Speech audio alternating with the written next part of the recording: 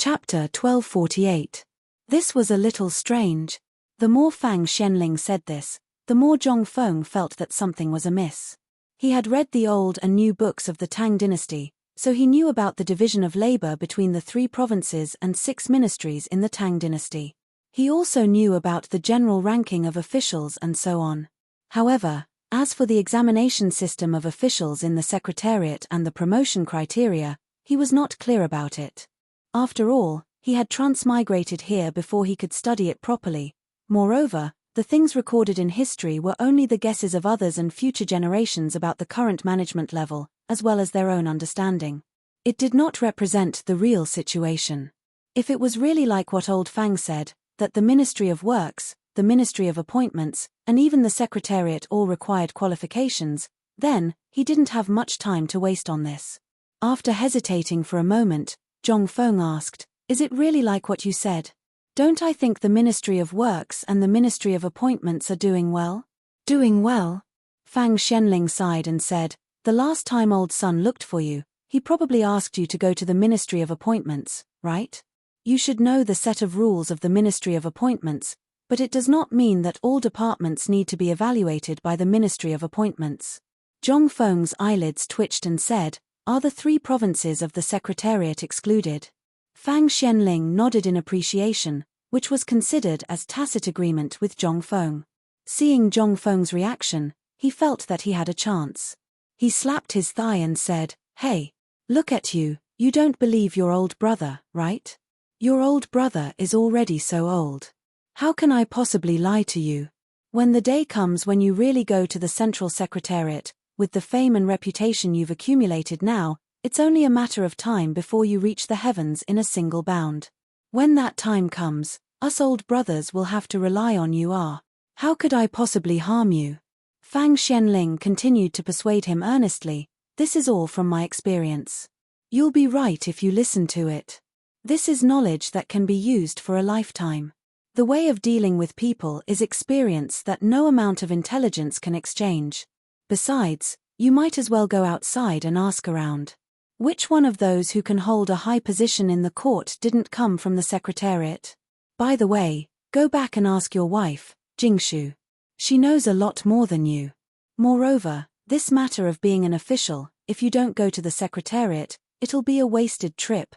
Zhong Feng was speechless. Forget it. I won't go. Now that you mention it, I really have to think about it." This time, Fang Xianling was really anxious. He was about to do it, but Zhong Feng pulled back at the last moment. "Fengzi, you have to listen to my advice. If you don't listen to your elders, you'll be at a disadvantage. Besides, you're going to enter the court as an official sooner or later. What's the difference between earlier and later? It's just a position in name." The more Zhong Feng listened, the more he felt that there was a big problem.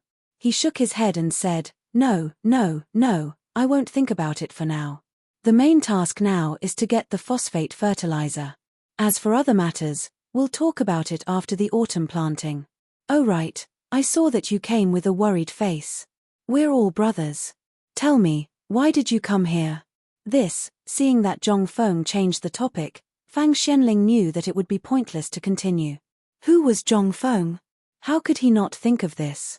Fang Xianling couldn't help but sigh and give up. This matter couldn't be rushed. If he did, things would go wrong. Fang Xianling could only think about it and said, "It's because my son wants to come to White Deer College. That's why I brought this matter up." Zhong Feng couldn't help but smile when he heard this. "That's right. You said it was your problem. Wasn't it just a matter of one sentence? Why did you have to talk so much? This was a long-term matter. It had to be done slowly." After thinking it through, Zhong Feng said, "I knew it. It's just a small matter. Can't you just ask him to go?" "Oh right, your son should be the same age as Tai Nyo and the others, right?" Fang Xianling nodded. "He's a few years older." Zhong Feng asked again, "Then why haven't you seen him before? It's been so long." "That shouldn't be the case. Has he been outside all this time? It'd be strange if you could see him. My son has to clean up your mess every time. How could he have the time to come? Besides, when he's done, how could he have the time to come here?" He kicked Cheng Chumo and the other bastards into Chang'an University. If it weren't for the fact that you made such a big commotion, why would he be in such a hurry to stand up? However, Fang Xianling didn't dare to say that. He could only smile and say, "Isn't this because I've been busy with my business?" "Oh right, the sword that Laro Li gave you was escorted back by my son from Longyu Road." Zhong Feng couldn't help but be enlightened. "I see.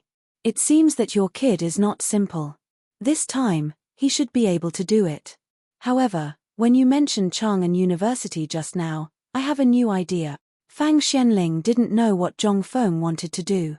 He asked, "What did you think of?" Zhong Feng smiled mysteriously. "Nothing. I just thought of something exciting.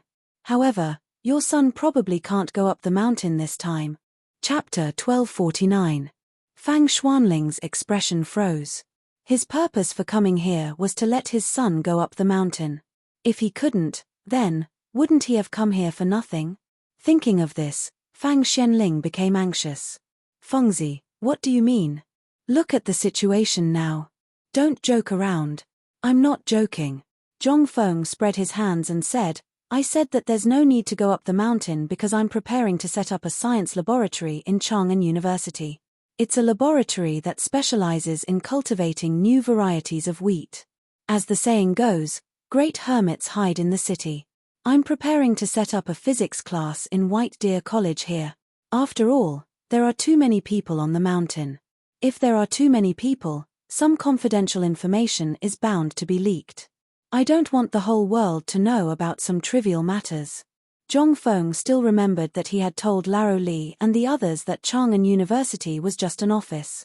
However, White Deer College was developing too quickly, so much so that the glory of Chang'an University had been overshadowed. If this continued, for example, if he was said to be Old Fang's son, even other people would think of ways to find him and beg him to go to White Deer College. If that's the case, I might as well chase them all up the mountain and hide Chang'an University in the middle of the city. Then, wouldn't that cripple Wang have a lot of old soldiers and brothers? Then, I'll take all of them and use them to control the situation. In this case, the people inside could do their experiments in peace, while the people outside would still think that Chang'an University was a stubborn paradise and would avoid it." Then, Fang Xianling narrowed his eyes. "You mean, you want to move that physics laboratory to Chang'an City? Didn't you just say that if that thing isn't handled properly, it will lead to poisoning? This is the Imperial City. If something goes wrong, it will lead to a disaster. You have to think about it carefully." Zhong Feng had just said that this thing couldn't be placed in Chang'an City. Now that it was in Chang'an City, it was simply an unstable existence. What if the people of the 5 surnames and 7 clans found out about it? They only needed to use a little trick and it would be a disaster. Zhong Feng nodded and stood up. He walked slowly towards Chang'an City with Fang Xianling. He pointed at Chang'an City and said, "Old Fang, look at this Chang'an City. Doesn't look like a cage." "Huh?" Fang Xianling was shocked and hurriedly said, "Fengzi, you can't say that. This is the Imperial City. If you say that and others hear it, you will lose your head." Fang Xianling didn't know that Zhong Feng dared to say that. At this time, it was a little late to react. Fortunately, there were no outsiders at this time. Zhong Feng also realized something. This was the Tang dynasty. If such a big disrespect was spread out, he would be beheaded. But was Zhong Feng afraid? At this time, even if Niu Weili knew, he wouldn't dare to catch him. However, he still couldn't say what he shouldn't say. Zhong Feng changed his way of saying, "I was wrong. The whole Chang'an City is protected by walls on all sides. Don't you think it is a siege? Although there are Qinling Mountains in the south, Longshu Mountain in the top, Guanshan on the left, and the Yellow River on the right, but..." Zhong Feng wanted to talk about the siege, but he thought about it and decided not to. No matter how much he said, if others couldn't understand, wouldn't it be like playing the lute to a cow? Then the two got on their respective cars and parted ways. Zhong Feng was still sitting on the sliding pole. However, before Zhong Feng reached the city gate, Niu Weili was alarmed. Niu Weili wanted Zhong Feng to sit on his sedan no matter what, saying that it would embarrass him. Zhong Feng couldn't help but be confused. Wasn't he just sitting on the sliding pole? Why couldn't he do it? Zhong Feng was a little speechless. But he still got into the sedan under the expectant and pleading eyes of Niu Weili and the others. There was no other way. How could he not bow under the eaves? After a while, Zhong Feng was swaying and didn't pay attention to the outside. Then, he heard excited shouts from outside the sedan. Only then did Zhong Feng remember that he was pulled home. Master is back. Go and inform the madam. Go and invite first madam and second madam. Quick, all of you, Laro Tsu, stand properly. If you don't let Laro Tsu see anyone who can't even stand properly and make master unhappy, then don't make a fool of yourself. Zhong Feng frowned slightly. But when he was about to lift the curtain, a big face came up. It was Jiao Daoren. Jiao Daoren first hurriedly pushed Zhong Feng back into the sedan, then said, Master, you're not an ordinary person now. You have to pay attention to etiquette. I'm in my own home. Why should I put on airs? Zhong Feng was a little confused. You don't understand, do you? Although you're home, where is this? This is Chang and 16 capital cities. If you don't pay attention to etiquette in any way, you'll give people a reason to criticize you. At that time, your reputation will be tarnished. That's not good. *CK my reputation.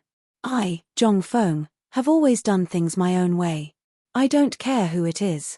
Get out of my way. Zhong Feng was annoyed. He never liked to put on airs. Now, he had to put on airs when he returned home. How could he stand this? Pushing Jiao Daoren aside, Zhong Feng walked out of the sedan.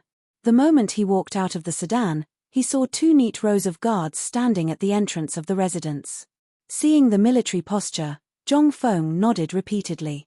Most importantly, this military posture was created by him. He couldn't help but ask doubtfully, Jiao Daoren, this military posture. Jiao Daoren bowed proudly and said, Master, didn't this little one stay in the mountains before? Moreover, young Master Chen and the others often come to the residence to teach us old brothers, so, we learned it. That's right, this was all taught to us by that big black guy. Zhong Feng stared. What's that Chen Tianyu doing here? When Jiao Daoren heard this name, he started to complain. Master, you don't know. In those few days, these guys came every day to eat and drink. We couldn't even drive them away. Second, fortunately, the 2 madams were kind. Otherwise, Laro Tsu would have kicked them out. Go in and take a look. These guys are still in the residence. Chapter 1250. Good heavens. What the hell? How long had it been since Laro Tsu left the mountain? Now they're here to freeload. Could it be that in the eyes of a bunch of bastards like you, the school rules are just decorations? How dare you freeload when Laro Tsu isn't here? Did the blacksmiths teach you etiquette and shame? Mother *K, Laro Tsu's beautiful wife isn't even married yet. Zhong Feng was furious. He glared at Jiao Daoren and said, Don't you know how to inform me about such a big matter? Do you still respect me as your master? Tell me, when did they start coming? Also, what time did they come and what time did they leave? Zhong Feng felt that he was being cheated on. Upon hearing this, Jiao Daoren saw that Zhong Feng was angry, so he quickly followed Zhong Feng in and said, Old master, isn't this because of the Mid-Autumn Poetry Meet?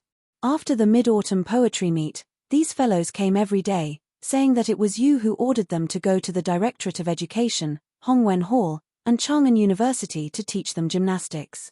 They even said that they were following old Li's orders to lay some cement on the ground of your residence to give you a surprise, eh? Zhong Feng was shocked. He knew about this. Since the Mid-Autumn Festival, this group of kids had stayed at the foot of the mountain to promote the White Deer College's morning exercises and to interact with other colleges. This was something that he had discussed with the 2 deans. He wanted to use this group of stubborn kids to gather information about the 5 families and 7 clans. But what was up with the cement road? Zhong Feng then noticed that the pebbles under his feet, as well as the side paths and the main path, were all paved with cement. He didn't notice it because he was anxious. Now that Jiao Daoren mentioned it, he really saw it. It seemed that this was Laro Li's idea. He didn't expect that Laro Li would still remember something that he had forgotten. At this moment, Zhong Yuyao, Jingshu, and the red-faced Cheng Chumo and the others slowly appeared in front of Zhong Feng. "Greetings, Prince Zhong." Zhong Yuyao and Jingshu bowed. Without waiting for Zhong Feng's response, Li Chengqian and the others walked up and put their hands on Zhong Feng's shoulders, saying, "Let's go, we've been waiting for you for 2 days." Something big has happened. Zhong Feng was shocked. He asked, "What's the big deal?" Li Chengqian said mysteriously, "Regarding the important discovery of the iron mine, this is not the place to talk. Let's find a place to talk." Without waiting for Zhong Feng to speak, Li Chengqian and the others went downstairs and left. Zhong Feng had no choice but to turn around and say, "That, Jingshu, Yuyao, you guys get ready, I'm going to take a bath later." A moment later, they came to Zhong Feng's study. Jiao Khan stood outside the door like a door god, staring at Zhou Daoren and Du Ziting, the housekeeper of the Zhong mansion who came after hearing the news. The three of them stared at each other. Du Ziting naturally didn't need to say anything. As a housekeeper, he knew the destructive power of these bastards after drinking. In these 2 days, he had been watching these bastards and told them not to go to the two madams' place. Zhou Daoren was naturally concerned about Zhong Feng's safety. Although he knew the identity of Cheng Chumo and the others, he was now the head of the servants of the Zhong mansion, eating Zhong Feng's food. He was no longer a soldier, so how could he care so much? Whoever dared to touch Zhong Feng would be an enemy of his. Even if he knew that Cheng Chumo was Chen Yaojin's son, if he dared to provoke Zhong Feng, he would beat him to death. This was the family rule. Not to mention Jiao Khan. As Zhong Feng's personal bodyguard, although he had been studying outside, he had always regarded Zhong Feng as his teacher. If he could enter the study, then something big must have happened. How could he let an outsider in? Just when the three of them were staring at each other, Zhong Feng and the others each lit a cigarette. Zhong Feng asked, "Tell me, what's going on? Didn't I say that when you have nothing to do, you can go back to the mountain or live in your house? Why do you come to my mansion every day?" It would have been better if he didn't say it. Now that he said it, Li Chengqian was angry. "You're right. We went to the major academies separately to inquire about the news. We should have a place to gather today's harvest, right? Do you think it's safe for us to live outside? What if someone hears us? In Chang'an City, except for the mansions of the palace ministers, your mansion is the safest. Where can we go if we don't come here?" Hearing this, Zhong Feng thought about it and had to ask helplessly, "Then what did you find out?" Li Chengqian and the others looked at each other, then took out several pieces of paper with densely written words from their arms and handed them to Zhong Feng. "These are the words we got from the children of the 5 surnames and 7 clans in the Imperial College and Hongwen Guan, as well as people in Guanlong and Shandong. The iron mine is not only owned by the Wang clan." Hearing this, Zhong Feng couldn't help but frown slightly. He carefully read the contents of the paper, and then he couldn't help but be angry. "Damn it, do you really think that I, Zhong Feng, am easy to bully?" Chapter 1251. The details on the paper were even more detailed. Originally, Yue had some plans, but the price was that Yue had to marry a stupid son of the Lu family. How could Zhong Feng be willing to do that? Because of this, the deal of mining cooperation fell through. Now, apart from the iron mines in Jiangnan, there were only the Guanlong group in the north, the Kui family in Qinghe, the Li family in Longxi, and the Kui family in Bolin. However, none of these clans could touch Zhong Feng at this moment. If he wanted to solve this crisis, the only way was to find a mine by himself. But the key problem was, there was still no news from the people who went to Longshu Mountain to look for a mine. What was the use of finding a phosphate mine? Without an iron mine, there was no way to ensure the safety of the 100,000 soldiers in Chotzi City. At this time, Li Chengqian said hesitantly, "Yesterday, I just received news from Lord Zhongsun that the Chotzi people are planning to withdraw or prepare to attack. If we continue to delay, the Turks will probably see through our plan. We can't withdraw." Zhong Feng waved his hand. "How many Mitsubishi bayonets do we have now?" This was Zhong Feng's last trump card, and Chotzi City could not be lost. Li Chengqian and the others were speechless. They did not know why Zhong Feng wanted to fight Chotzi at this time. Fengzi, although Chotzi has withdrawn, it is still the territory of the Tang dynasty. Do you, Do you have other plans? Hearing this, Cheng Chumo and the others became a little excited. Zhong Feng sighed and said, "Do you think I, Zhong Feng, care so much about military wars?" Bullsh *T. Li Chengqian and the others could not help but stare at him. Zhong Feng said, "It's very simple. Look, our current water trade route is basically complete, but the Silk Road from the west to the desert is still the main trade route from Tubo and other places to the Tang dynasty. We can go there by water, but what about them? If they came, they would have to use the Silk Road, which is now controlled by the 5 families and 7 great clans, as well as Guanlong. If we want to infiltrate, we won't be able to do it in the long run." When Li Chengqian heard this, he hurriedly asked, "Could it be that you have other motives for insisting on coming to Chotzi to station troops to intimidate India and the Turks?" This time, Li Chengqian was in an uproar. He originally thought that Zhong Feng only wanted to solve Zhenla's problem this time. But who would have thought that Zhong Feng actually had a trick within a trick? As for Cheng Chumo and the others, their jaws had already dropped to the ground. They could do whatever he asked them to do. In this round of schemes, they were nothing but a pair of eyes staring at each other. They were nothing when they heard what Zhong Feng said, although they also thought of something, they were dumbfounded. They did not know what he was talking about. When Zhong Feng saw this, he sighed. "Sigh, I'm still not as good as your Laro Tzu." When they heard that, they could not help but feel ashamed. However, Li Chengqian was a little unconvinced. Zhong Feng did not give them a chance to explain. He asked again, "How many Mitsubishi bayonets do we have now?" 3,000. "But if we dismantle the things in the shipyard and the metal car factory, we should be able to gather 5,000 in a short time." "Metal cars? You're still messing with that stuff?" Zhong Feng was dumbfounded. At this critical moment, he had forgotten about those things. Moreover, there was no extra supply of rubber. What was the use of producing tires? Moreover, iron was so soft that it could not support their fabrication. When he heard that, Zhong Feng was amazed. Cheng Chumo scratched his head and said embarrassedly, "Well, haven't we been looking for people to make them before this?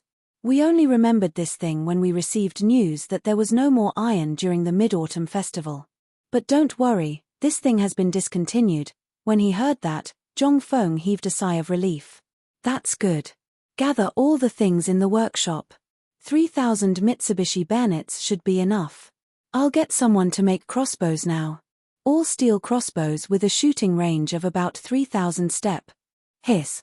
How many steps did you say?" When Cheng Chumo, Zhong Sun, Chong, and Wei Shuyu heard that, they could not help but exclaim in surprise. They almost lifted Zhong Feng up. Zhong Feng was already prepared.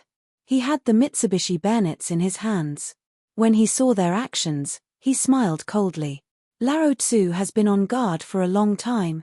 3,000 steps and you're scared? No, that's impossible." Cheng Chumo and the others could not sit still anymore. They had seen crossbows and ballistas before. They had even personally made them.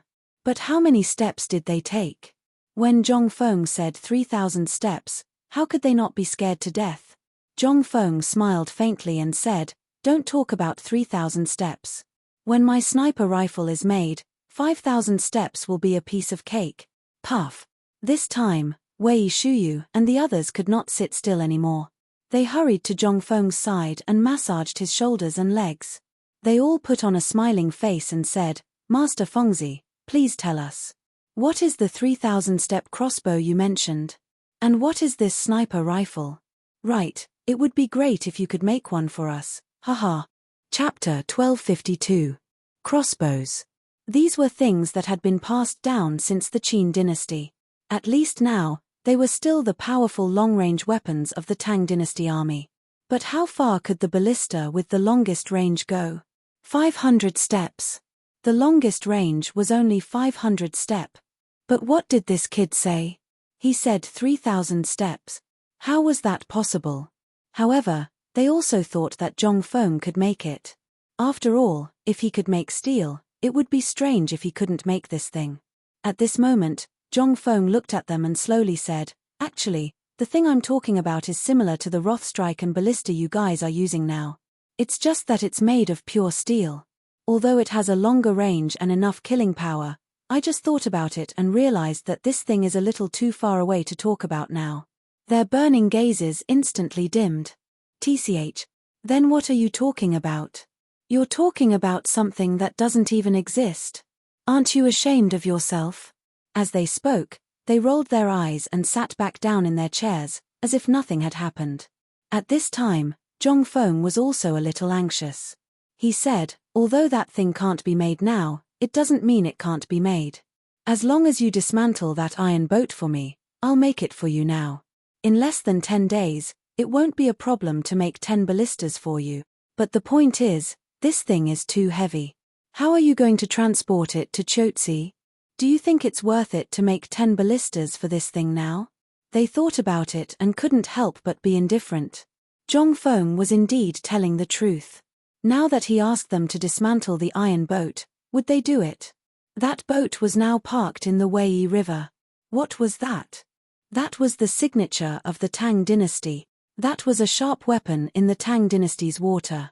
Li Shimin deliberately parked it there to intimidate the world. Now he wanted them to dismantle it. Unless they were tired of living. But when they thought that Zhong Feng had other ways, they couldn't help but be eager again. He asked, Fengzi, tell me, do you have any other ideas? Zhong Feng nodded and rolled his eyes. I do have a method, but why should I tell you brats? The few of them could not help but feel a chill run down their spines upon Zhong Feng's words. Zhong Feng continued to prick their hearts. Right now, the iron problem hasn't been solved yet. So, no matter how much we talk about it, it's just nonsense. Although there might be an iron mine in Pyrolite Mountain, as you can see, Pyrolite Mountain is currently in the middle of a storm. We can't move it unless it's absolutely necessary. Right now, the main problem is to find the iron ore in Mount Longshu before the Wang clan does. Once the iron ore is found, you can even make hundreds or thousands of ballistas and tens of thousands of composite bows with a shooting range of 300 meters, let alone this ballista. Then, what about the gun you mentioned earlier? Li Chengqian's words made Zhong Feng choke back his words. Zhong Feng glanced at Li Chengqian and sighed. That thing, we can't do anything about it for the time being. We did produce it before, but the assembled parts are still not good enough. So, we still have to experiment. Seeing that the few of them were a little disappointed, Zhong Feng continued, that's why I promoted this kind of bow that everyone is familiar with. Although they don't have a lot of loaded arrow clusters, their advantage lies in their long shooting range, which is similar to a gun. So, I think that if you can use this thing well, it won't be a problem for the entire army. Moreover, our main goal right now is not this, but to take over the authority of the trade route in Chotzi City. Zhong Feng walked around the room with his hands behind his back. Then, he suddenly said, originally, I didn't make these things for killing or war, but to protect our property. But now, it seems that Li Chengqian, quickly go back and tell your father to tell Lord Zhongsun about these things. Previously, Zhong Feng did not want these things to fall into the hands of the army. Although once these things fell into the hands of the army, not to mention destroying the Turks and other places, even attacking the Mediterranean Sea and other places would not be a problem, this was not Zhong Feng's original intention. He wanted to use his wisdom and trade route to slowly make them submit to the Tang dynasty through a policy of conciliation. Originally, this was what he wanted to do when he entered the imperial court in the future. But now, it was different. The 5 clans and 7 clans were a major threat. Moreover, Chotzi City was the Great Tang's main route to the western regions. Although they had metal boats and opened up the waterways, the boats of the western regions could not compare to their boats. Moreover, they could not afford to use boats, so they would still have to travel by land and be intercepted by the 5 clans and 7 clans. If he wanted to expand his trade route, he had to show his strong capital. What was strong capital? That was military power. Only when he had a military power that could or the world would those merchants feel safe. In this way, some of the salt and white paper produced in the Tang dynasty, as well as the silk and tea produced by the fully automated textile factories in the future, could be better exported to the outside world. This would allow more merchants to bring strange things to the Tang dynasty. What was this? This was a merit that surpassed Zhong Qian's. Zhong Feng was a little reluctant to give it up. But now, in order to deal with the people of the 5 families and 7 clans, he could only bear the pain and give this merit to the emperor whom he had never met. Chapter 1253. Zhongfeng couldn't be bothered to bicker with them anymore. After talking for so long, they still didn't understand anything. It was still their Laotsu who was sensible. At the very least, their Laotsu was the one who made the decision. After talking for so long, they still had to go back and talk to their Laotsu. Then, they still couldn't get to the point. Zhongfeng was also annoyed. He directly waved his hand to drive them away. Li Chengqian and the others couldn't sit still anymore. As soon as they left Zhongfeng's mansion, they hurriedly followed Li Chengqian into the palace. In the palace, it was currently afternoon. Although it was already the winter solstice, there were still some people in the afternoon. In addition, it was meal time at this time, and the palace was nervously paving the cement floor, so at this time, not to mention the patrolling imperial guards, not even a palace maid could be seen. However, when Li Chengqian and the others entered the Vermilion Bird Bridge, although it was still the same, Li Chengqian's guards suddenly found that the patrolling soldiers had already hidden in various places on the roofs. At this time, a Jinwu guard suddenly appeared on the Vermilion Bird Bridge, and most importantly, the Mo sword in the Jinwu guard's hand was already open. The palace has banned unauthorized people from entering the palace in the afternoon. Even at this time, when Li Chengqian's guard took out Li Chengqian's crown prince token, the Jinwu guard said indifferently, except for the crown prince, no one else is allowed to enter the palace. Li Chengqian frowned and directly rushed out of the sedan chair and asked, "What does this mean?" When the Jinwu guard saw that it was Li Chengqian, he hurriedly knelt and said, "This general greets your highness the crown prince. This is the emperor's decree. We don't know the details, but the emperor ordered early this morning to strengthen the door restriction afternoon. Then they are not allowed to enter. Do you know who they are? Do you know that we have an important matter?" The emperor only said to strengthen the door restriction, but he didn't say to prohibit anyone from entering the imperial city, right? This, as they spoke, Cheng Chumo and the others walked out of the sedan chair proudly. This time, the Jinwu guards were in a difficult position and could only make way. But why did the emperor suddenly strengthen the door restriction? What did this mean? They didn't know. At this moment, he was also eager to know. By the time they entered the Taiji Palace, 2 hours had already passed. The restrictive spells in the palace had been strengthened by a lot. Basically, they would encounter a sentry post every 10 steps. Little Gizi was currently dozing off outside the imperial study. But when he heard the rustling sound, he couldn't help but frown. The emperor had been furious over the incident in Chotzi City, and he had even received news from the Ministry of Justice that Turkic spies had infiltrated the imperial palace. This had greatly infuriated the emperor. This strengthened the imperial palace's ban. This time, the most relaxed person was Xiao Gizi. At this time, no one had come to disturb the emperor for 6 hours. He had also stood at the door and hit the ton for 6 hours. Little Gizi couldn't help but feel a little angry when he heard that voice. However, when he raised his head, he saw the crown prince hurrying over with a few young dukes. Little Gizi was so frightened that the fly whisk in his arms almost fell to the ground. He hurriedly went forward and said, "This one greets your highness the crown prince and the young dukes."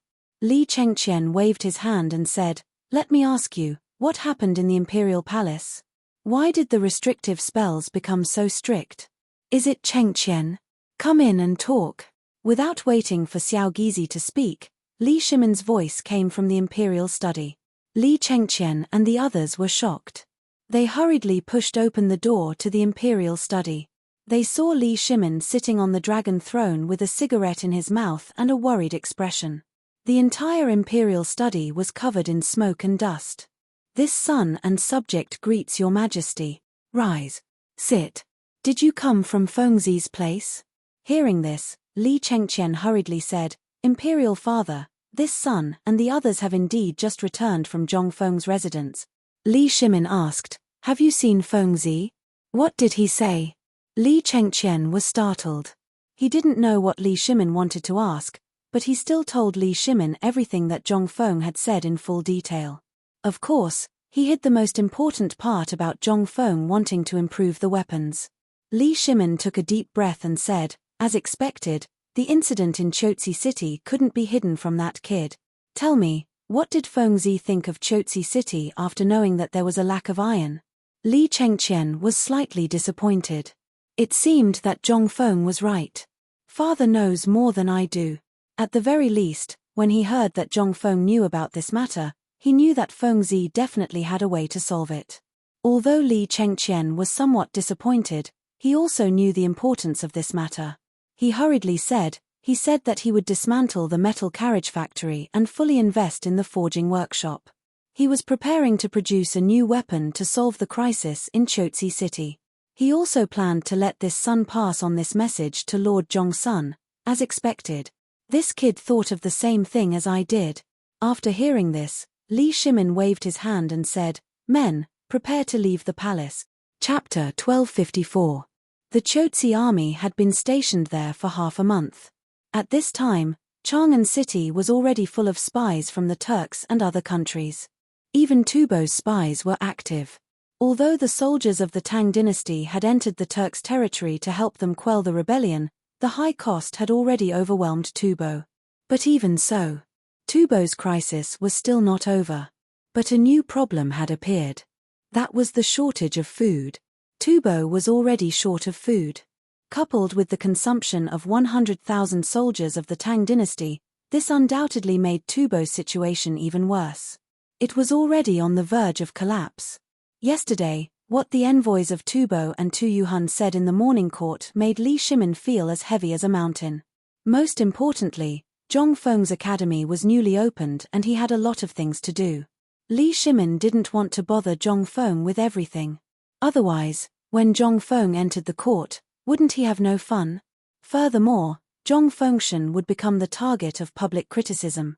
This was what Li Shimin didn't want to see. But at this time, how could Li Shimin sit still when Li Chengqian said this? Although Zhong Feng didn't say anything, Li Shimin vaguely knew that Zhong Feng was waiting for him. Otherwise, with Zhong Feng's character, he would have told Li Chengqian long ago. Why would he wait until now? When changing clothes and disguising himself, Li Shimin called Li Chengqian aside and asked, what else did Feng say? He said, he was going to make some strong crossbows with the rest of the iron weapons and a ballista that could shoot 3,000 steps. What? Li Shimin was shocked. However, Li Chengqian said speechlessly, but Fengzi said in the next moment that this thing used up too much steel and that he was going to change it to something else. As for what it was, he didn't say. This time, Li Shimin really couldn't sit still. With a wave of his hand, he led little Gizi, the 3 chamberlains of gold, and the 100 chamberlains of gold that had already set off, out of the palace in a hurry. A ballista at 3,000 paces, there was also the powerful crossbow that Zhong Feng had mentioned before, which had a shooting range of 300 paces. There were also the firearms. These things had been lingering in Li Shimin's mind. He also wanted to pacify the border. However, they didn't have the strength to do so. Once they started a war, not only would it be a waste of manpower and resources, it would also be met with strong opposition from the civil officials.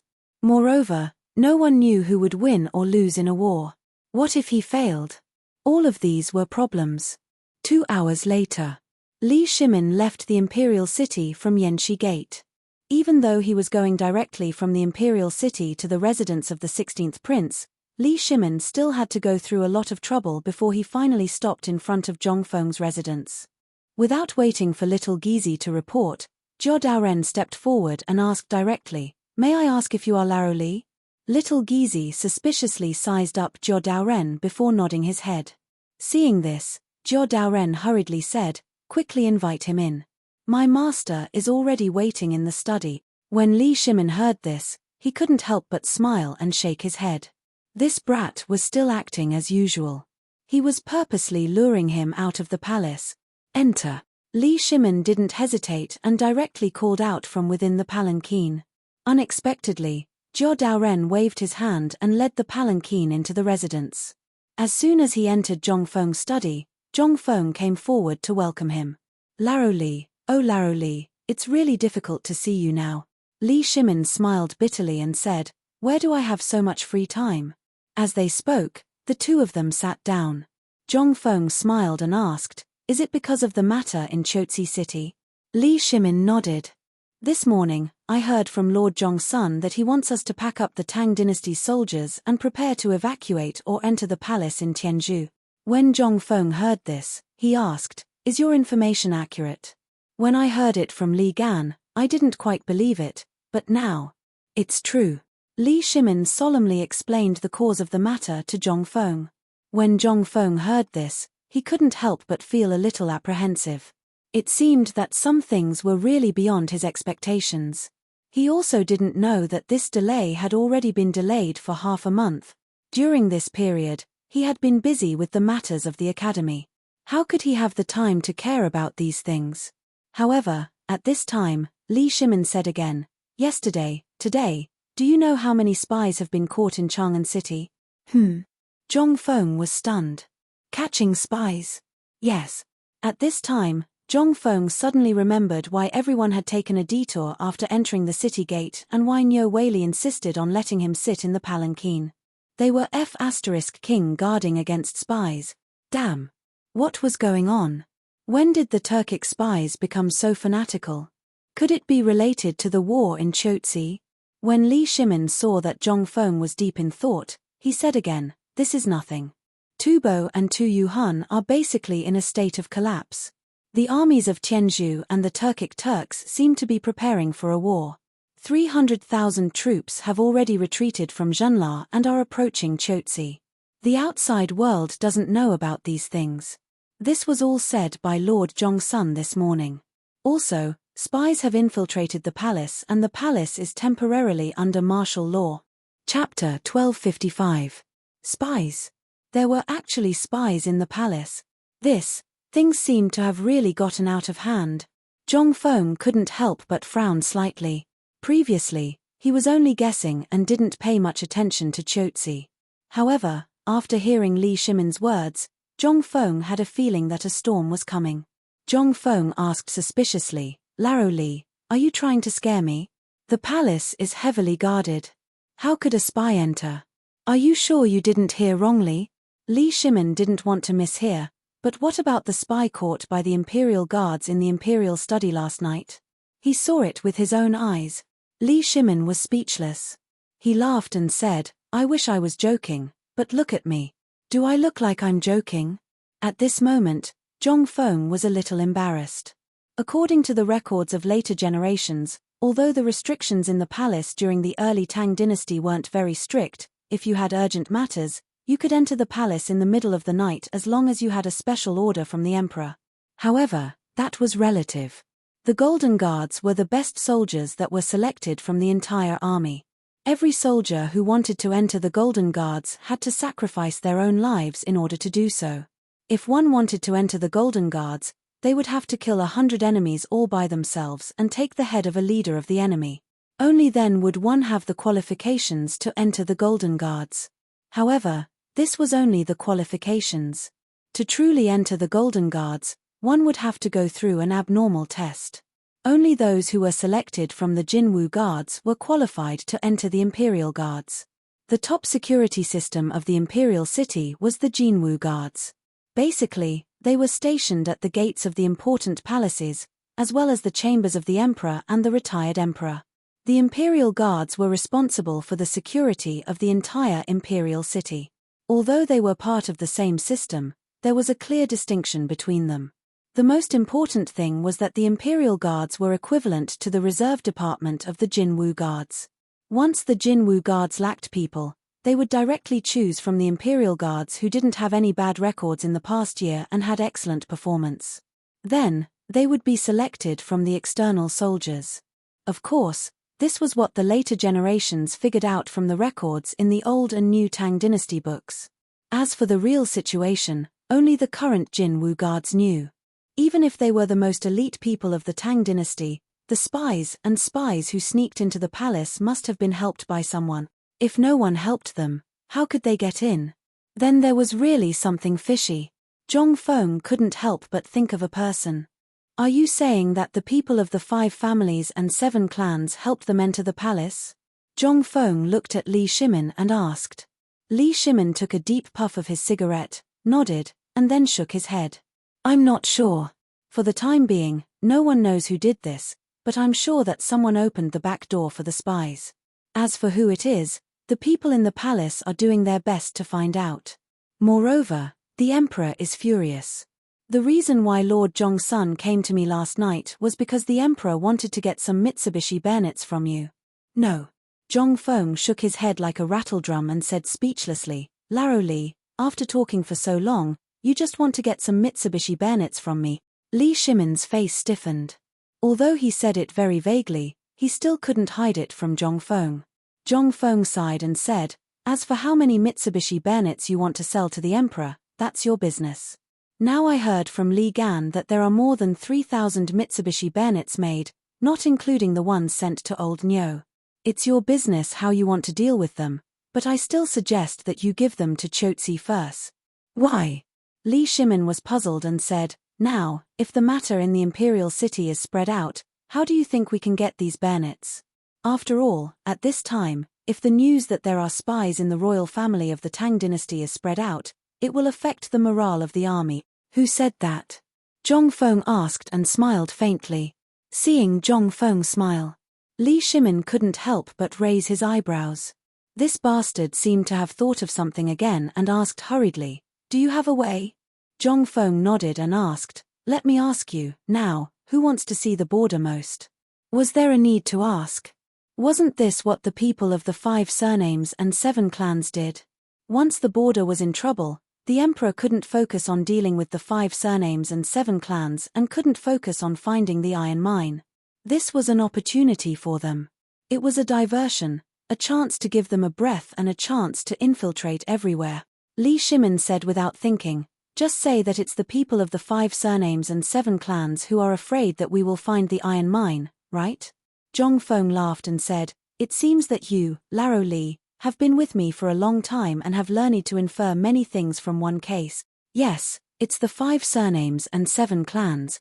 Their goal is to stop us from finding the iron mine, so that they can infiltrate the place where we are looking for the iron mine. They can find the iron mine one step ahead of us and distract the emperor's attention. Most importantly, they can infiltrate my White Deer College. But they don't think that Laro Tzu is easy to mess with. Laro Tzu has been guarding against them for a long time. Chapter 1256. After Li Chengqian and the others left, Zhong Feng had been trying to figure out the ins and outs of this matter. He really found that there were shadows of the 5 surnames and 7 clans in many places. For example, the coal mine incident, the civil strife in Tubo that broke out at the same time, the abnormality of the Turks, and the sudden siege of Junla by the Indians. None of these seemed to be related, but Zhong Feng could vaguely feel that things were not so simple. But now, the sudden loss of the iron mine and the Tubo incident had not been resolved. Instead, there were more serious changes, and the return of the Indian and Turk armies. Plus, such a thing happened in the imperial city. At this moment, Zhong Feng thought about the cliched movies and dramas of the future, as well as the novels of those brainless authors, and understood. Damn it, there must be someone behind this. Otherwise, how could it be so coincidental? However, although Li Shimin had some guesses about all of this, he still did not dare to believe that someone could have such great ability to manipulate such a big situation. At this moment, Zhong Feng said softly, Laro Li, I have a bold guess. Do you really think that the 5 surnames and 7 clans are behind this? Li Shimin was a little confused. He looked at Zhong Feng and asked, do you have any ideas? Zhong Feng nodded. Based on my understanding of the 5 surnames and 7 clans, they will easily strike at our vital points. Moreover, it is impossible that the 5 surnames and 7 clans do not know that once they act rashly, it will only give the emperor an excuse. Once that happens, their entire clan will be exterminated. More importantly, our emperor is not just anyone.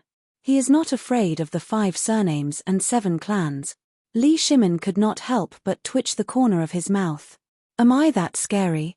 Or, in this kid's eyes, am I still a brute who only knows how to use swords and sabers? However, after thinking about it, Li Shimin still asked unhappily, what do you mean? Do you think that the emperor is that kind of tyrant? Zhong Feng waved his hand repeatedly. No, no, no, what are you talking about? How could I have such thoughts? Aren't you afraid that the walls have ears? Aren't you afraid of losing your head? Zhong Feng glared at Li Shimin, seriously wondering if there was something wrong with this guy. He even dared to say such disrespectful words.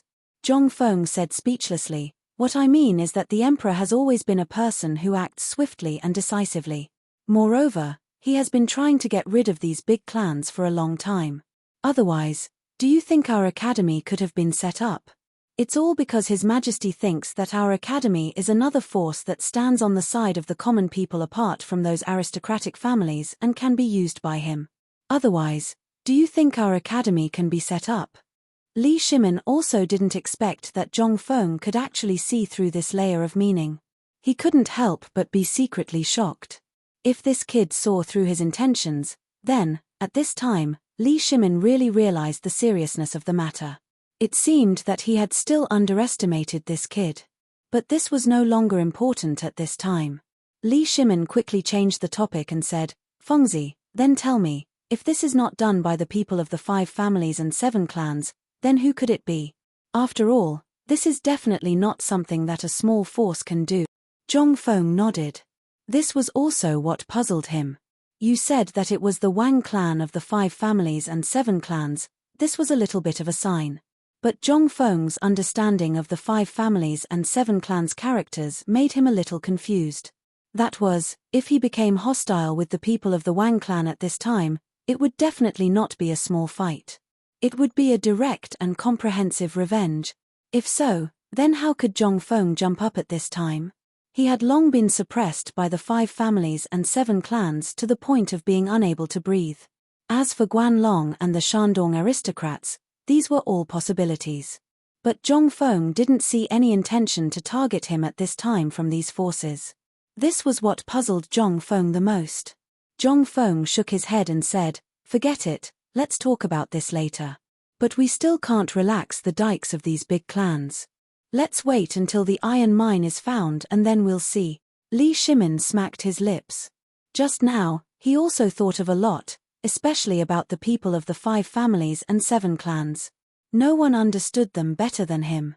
At this time, when he heard Zhong Feng say this, he could only sigh and say, "I heard that old Chen and old Yu took a large number of people to find the iron mine, and seemed to have a small conflict with the people of the Wang clan.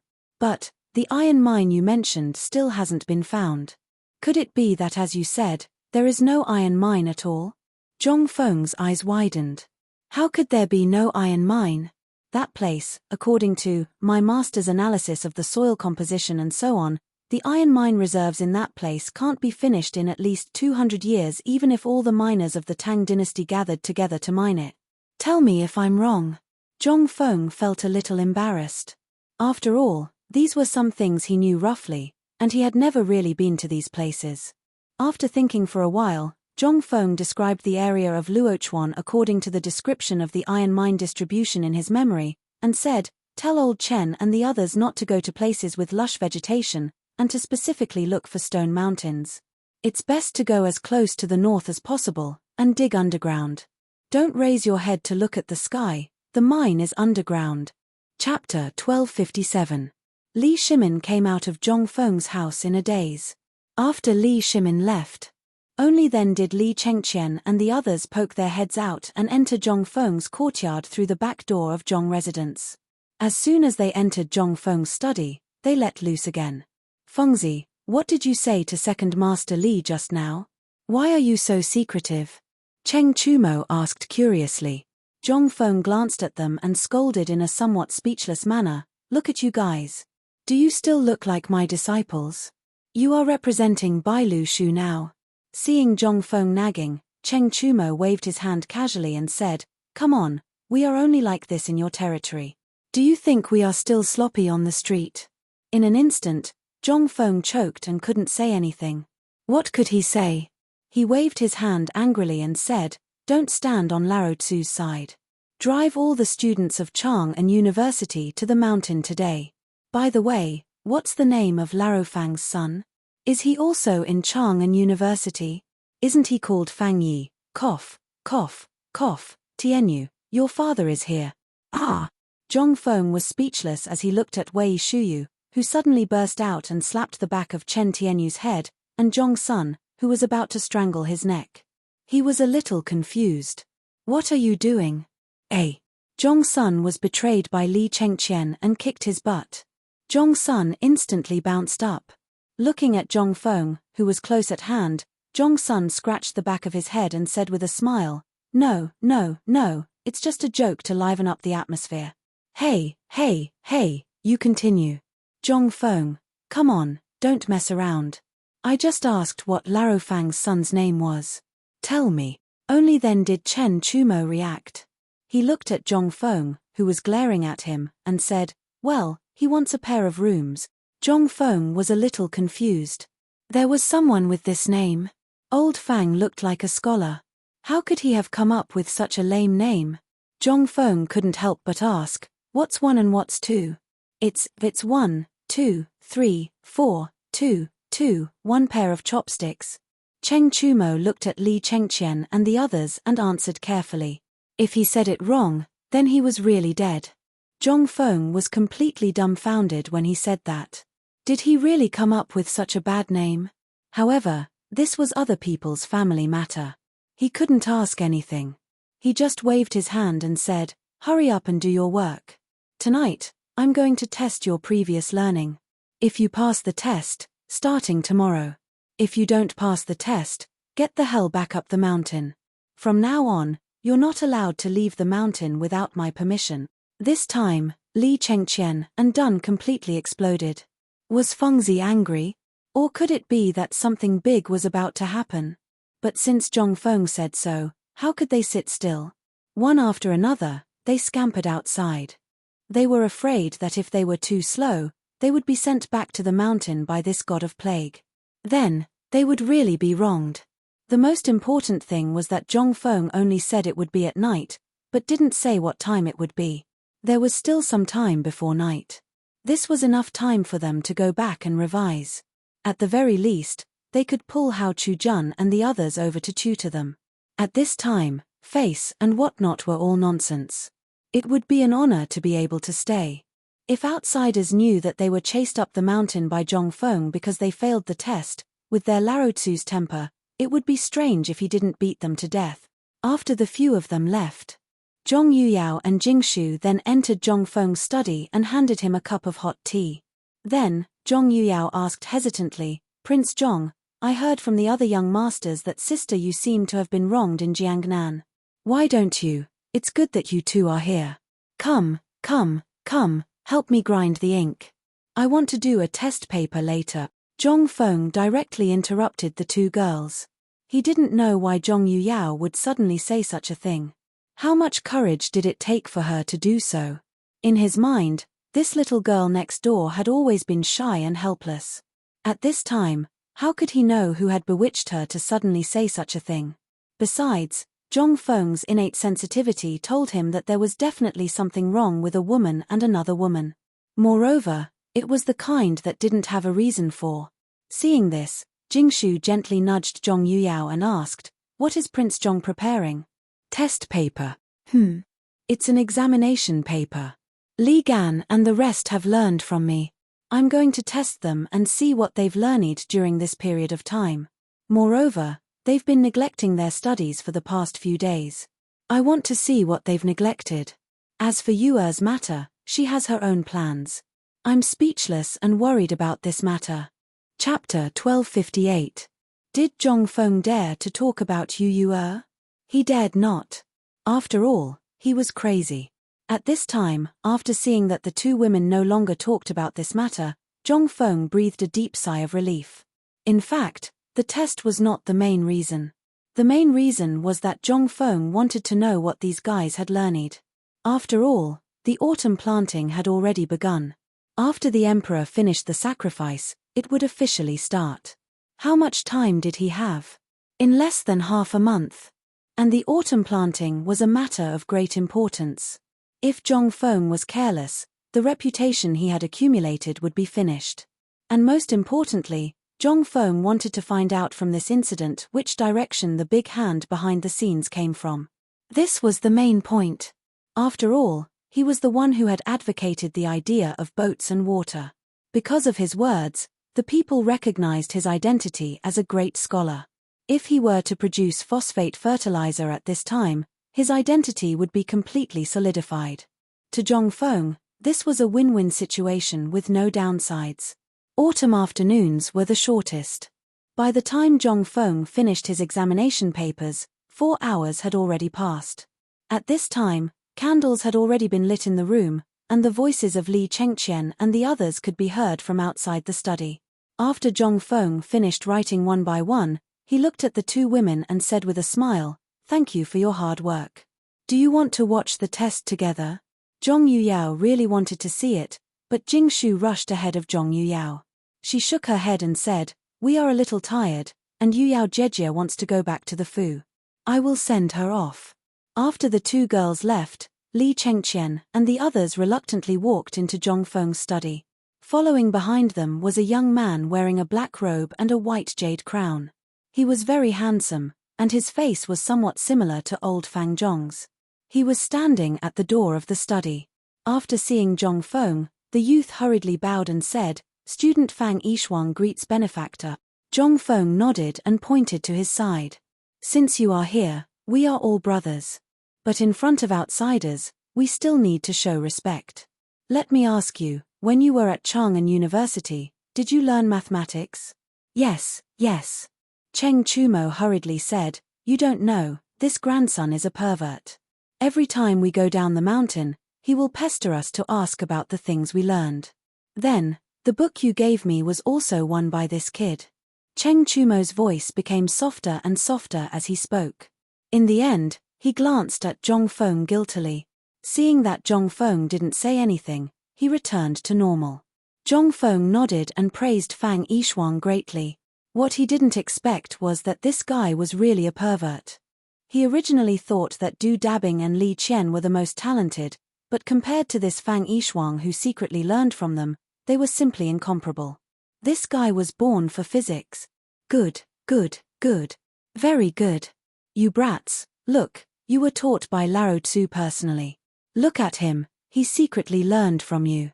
You can't even compare to him. Aren't you ashamed? A few of them stared at Fang Yishuang with some resentment. They were also wronged. They spent all their time doing this and that. How could they have time to do this? If they had time, they would be 100 times better than this guy, but now, they didn't have that chance. Zhongfeng was too lazy to argue with them. At this time, his head was swollen and painful. He still had to study how to do this thing tomorrow morning. Moreover, he still had to go up the mountain and ask Mochiado to make the experiment equipment. All of this needed time. Okay, stop arguing. Let me ask you, did you ask the people from Chang'an University to leave? Also, did Li Gang and Old Scholar say anything? A few of them shook their heads like a rattle drum. Today, when they told them the news, these guys didn't even wait for Li Gang and Old Scholar to react. They rushed out of the school gate as ferociously as if the floodgates had been opened. What could Li Gang and Old Scholar do? They could only follow the crowd up the mountain. As for the matter of the girls' school, the 2 of them discussed and bought a new house in Chang'an City for the girls' school. When the time was ripe in the future, they would start to move the female students. After all, the female students in this era were different from the male students. If something went wrong, it would be a big problem. After everything was clear, Zhongfeng waved his hand and said, "This is the first mock exam. You guys better cheer up. This time, not only will I announce the results to the whole school, but I also need you to take it back and let your father personally sign it. You have to think about the consequences." Hearing this, Cheng Chumo's face instantly turned bitter. He said, "Fengzi, can I not take the exam? Can I go back to the academy now?" Zhongfeng glared at Cheng Chumo and said fiercely, "You want to admit defeat now? It's too late." Chapter 1259. The mock test was not ideal. After looking at the test papers, Zhongfeng even had the urge to beat someone up. Although Zhongfeng had used paste to cover up everyone's name on the test papers, thinking that this would prevent plagiarism, he still underestimated the ability of this group of bastards. Why would there be a need to plagiarize the answers? There were 7 monkeys on the tree. How many would be left after the arrow was shot? Take a look at their answers. Cheng Tianyu's answer was still his style. Zhong Feng did not find it strange. After the arrow was shot, the 7 monkeys were all lying on the ground. All right. Zhong Feng tolerated it. But Li Qian actually said that there were 6 monkeys on the tree. What was the meaning of this? Did he think those monkeys were idiots? Did they not know how to hide? As for the others, Zhong Feng could not help but stop looking. He seriously suspected that if he finished looking, his heart would suddenly explode and he would die. In the end, Zhong Feng still looked at Fang Yishuang's test papers. Although there was not much that was outstanding, it was still acceptable. Finally, Zhong Feng finished looking at all the test papers. He was too lazy to grade them. If their father saw this, Zhong Feng suspected that he would not be able to see them tomorrow morning. Sigh. Zhong Feng looked up and sighed. At this moment, he finally understood how he was beaten up by his teacher when he was mischievous when he was young. When he grew up, he was even proud of it. The angry teacher chased him all over the field to beat him up. Damn it. Fortunately, Lao Tzu was not a real teacher. Otherwise, he would be angered to death and suffer internal injuries. Li Chengqian and the others also felt a little guilty, especially when they saw the expression on Zhong Feng's face. Li Chengqian bumped Du Go. Zhong Feng's expression did not change when he looked at Du Go's test papers. Du Go did not dare to say anything. But under Li Chengqian's threatening gaze, he still admitted defeat and asked, "Fengzi, did we do well?" When Zhong Feng heard this, he had the urge to vomit blood. He resisted the urge and rubbed his face hard. He tried his best to maintain his poise and said, "Well, it's okay." Zhong Feng seemed to have used up all his strength. Then, Zhong Feng waved his hand and said weakly, "That's all for today. Tomorrow morning, all of you will go to Chang'an University." After that, Zhong Feng staggered away. Everyone was dumbfounded by what they saw. "Brother Gan, what's going on? Is Fengzi sick?" Zhong Sun asked as he looked at Zhong Feng's back. Li Chengqian also looked at Zhong Feng doubtfully. He shook his head and said, "I guess he's tired."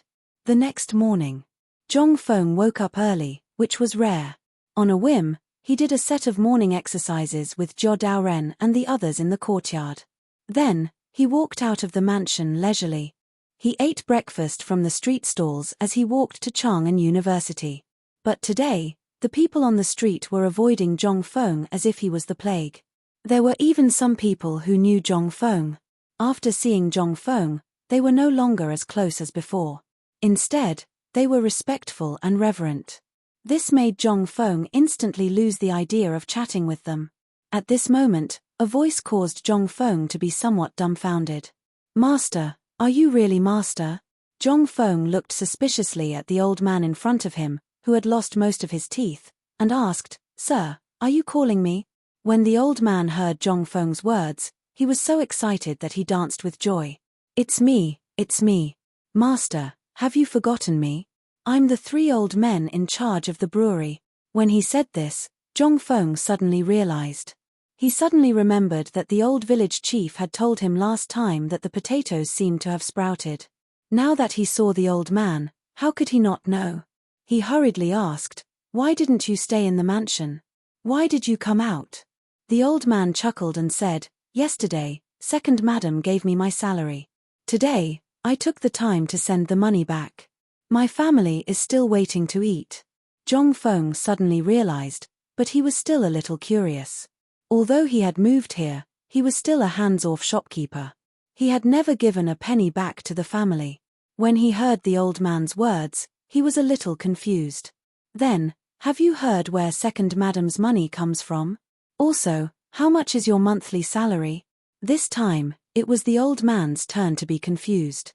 With trembling hands, he took out a receipt from the accountant and said, "All the servants are paid 50 copper coins a month.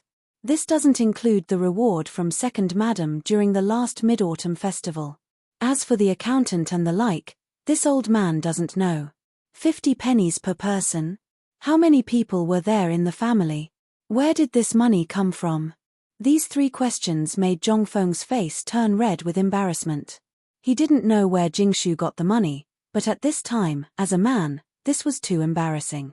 But after searching his entire body, he couldn't even find a single copper coin, let alone a single ticket. When Zhongfeng saw this, he couldn't help but feel embarrassed. He saw a Chang'an restaurant next to them and went straight into the restaurant with the old man. The young man in the restaurant was quite discerning. When he saw Zhongfeng come in, he was stunned at first, then ecstatically said, "Come, President Zhong is here. Our big boss is here." In an instant, all the diners and shopkeepers in the hotel shouted out in unison. Zhongfeng hurried forward and cupped his fists to everyone, then pulled the shopkeeper into the inner room. As soon as they entered the door, Zhongfeng said directly, "Withdraw 1,000 strings of cash for me and send it to the mansion." The shopkeeper didn't expect this mysterious boss to be so straightforward. He directly took out 10 banknotes from the accountant and handed them to Zhongfeng, saying, "Big boss, this is 30,000 strings of cash. Please keep it well. If you encounter any difficulties, just say the word. Our restaurant has nothing but money." Zhongfeng was unhappy. More importantly, he was flustered. He glared at the shopkeeper and said, "What are you talking about? Do I look like someone who is short of money? I just have some savings for the time being." The shopkeeper suddenly understood. "No wonder. I was thinking that a few days ago, our boss sent 300,000 strings of cash to your mansion. You spent it all?" Zhongfeng choked and his eyes widened. He asked in a trembling voice, "How much?" 300,000 strings of cash. Chapter 1260. Zhongfeng couldn't figure it out. But he didn't want to think about it anymore. He could just go back and ask. It was useless to think about it. He originally wanted to go back and check on the potato sprouts, but after thinking about it, he decided to go back to Chang'an University first. When Zhongfeng arrived at the academy, it was almost noon. He hadn't been to Chang'an University for a long time. It was still the same, but it was a little cleaner than before. There were many unknown flowers and evergreen trees in the courtyard. The whole courtyard was filled with the fragrance of osman, thus making the whole academy seem to be in a sea of flowers. Li Chengqian and the others were sitting in the study hall of Chang'an University, bored to death. When Zhongfeng came in, they stood up as if they had been electrocuted. It was also the first time that Zhongfeng gave a serious lesson in such a place. The walls around the study hall were hung with poems and ink paintings of great masters, both ancient and modern. Behind Zhongfeng, which was above the lecture hall, there was a portrait of Confucius that was as tall as a man, and there were 3 incense sticks burning in front of it.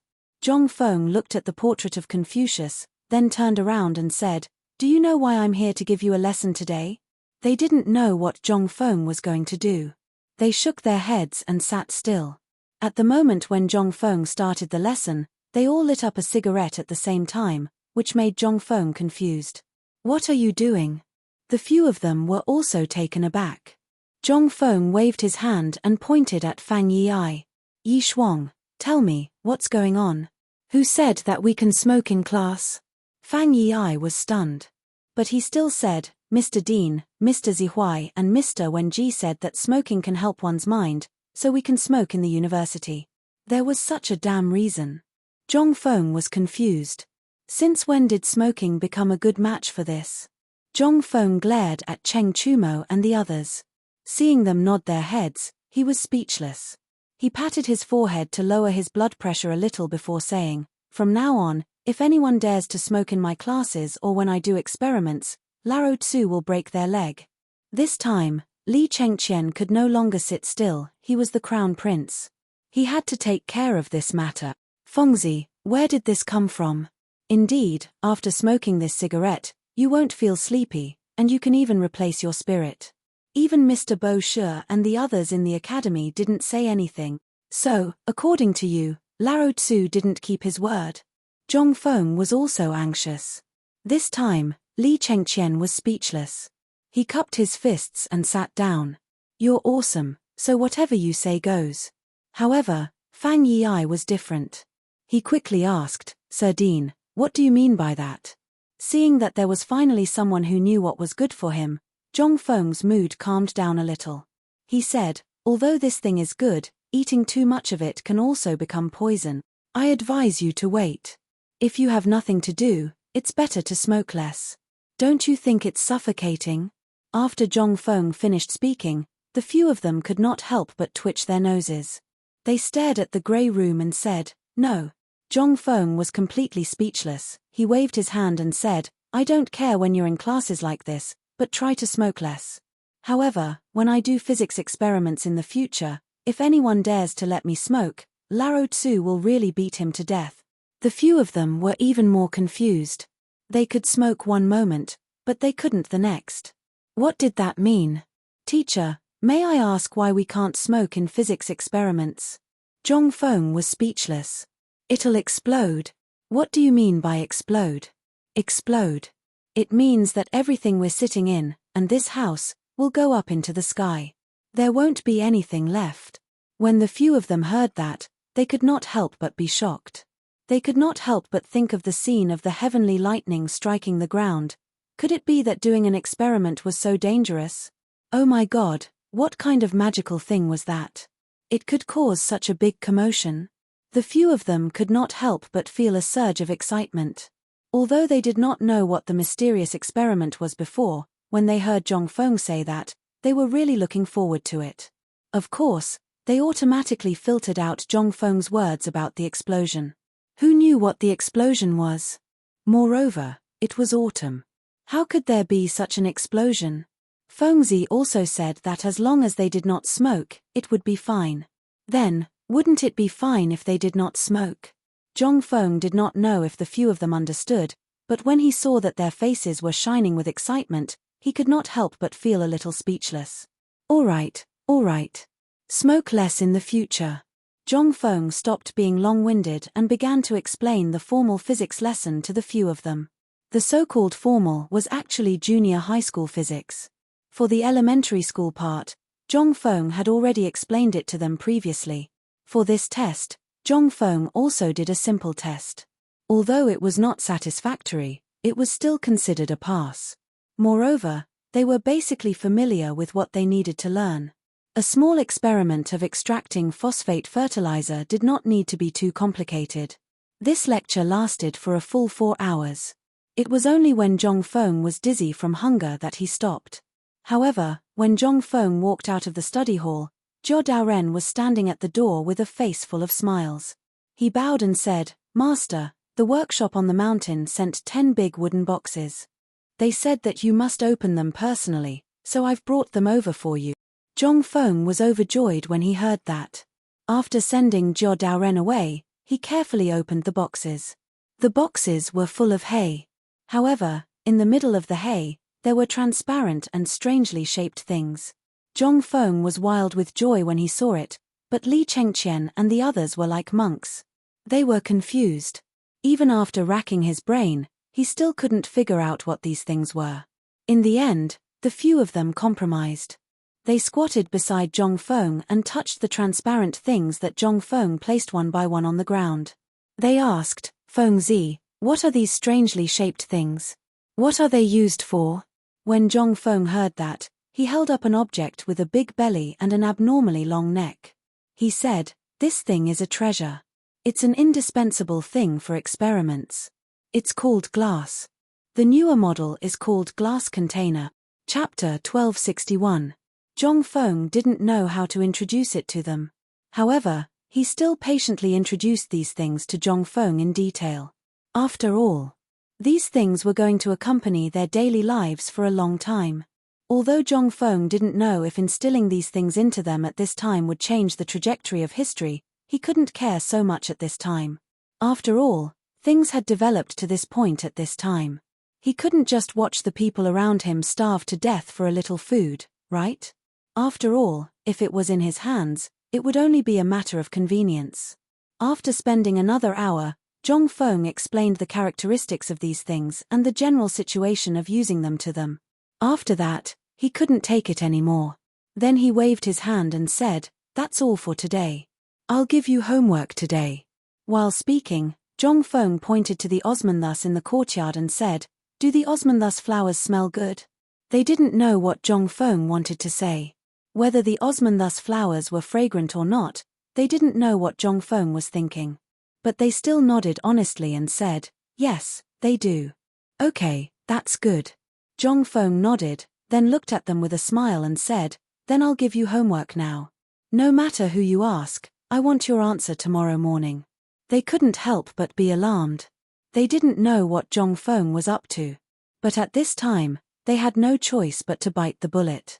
Although they all knew that Zhong Feng was up to no good, and as long as Zhong Feng smiled, who didn't know that this kid was going to be a demon? But what could they do? At this moment, they could only look at Zhong Feng with tears in their eyes. They looked pitiful, hoping that Zhong Feng would soften his heart and not give them a vicious stab. But was Zhong Feng that kind of person? Seeing the appearance of the few people, he couldn't help but grin and say, excuse me, how is the fragrance of Osmanthus flowers spread at this time? Who the hell knew? Only a ghost would know how he spread it. The few of them were filled with hatred. But before they had a chance to protest, Zhong Feng said with a smile, let me remind you that this is a very important question. If I don't see the answer tomorrow morning, or if someone pretends to be sick and doesn't come, I will personally write a letter to tell Larotsu about your mock exam results and what happened today. This time, they could only hear the sound of something shattering in their hearts. However, Zhong Feng had already walked away. Zhong Feng went straight back to his mansion. As soon as he returned to the residence, he saw Jingshu pacing back and forth in the study room with an anxious expression. She was eating something with her legs crossed and was looking left and right. Seeing Zhong Feng come back, Jingshu breathed a sigh of relief, but she still closed the door and asked, Prince Zhong, Chang'an Hotel just sent a bill of 30,000 strings of cash. What's going on? I heard it was young master who withdrew it from the hotel. Zhong Feng nodded and said, yes. By the way, I also want to ask you about the money and the expenses of the residence. Where did you get them? Jingshu looked at Zhong Feng speechlessly and said, it seems that eldest young master Zhong just remembered the expenses of the residence now. Zhong Feng's face stiffened. He pulled Jingshu into his arms with a smile. Jingshu wanted to complain, but seeing Zhong Feng's expression, she couldn't say anything. She just stared at Zhong Feng speechlessly. Her eyes were full of fog. When Zhong Feng saw this scene, how could he not know that Jingshu had been wronged? He had to hold Jingshu in his arms with guilt. But Jingshu struggled to get out of Zhong Feng's arms, her face red. Young master, have you really forgotten how many properties you own? Hearing this, Zhong Feng nodded and said, I know. It's just that I haven't seen that damn Laro Li send me money for a long time. Before he could finish, Zhong Feng was dumbfounded and asked, do you mean that he sent the money to the residence? Jingshu said while holding her forehead with both hands, you don't know anything about it. On the third day after the last move, old Li sent me 30 boxes of gold, silver, and other valuables. Also, the paper mill sent me hundreds of thousands of taels of silver, and the local government of Chang'an City sent me banknotes worth hundreds of thousands of taels of silver. There are so many that I can't remember them all. If you want to check them now, I'll call the accountant here. Zhong Feng stopped Jingshu in a hurry and said, no, it's not necessary. You can take care of the residents. I'm just curious. Why didn't I know anything about these things? This was what scared Zhong Feng the most. He didn't know how much it was. Anyway, if he didn't meet the old man today, he really wouldn't know about it. Jingshu stared at Zhong Feng helplessly and said, why are you still asking? It's like there's something shameful in this house. You just don't dare to come back. You come back and stay for one night and then run away. Tell me, do you think I have time to tell you? Besides, this is your home. Chapter 1262. Jingshu felt a little wronged. She had been with Zhong Feng for 3 or 4 months. When she was with outsiders, most people called her second madam of the Zhong mansion. But only she knew how wronged she felt. Zhong Feng had been avoiding the issue of marriage. He didn't even dare to get close to her. She didn't know if Zhong Feng was really busy or what. But a few days ago, she suddenly heard that Zhong Feng had gone down the mountain. And he was living in a small tavern, which made her extremely uncomfortable. Many times, she even wondered if she had made a mistake because she knew Zhong Feng. But now that things had come to this, she couldn't leave even if she wanted to. After all, if she left Zhong Feng, where should she go? This was a thought she had always had. Even every night, she couldn't sleep because of this, turning and turning in bed. Maybe he was still thinking about her? Otherwise, although he was busy, why did he keep avoiding the title of husband and wife? What was he avoiding? At this time, Zhong Feng was also shocked that Jingshu would say this. He knew that he wasn't good at dealing with women. Even when it came to relationships, he was a novice. He couldn't even be considered a novice. At this time, seeing Jingshu like this, although he knew that she was angry and felt wronged, what could Zhong Feng do? Seeing this, Zhong Feng could only sigh. Holding Jingshu's hand, he said gently, "After a while, when I'm done with my work, I will give you a grand and unparalleled wedding." "No, I don't want to." Jingshu held back her tears and looked at Zhong Feng stubbornly, shaking her head desperately. At this time, Zhong Feng seemed to have really separated the shadow of the former school belle from Jingshu. He seemed to have separated the shadow of the former school belle from Jingshu. "I'm sorry." Ignoring Jingshu's resistance, Zhong Feng took her in his arms and hugged her tightly. After struggling for a while, Jingshu leaned on Zhong Feng's arms softly. She once thought that she had found someone to rely on. However, in these 3 months of being with Zhong Feng, she found that every time she was with Zhong Feng, he would choose to avoid. She could vaguely feel that something was different.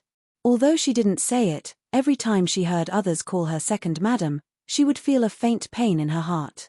The two of them went downstairs for a while. Seeing that Jingshu's mood had calmed down, Zhong Feng said, "Jingshu, I'm really a blank in this aspect. It was my fault before. Although I can't promise you anything in the future, I will always love you." "What about them?" Jingshu asked with a red face. Zhong Feng kissed Jingshu's earlobe. In an instant, Jingshu's body tensed up.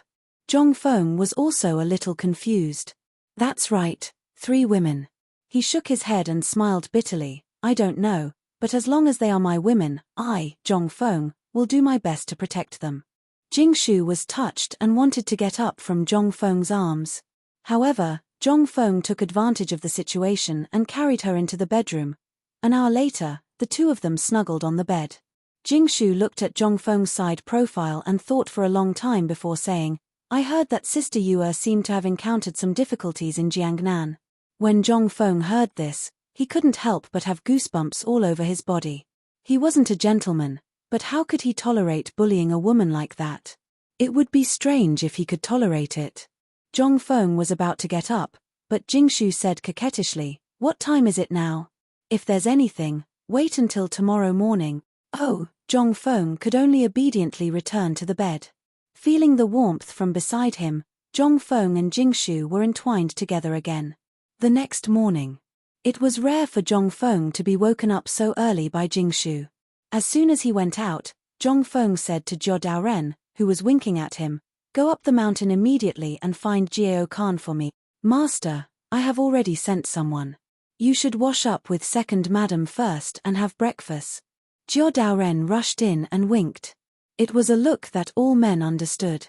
Zhong Feng was so angry that he took off his boots and smashed them. Jiao Daoren screamed and then ran away with Du Zitting. "Master and madam, wake up. All of you, get moving. Prepare a bath for master and madam. Those in the kitchen, hurry up. Master needs tonics." Zhong Feng's face was black. "So, what happened last night was a big matter for you? Was Laro too shameless? Why did he have to make such a big fuss about this?" At this moment, an old woman stood beside Zhong Feng and said with a smile, "Congratulations, master." "Congratulations, my foot. What are you doing?" Seeing the old woman reach out and smile at him, Zhong Feng was a little confused. The old woman said, according to custom, "It's a big matter for master and madam to consummate their marriage for the first time. You have to reward us." Zhong Feng, looking at the maids who were carrying buckets of hot water and covering their mouths and laughing secretly, Zhong Feng's face was full of embarrassment. He hurried back to his room and didn't look at the amount of the banknotes. He grabbed a bunch and handed it to the old woman. Take it. Is it okay now? You can all leave." No.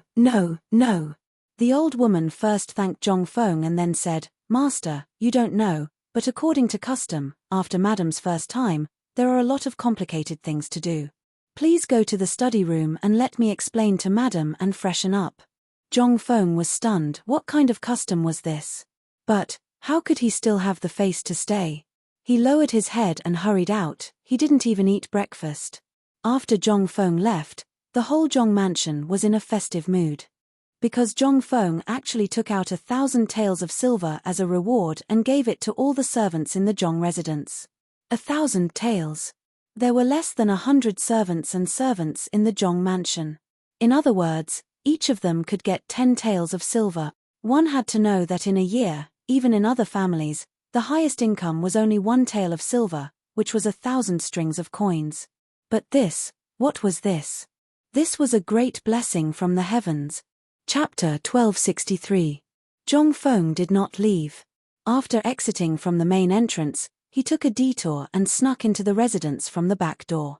The reason why he woke up so early today was to go to the East Court to look at the potato seedlings. Those were the real treasures. Once they were grown, it would be a fortune that Zhong Feng could not spend in his 8 lifetimes. Although he was slow to realize that he had just tipped 1,000 taels of silver from the servant's mouth, Zhong Feng did not regret it. Instead, he was a little excited. After all, it was better to enjoy together than to enjoy alone. Moreover, with the current amount of money in the Zhong residence, even if he tipped the servants 1,000 taels of silver every day, they would not be able to spend it all. The East Court was basically a forbidden area in the entire residence. It used to be a very ordinary residence, but ever since some old man brought in something from the outside, the old master ordered that no outsiders were allowed to enter the East Court. This was Zhong Feng's rule, and no one dared to violate it. Even Jingshu and Zhong Yuyao had only seen it from afar a few times. The East Court was slightly larger than the other 3 courtyards, but at this time, the 3 old men were very disciplined. They never lived in any of the rooms, and only built a few thatched huts in a remote corner. Next to the thatched huts, according to the scale of the brewery, they built a shed with a pot. The fire in the shed burned all year round. As a result, the temperature in the area had reached a constant state. Even the nearby trees and flowers were still lush and green. However, 5 steps away from here, the fallen leaves were still broken and tattered. At this time, the 3 old men had already boiled a big pot of water. They did not do anything else, but they kept adding water into the pot. The other old man went to the kitchen to get some food. The few of them gathered around the stove and ate and drank. They did not even notice Zhong Feng walking in. Zhong Feng's gaze passed the 3 of them and landed on a wooden trough in front of the stove. On the wooden trough, there were already a dozen dark green seedlings growing lush. He looked rather stout. It was only at this moment that the 3 old men discovered Zhong Feng's arrival. They hurriedly stood up and turned pale with fright. "Master, we have neglected our duties." Zhong Feng waved his hand and squatted in front of the stove with the 3 old men. Looking at the raging fire in the stove, Zhong Feng suddenly felt as if he had returned to his home in the future. When he was young, the stove at home was like this. Zhong Feng shook his head and collected his thoughts. He pointed to the thatched shed next to him and asked, "There are so many rooms. Why do you have to sleep here?" Replying to Master, "This is our rule. Besides, we are all dirty. How would we dare to defile Master's house? This place is pretty good. Not only can I take care of the seedlings at night, but I can also take care of the fire on the stove. This is already very good. Besides, it's warm here. The little old men are used to it." Zhong Feng was speechless. However, he also thought of the time when his family wanted to bring his grandfather to live in the city. However, his grandfather sternly refused. The reason for the refusal was that it was warm in the mountains. Zhong Feng did not insist. He got up and went to check on the potato seedlings. The potato seedlings did look good from afar. However, when he walked closer, he found that there was something different about them. That was, the seedlings that had just been pulled out were not only a little yellow, but there were also some black spot. This should be a kind of disease, but Zhong Feng knew nothing about it. After all, he really did not know much about agriculture. He only judged it based on his experience of growing up in the countryside for more than 10 years. It should be a lack of phosphorus. Moreover, he had also studied the soil of the Tang dynasty. There were too many alkaline substances. Zhong Feng did not even need to think about it. Master, what do you think of this seedling called potato? We are taking care of it as if it were our own sons, the old men said somewhat proudly. Zhong Feng smiled and nodded. This seedling is indeed good, but it lacks fertilizer. When the old men heard that, their faces could not help but change. It can't be, right? We have been watering it with gold liquid every day according to your instructions. How could such a thing happen? The first thing they did every day was to check on the seedlings. If there was even a worm egg in the soil, they would immediately destroy it. Not to mention fertilizer. They were all members of the Zhuang family, and at this moment, they were in Zhong Feng's residence. The golden juice that they were reluctant to use before was simply inexhaustible here. They couldn't wait to pour all of the golden juice onto the potato sprouts. Zhong Feng knew that they had misunderstood his meaning. He shook his head and said, "You are thinking too much. That's not what I meant. What I meant was, forget it. You won't understand even if I explain it to you.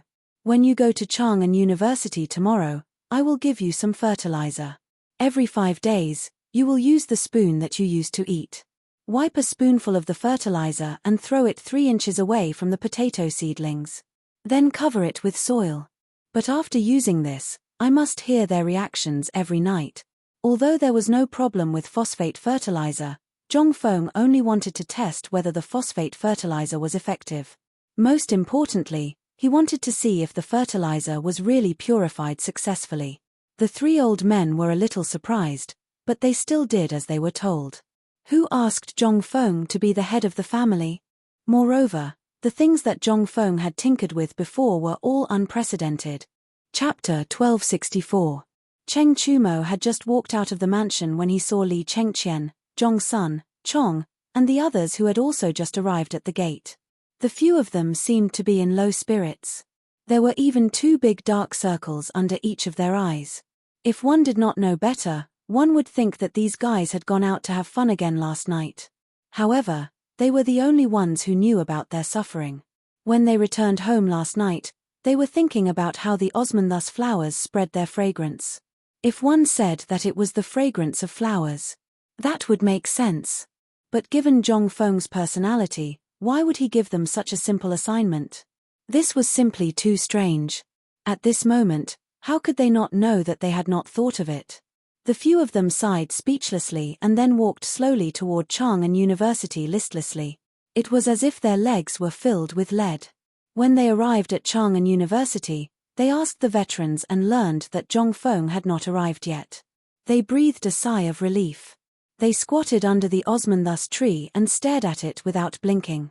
After a while, Cheng Chumo seemed to be tired and naturally took off his boots. In an instant, the smell that made one's scalp tingle even covered the osmanthus fragrance in the garden.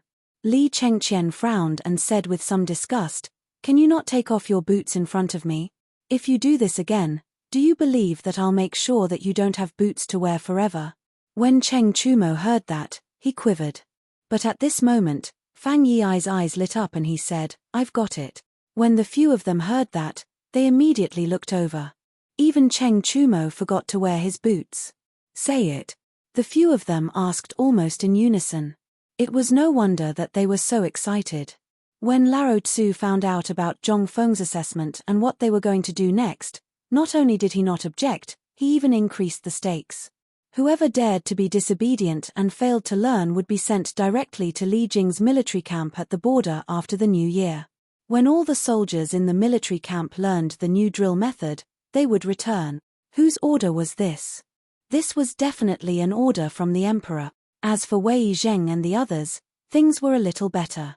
He directly said, "Can't learn it." Then scram to the side. "You can't even learn this. Scram further away so you don't embarrass yourself." This was equivalent to tacitly agreeing with the emperor's word. How many subordinates does Li Jing have in Yuju? The few of them asked around and felt their scalps go numb. 300,000. Who the F*ck would be able to train someone like that without a few years? After a few years, it would be too late. Therefore, at this moment, everyone was anxious. However, their intelligence did not lie in this. When they heard Fang Yi's words, they were so anxious. After all, with their brains, they could not figure it out last night. Under everyone's eager gazes, Fang Yi said, "Smell it. We can smell the osmanthus fragrance, and we can also smell the iron ox's smelly feet." "What is this?" "We can smell it. If we don't smell it, who would know?" When the few of them heard this, their eyes lit up. "Yes, yes, yes. As expected of a pair. You can even think of this. Awesome. When this round is over, brother will take you to Swallow Descent Restaurant. I heard that a group of Woku girls came to Swallow Descent Restaurant yesterday. It's very iconic." Cough, cough. At this moment, a series of coughs came from the door. When they heard the coughs, their faces changed and they hurriedly stopped laughing. Seeing the osmanthus flowers in deep thought, Cheng Chumo was so anxious that his forehead was covered in sweat. Finally, after the signal, he put on his shoes. The guard at the door, who was that? That was a veteran. Furthermore, he had met Cheng Chumo once before. Even so, Li Chengqian had no choice but to take out 100 taels of silver to make the guard agree to let them know when Zhongfeng came. However, this was only a cough. If they did not hear it, then it was none of his business. Regarding this, although Li Chengqian and the others were so angry that their teeth itched, they could not do anything about it since they were Zhongfeng's people. Zhongfeng looked and saw the few of them. Seeing their serious attitude, his eyes could not help but light up. These people really had a trace of learning style. However, Zhongfeng sniffed and could not help but frown. Not only was there the scent of osmanthus in the air, there was also an indescribable smell. Could it be that someone had watered these flowers with feces last night? At this moment, Li Chengqian and the others finally saw Zhongfeng and hurriedly stood up. "Ah, Fengzi is here?" Zhongfeng did not want to think too much about it, so he nodded and said, "Did you guys suddenly change or something? Why are you suddenly so serious?" "Hehe, isn't it because you taught us well? Moreover, this thing is too profound. It makes us want to die. This kind of feeling is 2F** King wonderful." Cheng Chumo replied with a smile. Zhongfeng was too lazy to pay attention to him.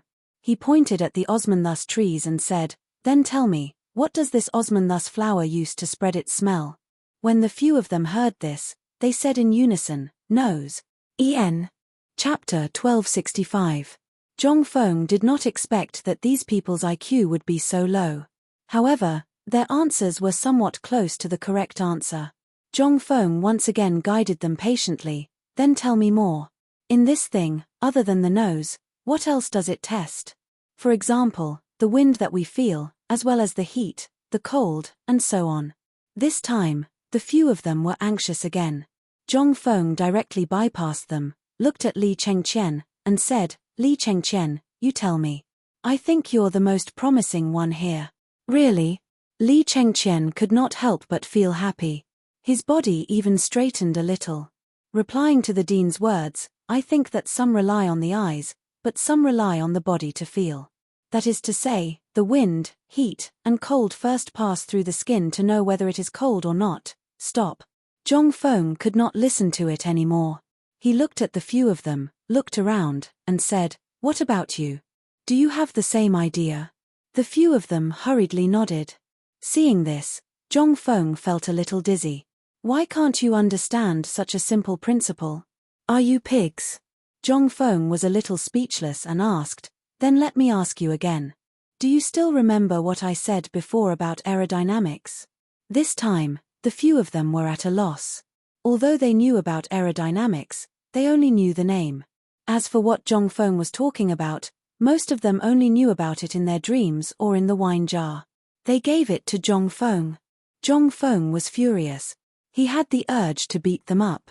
However, considering their IQ and the background of this era, Zhongfeng reminded them, "I have already told you the answer in this sentence. Don't you understand?" This time, the few of them were stunned. But they still did not know what he was talking about. In the end, Zhongsun said with some trepidation, "Are you talking about air?" Zhongfeng gave Zhongsun Chong a thumbs up as if he had seen his savior. He shouted at the door, "Give Chongzi a beggar's chicken at noon as his reward. As for the others, their lunch will be halved." How could it be so dark? This wasn't fair. They wailed in their hearts. However, Zhongfeng ignored them and continued, actually, this matter is not difficult to understand. Since you have all learned the physics that I taught you before, but look at you. You don't even have this bit of common sense. What are you doing here? If you guys continue like this, then I'm sorry, I'll ask Hao Chujun and the others to come tomorrow. Believe it or not, they will definitely learn it in less than 3 days. When Zhongfeng said that, they couldn't help but panic.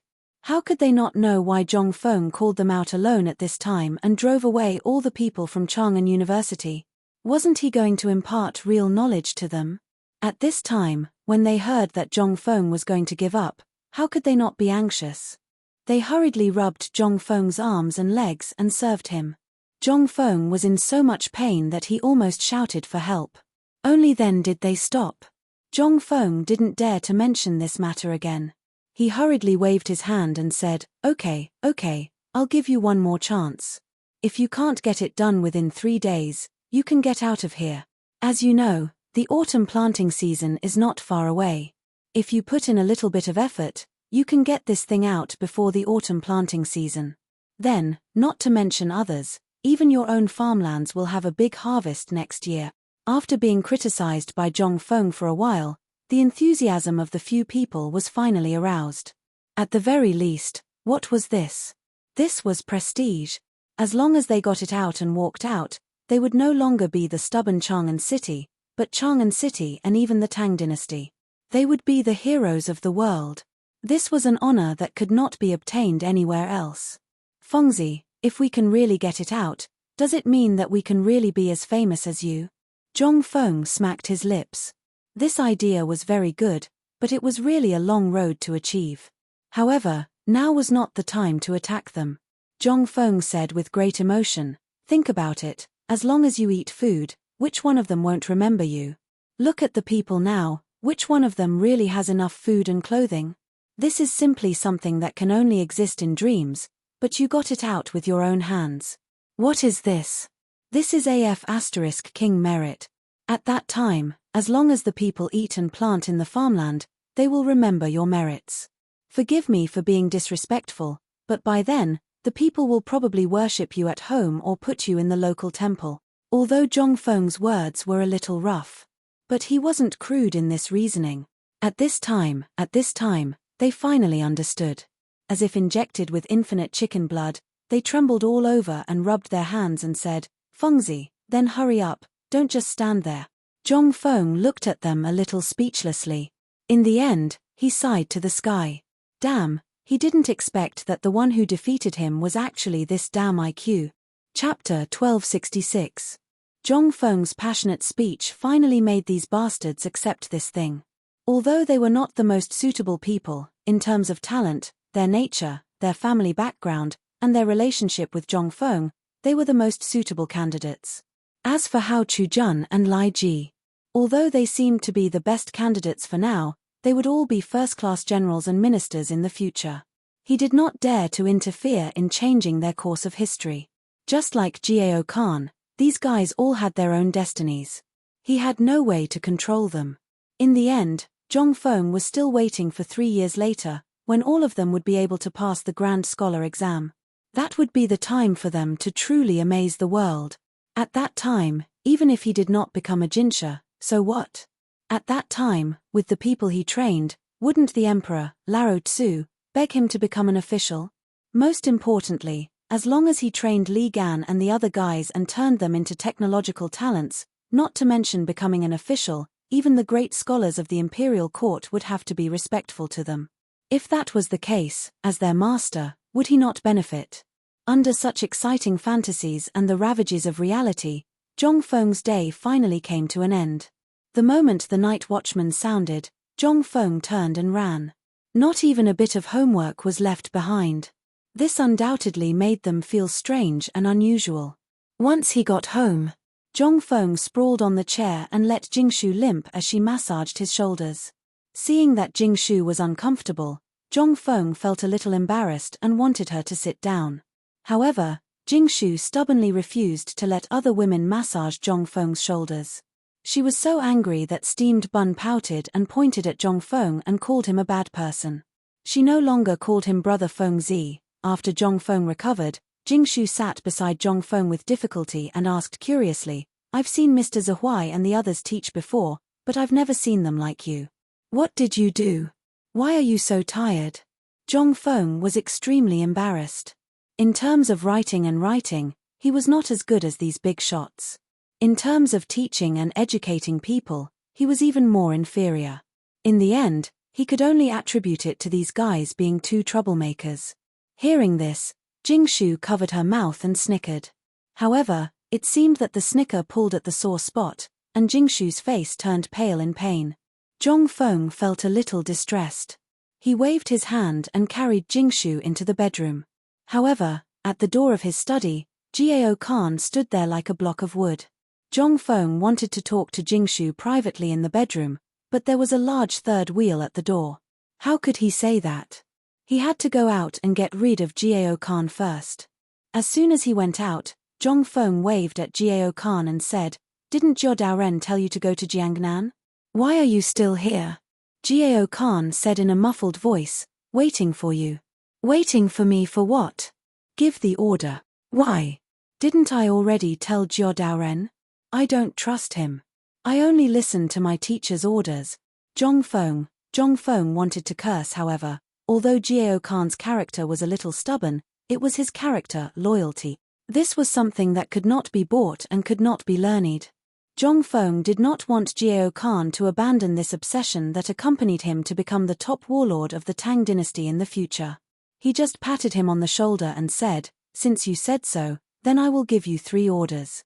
You must remember these 3 orders in your heart and never forget them for the rest of your life." Plop. Hearing this, Jiao Khan instantly knelt on one knee on the ground. "Teacher, please enlighten me." Zhong Feng was speechless. But what could he say at this time? He just sighed and said, "The first order is that there are things that a general can and can't do outside.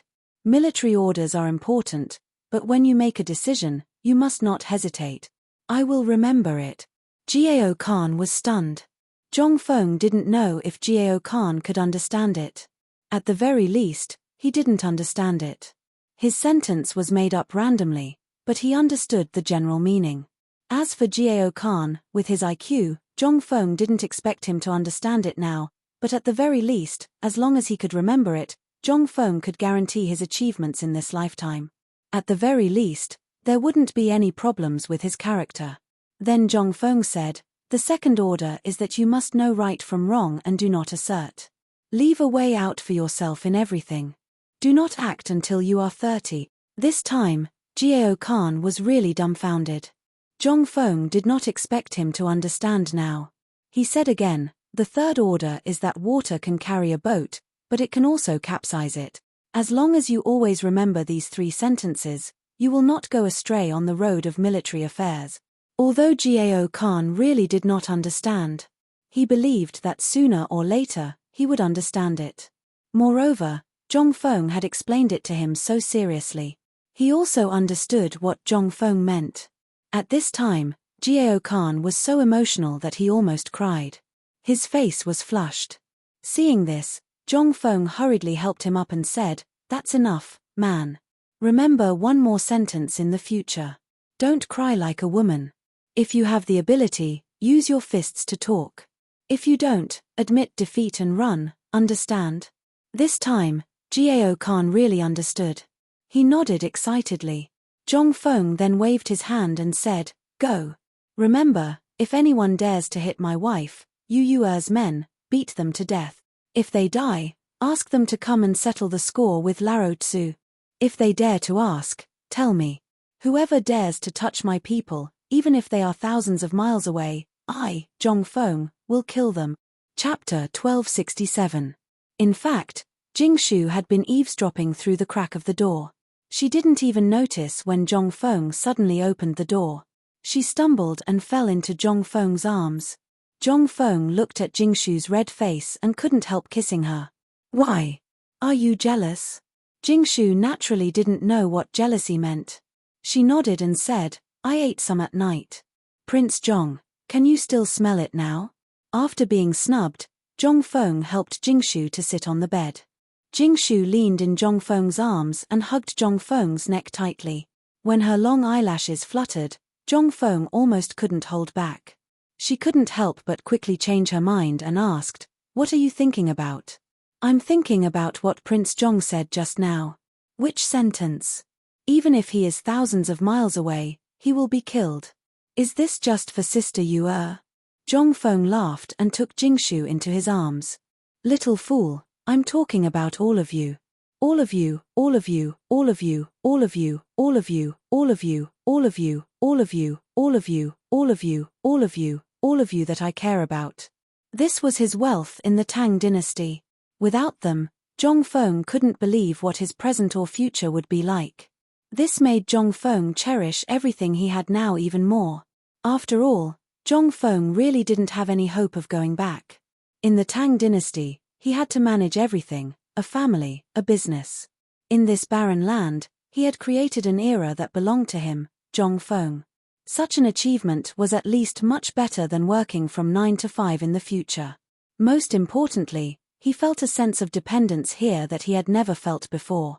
The indifference of the society in the future was so cold that it made Zhongfeng feel suffocated.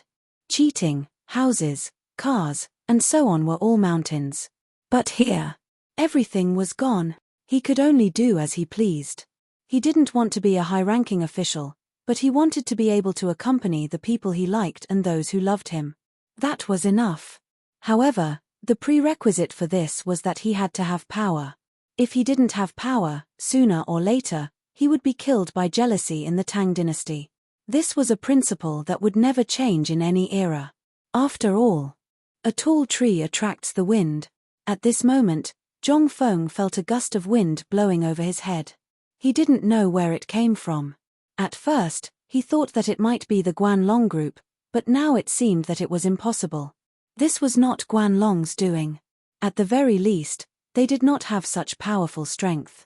But you're talking about people from the 5 surnames and 7 clans. This seemed a little impossible. If people from the 5 surnames and 7 clans wanted to cause trouble, he would have broken up long ago. As long as they joined forces, with the current distribution of power among the 5 surnames and 7 clans, they would definitely be able to do this. But who was he? He was just a grasshopper jumping around happily. Moreover, he had his own business. Although he didn't have any intersection with them, he was still inextricably linked. If they attacked him at this time, they would be cutting off their own source of income. Therefore, even if Zhongfeng was from the 5 surnames and 7 clans, he would not do this.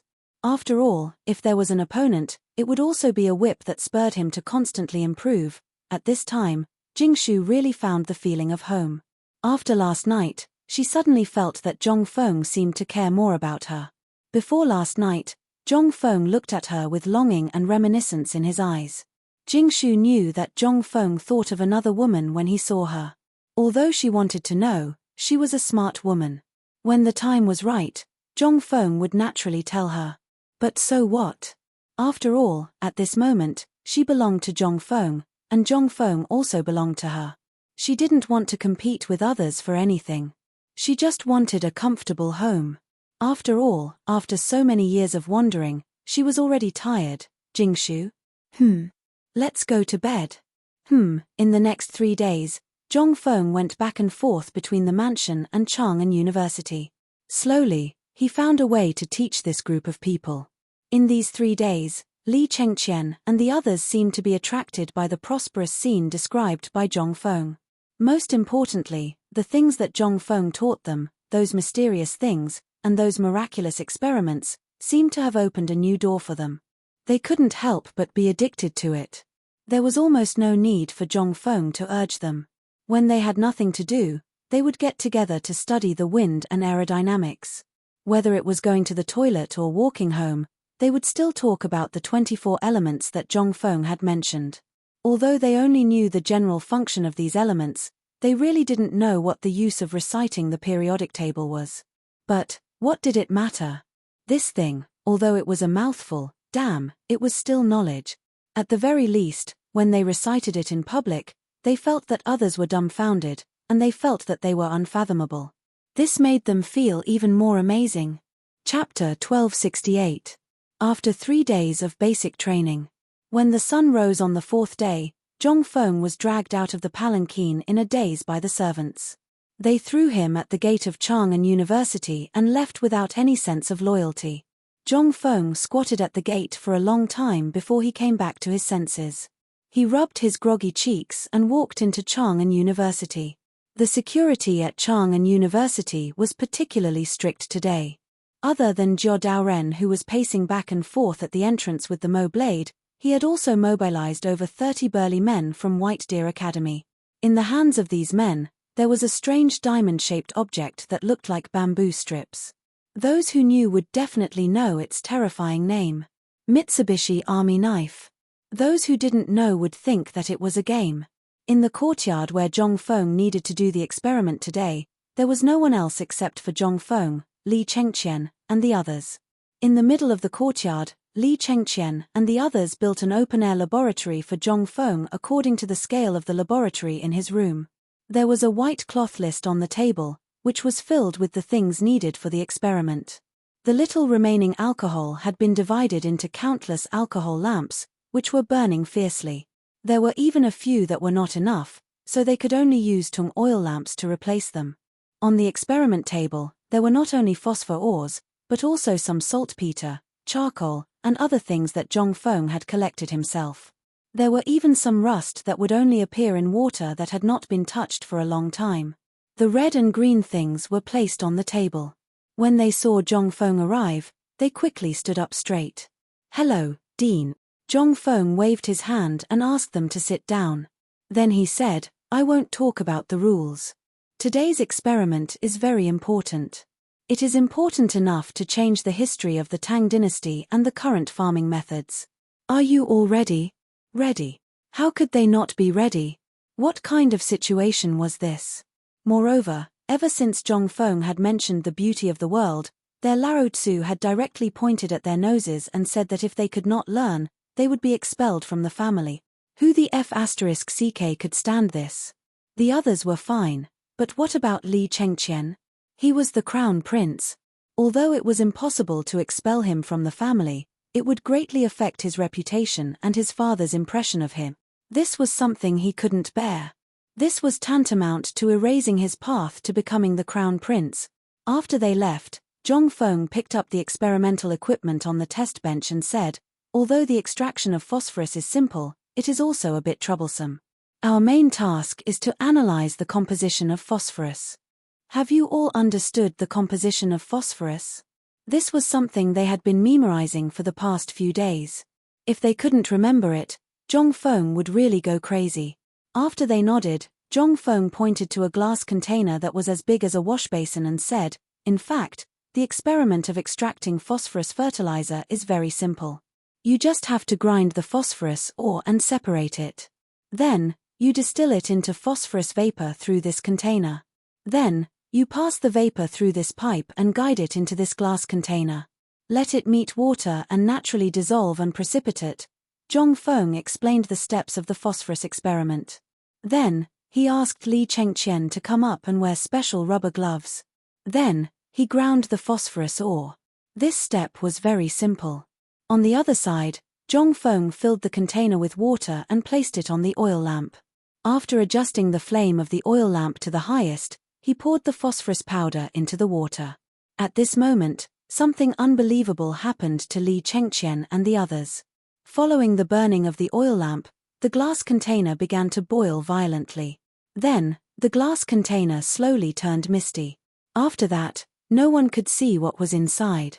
However, they could see that in a curved glass tube at the top of the container, a trace of mist was slowly flowing toward the other end of the tube due to pressure. The other end of the tube was placed at the bottom of another container. Slowly, more and more mist entered the other container, and gradually, the mist became heavier. Zhong Feng also pointed to the container and explained steam dynamics to everyone. However, at this moment, what Zhong Feng didn't notice, what everyone didn't notice, was that the water in the container that was being heated by the oil lamp slowly dried up. However, because of the mist, no one noticed it. Only a loud bang was heard. In an instant, All the glass containers on the test bench exploded. Even the glass fragments were directly blown far away. Zhong Feng's back and the faces of Li Chengqian and the others were instantly sprayed with a large amount of steam-atomized powder containing phosphorus elements. This time, everyone was dumbfounded. Although no one was injured due to the cooling of the draft tube and the steam was not hot, Zhong Feng was the first to react. He hurriedly shouted, "Everyone, immediately cover your mouth and nose. Go and drink a jar of vinegar." Everyone was dumbfounded. What kind of operation was this? Wasn't this just setting off a firecracker? Drinking vinegar? However, everyone still followed Zhong Feng's instructions and ran weakly to Chang'an University, looking for vinegar to drink. Chapter 1269. Although they did not know why Zhong Feng wanted them to drink vinegar. However, Niu Jinda's previous experience made them choose to believe Zhong Feng. After all, Niu Jinda had been drinking vinegar during this period of time when he was recuperating. Moreover, this guy had developed a strange habit of drinking vinegar instead of alcohol. He would not be satisfied if he did not drink 3 jars of vinegar every day. Although Li Chengqian and the others found it unbelievable after hearing this, after hearing that drinking vinegar could save their lives, they did not care so much at this time. One after another, they scampered outside. Once they left Chang'an University, as long as they saw roadside stalls or restaurants, they would directly slap the money on the stalls. "Shopkeeper, give me vinegar." This time, everyone was dumbfounded. Who was this? This was the stubbornness of Chang'an City. Moreover, it was the 4 great demon kings. How did they change to drinking vinegar? Most importantly, they were all small businesses. Usually, they would only have a jar of vinegar. That was an existence that could break the sky, not to mention those small taverns. Not to mention those roadside stalls. How much vinegar could they have? But at this time, how could they afford to provoke these devil kings? With trembling hands, they took out the remaining vinegar and handed it to Li Chengqian and the others. "Sir, this is the last bit of vinegar I have. If you think it's not enough, I'll go buy more now." How could Li Chengqian and the others wait? As they walked, they divided the vinegar and drank as they entered the next stall. Most importantly, they did not know how much vinegar they had to drink. Moreover, Zhong Feng did not say. Moreover, Niu Jinda needed to drink 3 jars every day. How could this little bit be enough? In the end, the few of them directly separated and searched for vinegar along the street. In this way, the entire Chang'an City was in an uproar. It's over. The 4 great demon kings have gone crazy. They don't drink wine anymore and drink vinegar instead. What the F***CK? What did you say? Is this true? Go and see. They have drunk all the vinegar in Laro Tsu's stall. Now Laro Tsu can't even sell his chaos. On the other side, Cheng Chumo held the vinegar jar and drank it with tears in his eyes as he ran into a small tavern. As soon as he entered the door, he threw the empty jar on the ground and roared, "Shopkeeper, give me another jar. It's best if you give it all to Laro Tsu." Originally, when the tavern manager saw that the 4 demon kings had arrived, he was ecstatic. After all, the money for today's drinks would not be small. He hurriedly stopped entertaining the guests and even invited Cheng Chumo to a private room on the 2nd floor, personally bringing 2 jars of good wine. "Master Chen, this is the best wine in the shop." Wine? Upon hearing that, Cheng Chumo widened his eyes and burped loudly. The smell of vinegar almost made the tavern owner faint. Cheng Chumo waved his fist and pulled out a string of money from his arms, saying, "Laro Tsu wants vinegar. Bring out all the vinegar in your shop for Laro Tsu. If you don't do it, believe it or not, Laro Tsu will set your shabby tavern on fire today." The tavern owner was dumbfounded. But when he saw that Chen Chumo was not talking nonsense, he hurriedly cried out for vinegar with trembling legs. He was so anxious that he almost cried. Although the reputation of the 4 demon kings was not very good, they were still honest. At least, they were always very generous when it came to drinking. But once you offended them and made them unhappy, you would be in trouble. With this shout, the whole tavern was dumbfounded. What was going on? Were the 4 demon kings really going to drink vinegar? This vinegar. Was it so delicious? Slowly, Slowly. Everyone could not help but think of the magical things that Zhongfeng had fiddled with before. For example, barbecue, beer, and the like. These things, which one of them was not the most common thing? But after going through Zhongfeng's hands, the sprouted wheat could be fiddled with to make such delicious wine. Could it be that at this time, this vinegar, at this time, how could everyone still care about drinking? They all followed Cheng Chumo's example, looking for vinegar everywhere. Although they couldn't stand the smell, this thing would definitely sell like hotcakes after being yelled at by them. Now, they could stock up as much as they could. That was definitely right. They just needed to wait and see if there were good things like vinegar down the mountain in the future. At that time, whether they drank it or sold it, they could make a fortune. At this time, Li Chengqian, Cheng Chumo, and the others were miserable. Where could they buy it? In the end, they had no choice but to come to Niu Weili. Niu Weili trembled with fear and gave them some documents. They even snatched a few fast horses and went straight to the vinegar factory outside the city. At this time, everyone knew that something big must have happened. But this vinegar would definitely be a big fire. How could the people in the city sit still? They all followed Cheng Chumo and the others to the vinegar factory. After Niu Weili learned the truth, he was in a bad mood. Looking in the direction that Cheng Chumo and the others had left, he asked with a confused expression, "Go, follow those masters. Find out for this master what the vinegar is for and why they are acting like this today." The Yamen runner could not help but be curious. When Niu Weili gave the order, he ran away. Niu Weili stopped him and roared, "Buy dozens of vats of vinegar for me, you must remember." Chapter 1270. In the palace. Li Shimin finished dealing with government affairs. It was rare for him to eat a bowl of sour vinegar noodle soup. But when the noodle soup was served, Li Shimin couldn't help but twitch his nose slightly and ask, "Xiao Gizi." "Yes, Your Highness. Isn't this side missing something?" How could Xiao Gizi not know what was missing? But it was related to the crown prince's reputation, so he didn't know what to say for a while. But Li Shimin didn't care so much. He slapped the table and said, "Tell me, what's wrong with Imperial Chef Ju?"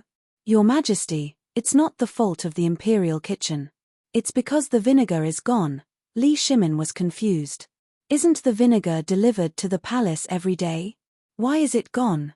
What do the people in the Imperial Household Department do? Send an edict. The salary of the people in the Imperial Household Department will be deducted for 1 month." Xiao Gizi was in charge of the Imperial Household Department. How could he bear such grievances at this time? He hurriedly said, "Your Majesty, it's not the Imperial Household Department's fault. There's no more vinegar in the whole of Chang'an." Huh! Li Shimin was so angry that he laughed. This was the first time he heard that the vinegar could be used. "Tell me, and I'll pardon you." Xiao Gizi heard and told Li Shimin everything that happened in Chang'an City today. After that, Li Shimin was completely confused. He couldn't wrap his head around it. "You mean, the Crown Prince and the others suddenly appeared and then crazily bought vinegar in Chang'an City?" Xiao Gizi was already dripping with cold sweat. But at this time, the emperor was asking, so how could he dare not to say it? He hurriedly said, "Yes, it's true." Li Shimin fiddled with the vinegar noodle soup without vinegar and laughed angrily. "This is the funniest joke I've heard this year. How big is Chang'an City? Can they buy all the vinegar in Chang'an City with just a few people? Are they going to open a vinegar factory?" Li Shimin was so angry that he laughed. But after laughing for a while, he suddenly realized something and hurriedly asked, "Let me ask you, did the Crown Prince say that he was going to Chang'an University to do an experiment this morning?" "Your Majesty, that is indeed the case." This time, Li Shimin finally understood. However, he was also a little worried. He knew better than anyone what Chang'an University was doing. That's to do phosphate fertilizer experiment. Furthermore, this phosphate fertilizer was poisonous. Even the strong and healthy Niu Jindar had been poisoned by it. This crown prince, was he poisoned as well? He suddenly remembered that when Zhongfeng treated Niu Jindar and the others, the thing he used the most was this vinegar. Could it be, the crown prince and the others were poisoned? This time, Li Shimin could no longer sit still. But when he thought about it, it didn't make sense. This shouldn't be the case if he was the first to discover it, right? And how much vinegar would there be in the whole of Chang'an? 100 jars. 1,000 jars. What did they want the vinegar for? Li Shimin waved his hand and asked, "Tell me, why do they want so much vinegar?" Little Gizi felt a little wronged. This afternoon, according to the usual practice, people from the Imperial Household Department went to the gate of the Imperial City to deal with those who planned to send ingredients to the Imperial Palace. However, vinegar was the only thing missing. After asking, they found out that when these people saw Li Chengqian and the others snatching the vinegar, they directly snatched all the vinegar in Chang'an City. Even the vinegar in their cars was snatched by the Crown Prince and the others. If it were anyone else, little Gizi could have sent them to prison with an order. However, this was done by the Crown Prince and the heir of the Duke. How could they dare? In the end, they had no choice but to send out people to search Chang'an City. However, after searching the entire Chang'an City, they couldn't find a single drop of vinegar. However, it was almost time for the emperor to eat. Little Gizi could only order some people to continue searching while some people hurried back to the palace with ingredients. After Little Gizi explained the matter to Li Shimin, Li Shimin's face stiffened. He couldn't say whether this matter was right or wrong. "You're wrong, right? That's because Li Chengqian and the others were in the wrong first. You're right, right? Without vinegar, how are they going to do business?" However, what interested Li Shimin the most was Zhongfeng's experiment. He waved his hand and said, "Send a message to the Crown Prince and ask about his situation." In the end, Li Shimin could only do so. After all, although he was interested in the experiment, the autumn planting worship ceremony was about to be held. How could he have time to watch it? He could only suppress this matter in his heart. After all, the matter of the phosphate fertilizer was very important. Wasn't it just poison? Zhongfeng even knew the blood transfusion technique. How could this small matter be difficult for Zhongfeng? While Li Shimin was eating vinegar-free noodles with a clear conscience, on the other side, Li Chengqian and the others were miserable. They were in a tragic situation. At this time, the few of them directly occupied the vinegar factory in Chang'an City. With a huge vinegar jar behind them, each of them drank a mouthful of vinegar weekly. Sometimes, when they burped, the vinegar could even be sprayed far away. "Brother Qian, how much more do we want to drink?" Cheng Chumo asked, breaking down. Li Chengqian burped as he looked down at the vinegar jar beside him with difficulty and said, "We have to drink at least one more jar. Otherwise, we'll lose our lives here." Chapter 1271. Li Chengqian and the others' crazy actions. Even a few big shots on the mountain were alerted. But before the experiment, Zhongfeng had strictly ordered that no one was allowed to enter Chang'an University without his permission. The most important thing was, Zhongfeng did not dare to let others see his miserable state at this time. The reason why he drove Li Chengqian and the others out was that he accidentally found a dozen jars of vinegar in the cafeteria of Chang'an University. And he also knew about this poison. In fact, it was not bad. It was just nausea and vomiting for a few days, and he felt weak for a few days. But with vinegar, the natural antidote, the symptoms would be much better. At least, it would not let the phosphorus poison spread in the body. However, even with this being the case, Zhongfeng was still greatly tormented in the past 3 days. He had diarrhea. In addition, he had been playing with Jingshu for 3 days at home. His body had been hollowed out. At this time, he had diarrhea. 3 days later, Zhongfeng felt a little better. But Li Chengqian and the others were miserable. They had been drinking vinegar for the past few days. At this time, there were signs of vinegar poisoning. With his weak body lying on the bed, Zhongfeng had no choice but to ask someone to invite Sun Simiao down the mountain that very night. Under Sun Simiao's uncontrollable laughter, Sun Simiao prescribed some Chinese medicine for them and even gave Zhongfeng a good deer antler. After that, Sun Simiao left with a hearty laugh. Looking at the deer antler in Zhongfeng's hand, how could these stubborn people not understand the situation? That was simply a matter of seconds. All right. Zhongfeng was speechless. But he still waved his hand and said, "Last time was a mistake. This time, it will definitely not happen again, but no matter what he said, Li Chengqian and the others did not dare to take a step closer to the experiment table as if they were avoiding the god of plague. Fengzi, you are a magnanimous person. Spare us. Although sometimes we do like to bully you and even like to tease you, we are brothers. This is not a joke. This is going to kill us. Think about it. It doesn't matter to us, but what about you? The three beauties at home were staring at him. Are you that assured? Zhong Feng immediately shut his mouth. Fine, fine, fine. Lao Tzu will give you guys something good. I swear, if you guys get poisoned again, Lao Tzu will find each of you the prettiest girl in the world. How about that? Girl? After hearing these words, Cheng Chumo was the first to betray Li Chengqian and the others. She ran over to Zhong Feng and put her arms around his shoulders. How could Li Chengqian and the others have any reason to refuse? Although they didn't care about Zhong Feng's so-called beauty, if this Zhong Feng was so confident, then he would definitely come up with something good. Although they didn't know what Zhong Feng was up to, at the very least, it was related to the phosphorus fertilizer. If this thing was tested, then it definitely needed to be mass-produced, right? At this time, if there was this thing to reduce the poisoning rate, then it would increase the production. What was the production? That was a large amount of copper coins. Thinking about this, Li Chengqian sighed and said, Fine, fine. We are all brothers. But what are you trying to do? This is poison, a poison that is spread through the air. Do you have a way to completely isolate it? He believed in Zhong Feng, but no matter how he thought, he couldn't think of a way Zhong Feng was going to solve this problem. Could it be using urine?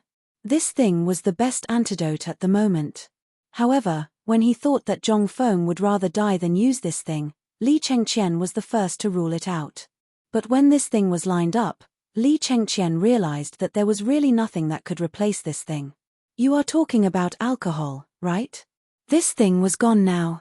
The alcohol that was being made would take at least half a month to complete. What could it be? At this time, Li Chengqian couldn't figure it out.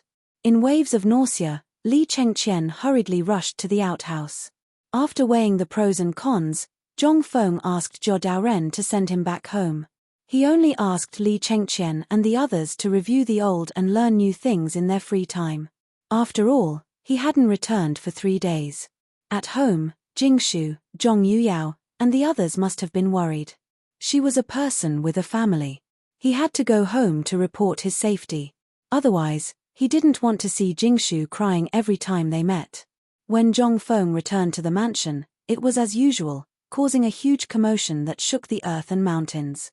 In the entire residence of the 16 Wangs, everyone could hear the commotion he caused. After all, those who could live in the Wang's residence were not ordinary people. As for Zhong Feng's special existence, the masters of the Wang's residence paid special attention to him.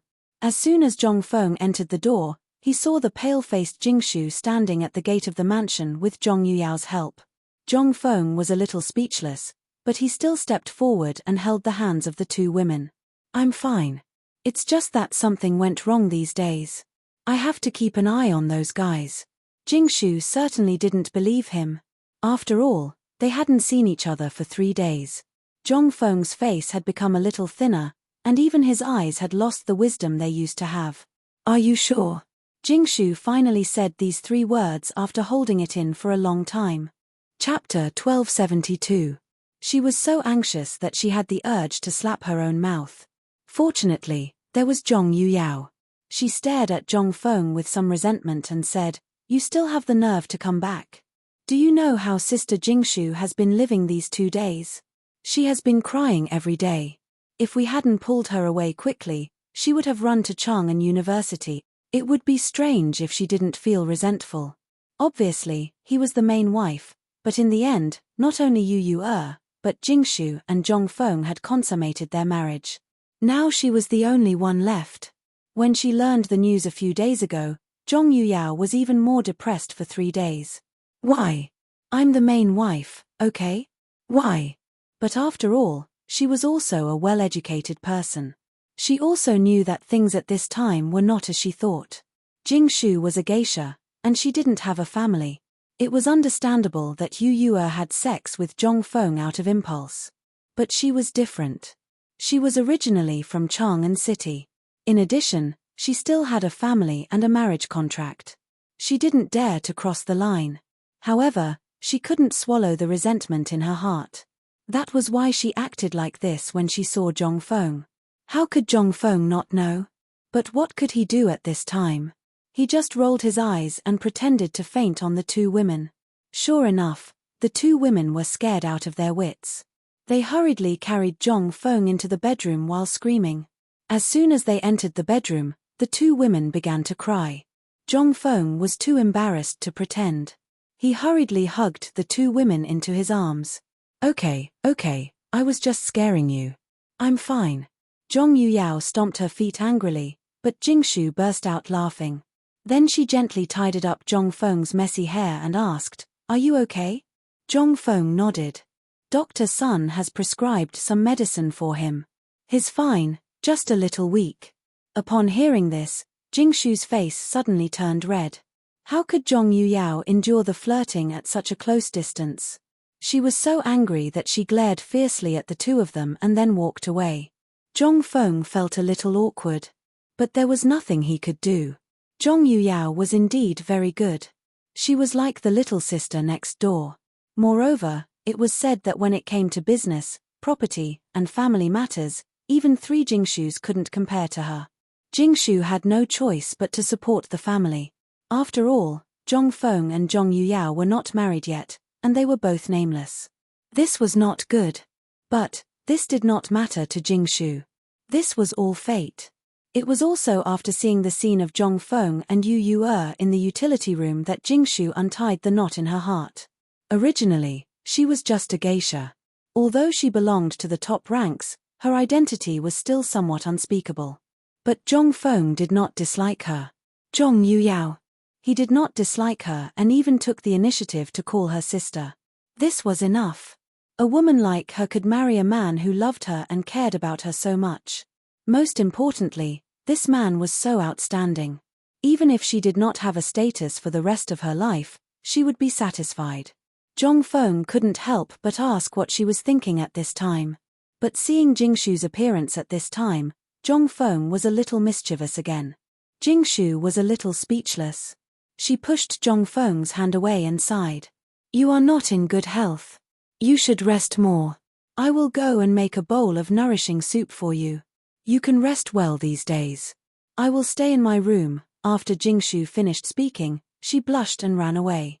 Looking at the empty room, Zhong Feng lay on the bed and let out a long sigh. But this was good. At least no one would disturb him. He could also study how to isolate the poison. Although the first thing he thought of was a gas mask, the manufacturing process of that thing was too complicated. With the current time and technology, it was difficult to make in a short time. The first thing he eliminated was the first thing he thought of. But what was left? Zhong Feng couldn't help but think of a medical mask. But the material of this thing, Zhong Feng's eyes lit up involuntarily. That's right. He did make this thing when he was in college. After all, this thing was not troublesome. The most important thing was that the material was very easy to find. A little gauze, cotton cloth, and some cotton could be made into a simple gas mask. Although it couldn't achieve the effect of a real gas mask, as long as it was soaked in white wine before use, it could be perfectly replaced. He did it as soon as he thought of it.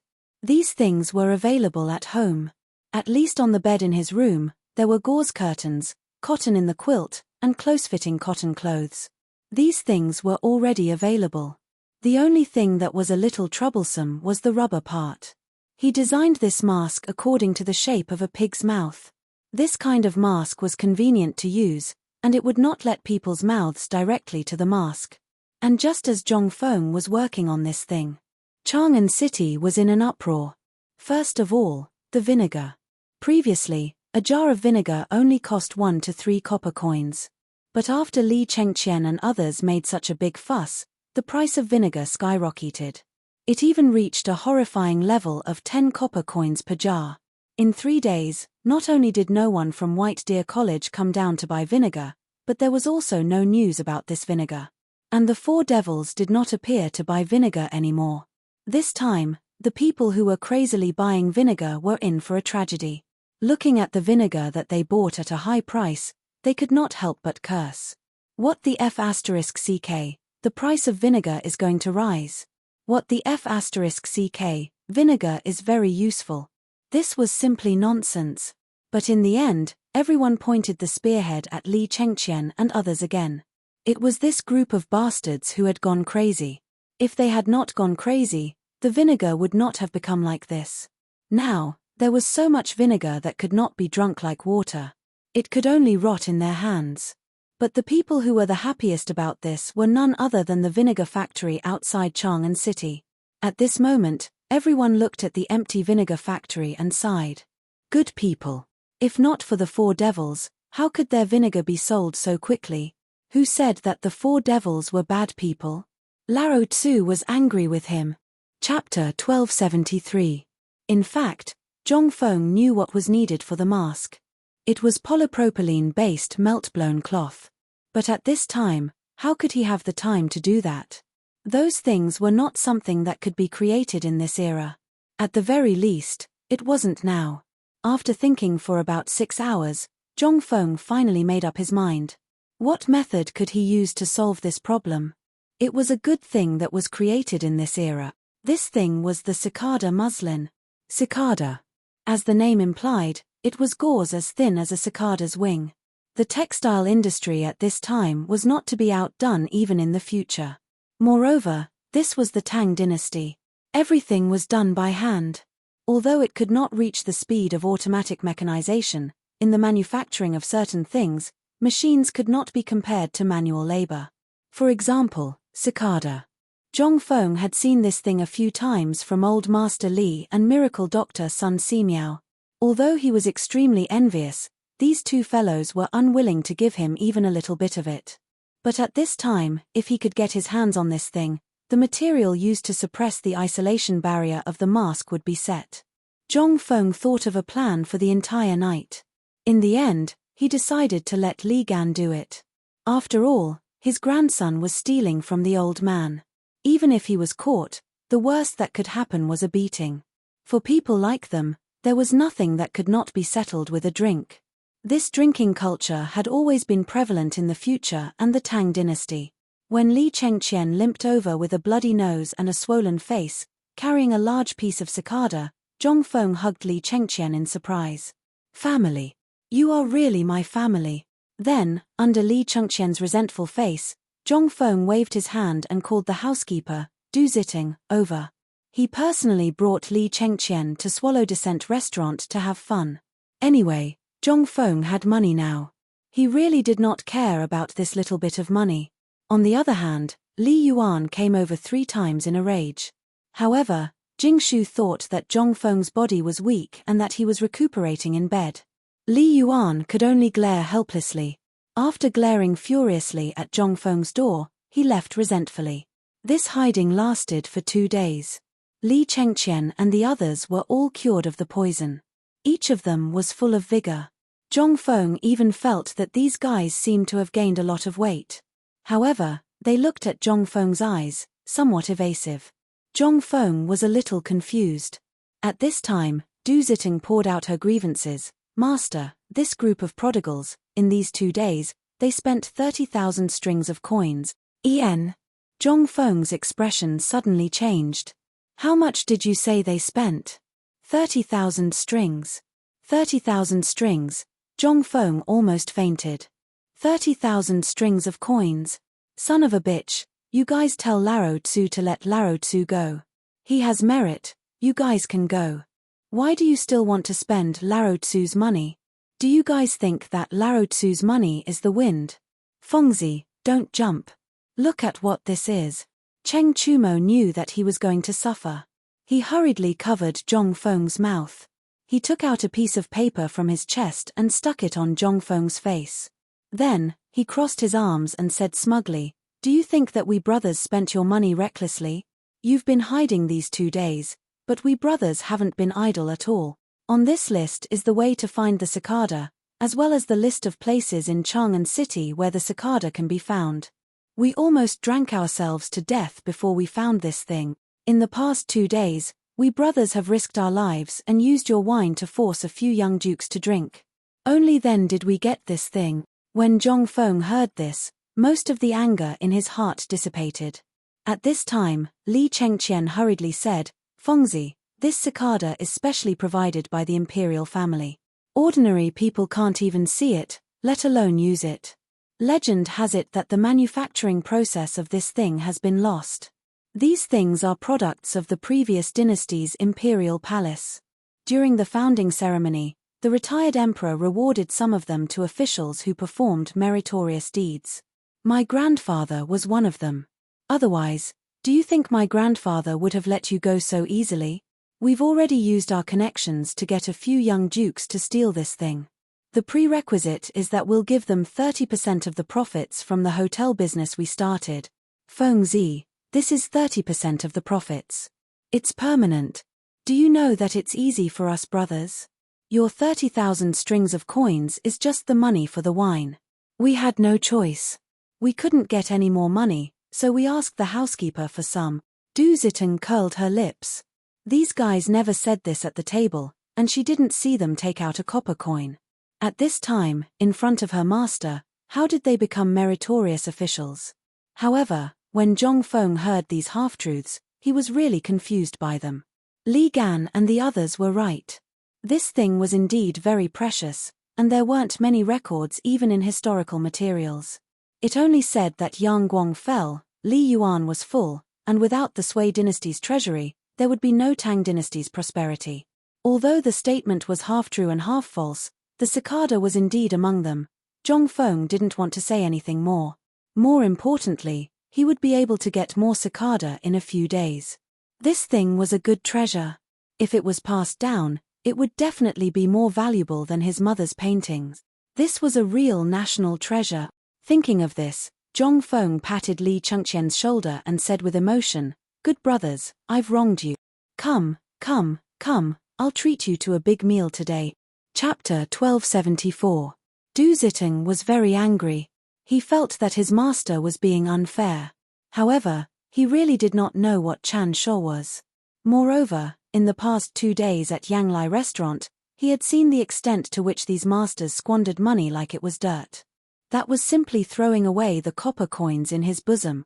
However, that newly recruited female Woku pirate was not bad. This time, Zhong Feng was magnanimous for a while. He set up a copper pot in the yard, and then added some butter and other things into the pot.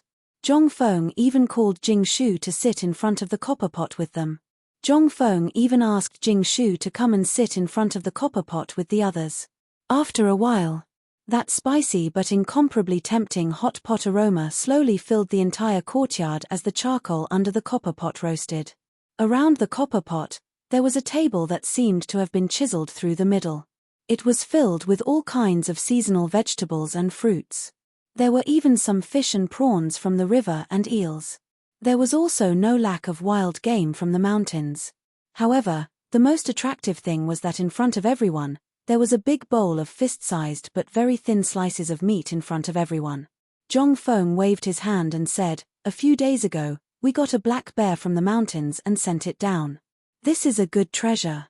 I can't bear to eat it, but today, we brothers are in luck. This hot pot boiled black bear meat, I think it's your first time eating it, right? Come, all of you, have a taste." Black bear. As the name implied, it was a black bear. During the Tang dynasty, this thing was still very common. However, because of its ferocity, many people did not dare to hunt it.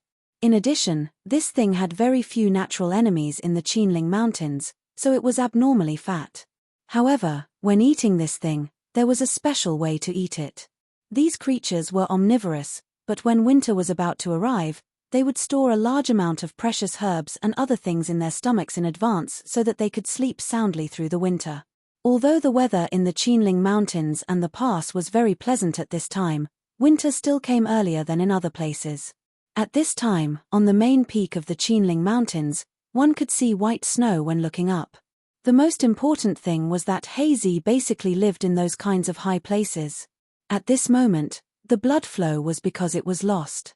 Or perhaps it was because of the sudden appearance of White Deer College that it was extremely curious and wanted to see what was going on, so it was placed on Zhong Feng's dining table. The meat was coarse. However, it didn't affect the taste. Especially after Zhong Feng added a large amount of cumin, sesame oil, the black meat had an even more unique taste. Even Jing Shu had let go of her modesty and ate 2 more pieces at this time. The meal lasted for 4 hours.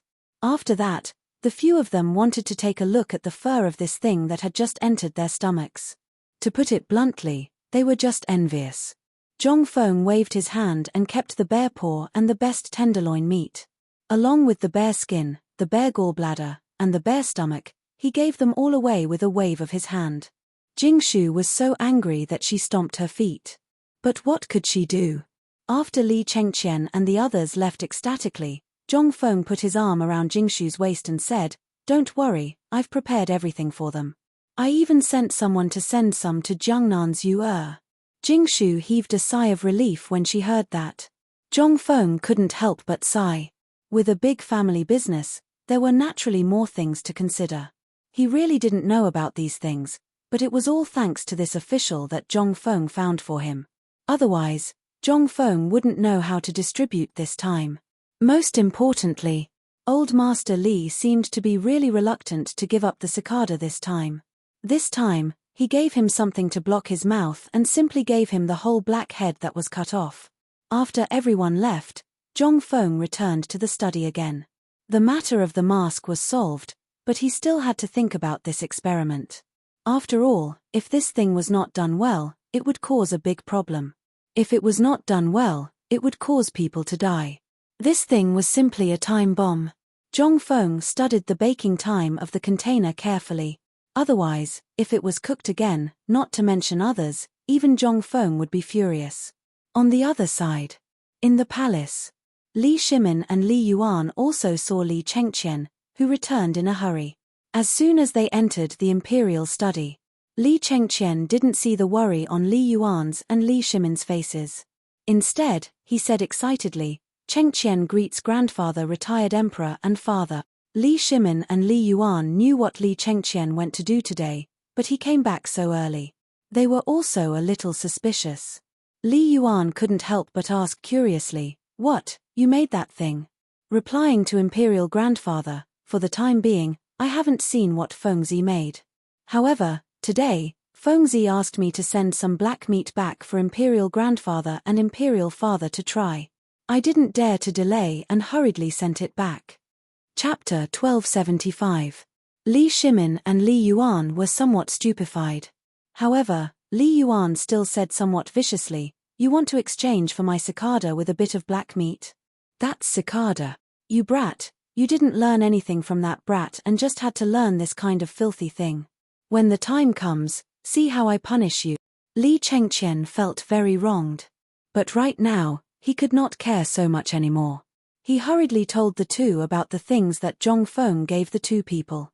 Li Yuan glared at Li Shimin and said, you see, does this brat have any manners? He took all the good things and just sent us some scraps. What is this? Don't stop me anymore.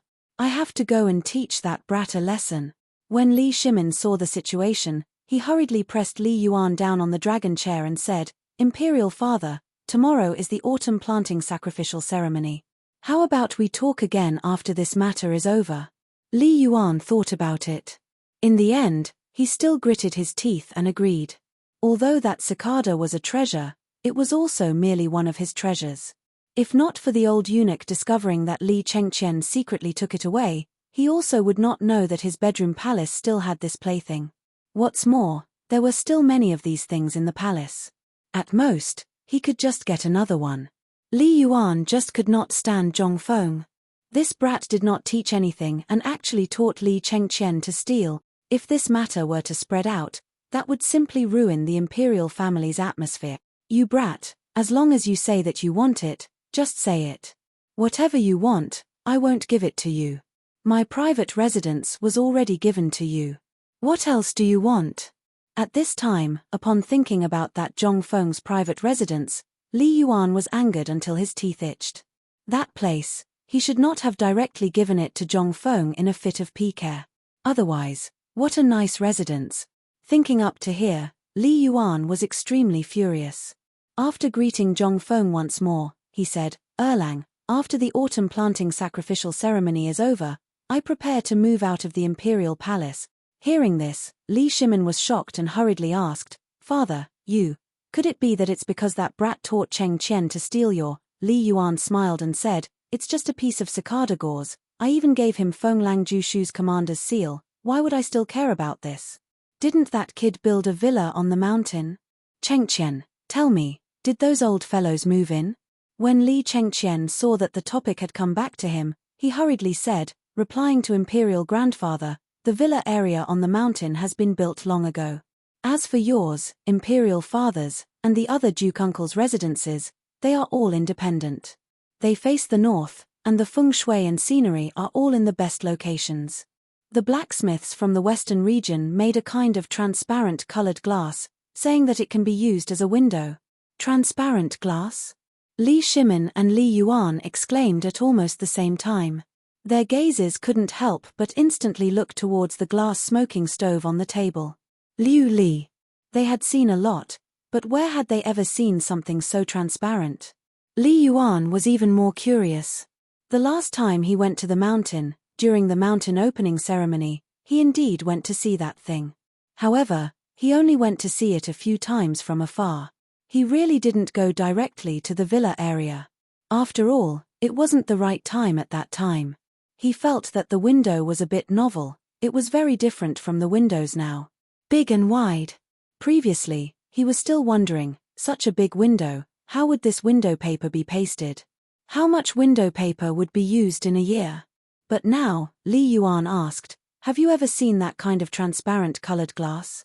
How could Li Chengqian not have seen it before? This thing, they had seen it every day these past few days. At this time, when he saw Imperial Grandfather asking, he carefully took out a glass bottle the size of a small fist from his bosom. The glass bottle was naturally used for experiments. Below it was a space the size of an egg, and the bottleneck was only the thickness of a thumb. However, it was extremely narrow and long, no less than the length of a chopstick. After seeing this thing, Li Yuan and Li Shimin's eyes couldn't help but light up. They even personally stood up and walked to Li Chengqian's side, carefully touching this glass bottle. Is this the kind of transparent colored glass you were talking about? Li Yuan was planning to take it and play with it. He was even thinking about when he would let Zhong Feng change all the things he used into this. Seeing this, Li Chengqian hurriedly said, Imperial Grandfather, you have to be careful. This thing is not much thicker than the skin of an egg. Give it to me. Why would Li Yuan care about these things? That brat Zhong Feng could make one, that meant that he had the ability to make it. As long as it could be made, this Tang dynasty's rivers and mountains would belong to his Li family. As long as it was something that Zhong Feng could say, how could he, Li Yuan, not make it for Zhong Feng? As long as Zhong Feng liked to play around, he, Li Yuan, dared to accompany him to the end. Li Shimin originally also wanted to take a look, but now that he saw Li Yuan like this, he could only ask Li Chengqian about the use of this thing from the side. As well as that glass and so on. Looking at the window paper of his imperial study, Li Shimin instantly felt that he was too poor. Seeing that Li Yuan was itching to immediately leave the palace to find Zhong Feng, Li Shimin hurriedly stopped Li Yuan and said, Imperial Father, tomorrow is the autumn planting worship ceremony. After the worship ceremony is over, how about we go up the mountain together? Li Yuan looked at the thing in his hand, then looked at Li Shimin. In the end, he could only sigh, pointed at Li Chengqian's nose and said, immediately go and guard Fengzi's side for Zhen. As long as there is a chance, tell that bastard that Zhen said to make me a set of this kind of thing. Forget about the matter of the cicada muslin. Otherwise, old man will make him restless. Chapter 1276. By the time Li Chengqian returned to Zhong Feng's house, it was already empty. After asking around, he found out that Cheng Chumo and the others were in the same situation as him. When they arrived, they were immediately kicked out of the house by their father. The meaning was clear. These kids must have brought their own personal belongings back home, just like him. When Li Chengqian arrived at Chang'an University, Zhong Feng had just reprimanded Cheng Chumo and the others. Originally, there was a complete set of experiment equipment, big and small. Now, half of it was missing. Fortunately, the experiment was not affected for the time being. Otherwise, they would be doomed. After all, tomorrow was the autumn planting sacrifice. Seeing Li Chengqian's arrival, Zhong Feng pointed at Li Chengqian's nose and asked, "Let me ask you. Did you steal my experiment equipment back home like them?" How could Li Chengqian admit to this? He had heard Cheng Chumo and the others being reprimanded at the door just now, but how could this escape Zhong Feng's eyes? Zhong Feng was so angry that he pointed at them and said, "What is this? This is public property. You know the dangers of experiments. If this thing is contaminated by something and you bring it back, won't you harm your family? If you want something, tell me. Why steal it?" Their eyebrows twitched when they heard this. "Did you forget that you asked us to steal the cicada yarn at home a few days ago? If we didn't bring something back, would we be standing here in one piece?" But they didn't dare to say it. Zhong Feng was now in a fit of anger. If he said this, it would be strange if they didn't die. Moreover, they had an important mission. If they couldn't get this piece of glass back, they would be done for. After venting his dissatisfaction for a while, Zhong Feng also felt bored. There was something wrong with this group of people today. Since when did they not talk back after scolding? But now was not the time to talk about this. After all, Zhong Feng also knew that tomorrow was the ceremony of worship. After the ceremony of worship, it would be the real autumn planting. Most importantly, once this thing was missed, there would be some trouble. Although it could be used for spring planting, Zhong Feng had other plans. That was pesticides. When spring came, they would apply insecticide. If they could directly get rid of the locust eggs in the fields, that would be the best. However, if they missed this opportunity, it would really be game over. And most importantly, at this time, Dr. Sun was already preparing insecticide on the mountain. This thing would not wait for anyone. If this were to drag on for too long, the locust plague of the third year of Zhenguan's reign would erupt. At that time, corpses would float for thousands of miles. At the thought of this, Zhong Feng could not help but feel a faint sense of crisis. This sense of crisis didn't mean that he could survive alone with the insecticide. "Don't just stand there. Hurry up and start the experiment. I won't participate this time. I have prepared an hourglass for you. As long as the sand in the hourglass flows out, immediately turn off the oil lamp below the test tube." As Zhong Feng spoke, he pointed to a thin glass tube on the test bench behind him. It was like a can was suddenly tightened with a rope. In the glass, Zhong Feng had already placed the bottom layer with sand facing up. As the sand moved, under everyone's astonished eyes, the sand was flowing into another container below little by little. When several people saw this, they wanted to go forward, but they were afraid of the previous poisoning. At this time, they looked at each other and couldn't help but push the responsibility to each other. Zhong Feng slapped his forehead and said, "You're all going to faint from anger. Come, put this thing on my mouth." Zhong Feng took out a large bundle of pure cotton cloth with 2 rings attached to it from his chest pocket and handed it over to everyone. The most important thing was that he directly threw these things into a jar of white wine and then handed it to them. They were a little suspicious, but they still followed Zhong Feng's method and put it on their mouths. In an instant, the smell of alcohol made several people couldn't help but sniff. "Fengzi, what is this? Didn't you say that we can't smoke and drink? And if we wear this, we won't be poisoned anymore?" Li Chengqian asked hurriedly. Zhong Feng nodded and said, "This thing is called a mask. Once this thing is stained with alcohol, it will isolate most of the harmful substances in the air. Alcohol, and when I operated on Little Tiger before, do you still remember?"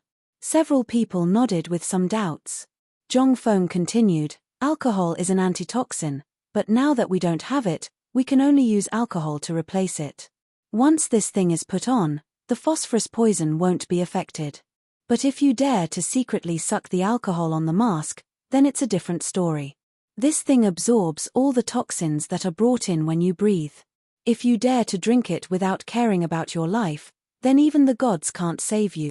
Zhong Feng threatened them fiercely. The few people who were secretly squeezing the alcohol with their lips couldn't help but be stunned. They didn't dare to secretly drink anymore. When Zhongfeng saw this, he waved his hand and said, "Let's begin. Within today, when I succeed in tinkering, you must give me 5 kilograms of phosphorus powder. Otherwise, it will be regarded as a failure. If you want something that you didn't say, don't say it in the future. Even if you say it, you won't get it." Chapter 1277. Of course, Zhongfeng would not participate in the experiment.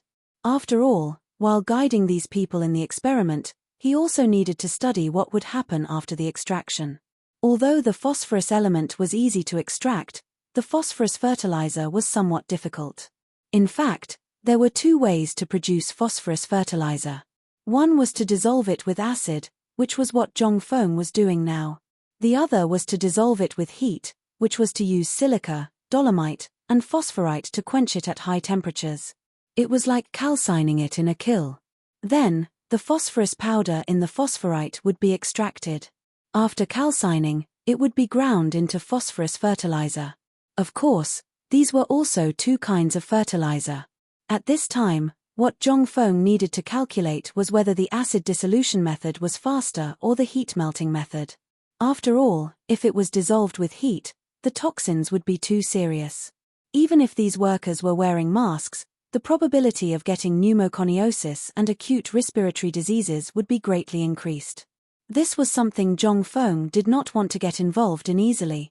He also did not want to do it. At the very least, before the steam engine replaced manual labor, he did not dare to do it. At this time, under Zhongfeng's guidance, Li Chengqian and the others had a clear division of labor. They could even complete the experiment alone. Coupled with the protection of the masks, at least Li Chengqian and the others would not be poisoned by phosphorus anymore. However, when the bell rang, Zhongfeng had already stopped everyone's experiment. Li Chengqian and the others were also attracted by this magical experiment. Even when Zhongfeng called for them to stop, they still anxiously waited for a while before stopping with waning interest. When everyone weighed it, good lord, it almost gave Zhongfeng a shock. From the beginning of the experiment until now, it was estimated that only 4 hours had passed. However, in these 4 hours, Li Chengqian and the others had already produced more than 50 catties of phosphorus fertilizer. This made Zhongfeng feel a little incredulous. TSK, you guys are good. You can produce so much in 4 hours. Hehe, Fengzi, if you hadn't stopped us, we would have probably taken out a few more kilograms, Cheng Chumo said smugly. He was about to take off his mask when Zhongfeng glared at him. It's not bad that you can get 50 catties today. But tomorrow, I need each of you to get 50 catties for me. I believe that won't be difficult, right? No problem. How about we continue now? It's still early. Cheng Chumo rubbed his hands in excitement. A stone. Through their hands, with the help of a lamp, in less than the time it took to eat a meal, it could be turned into a pile of something finer and whiter than salt. What was this? This was an achievement. When they thought about how these things would cause the food supply to skyrocket in the future, and how all the people would remember their names, they became even more restless. However, Zhongfeng hurriedly stopped them and said, "Now you know the benefits of this thing. Why didn't you have this kind of passion before? If you had this kind of passion before, you would have done a more advanced experiment than this." When Li Chengqian and the others heard this, they couldn't help but perk up their ears. What experiment? Zhongfeng rolled his eyes and said, "Now, let's talk about it after you guys understand all the common sense. For the time being, keep these things a secret." Hearing this, Li Chengqian and the others couldn't sit still anymore. Just as they were about to perform the massage plan, Zhongfeng hurriedly stopped them and said, "Okay, put away your tricks. If you put in some effort, you can do this." "No, Fengzi, didn't we just get a feel for it?" "Yeah, isn't this the beauty of the body-hardening taste? Don't you trust us? It's still early now, let's do a little more.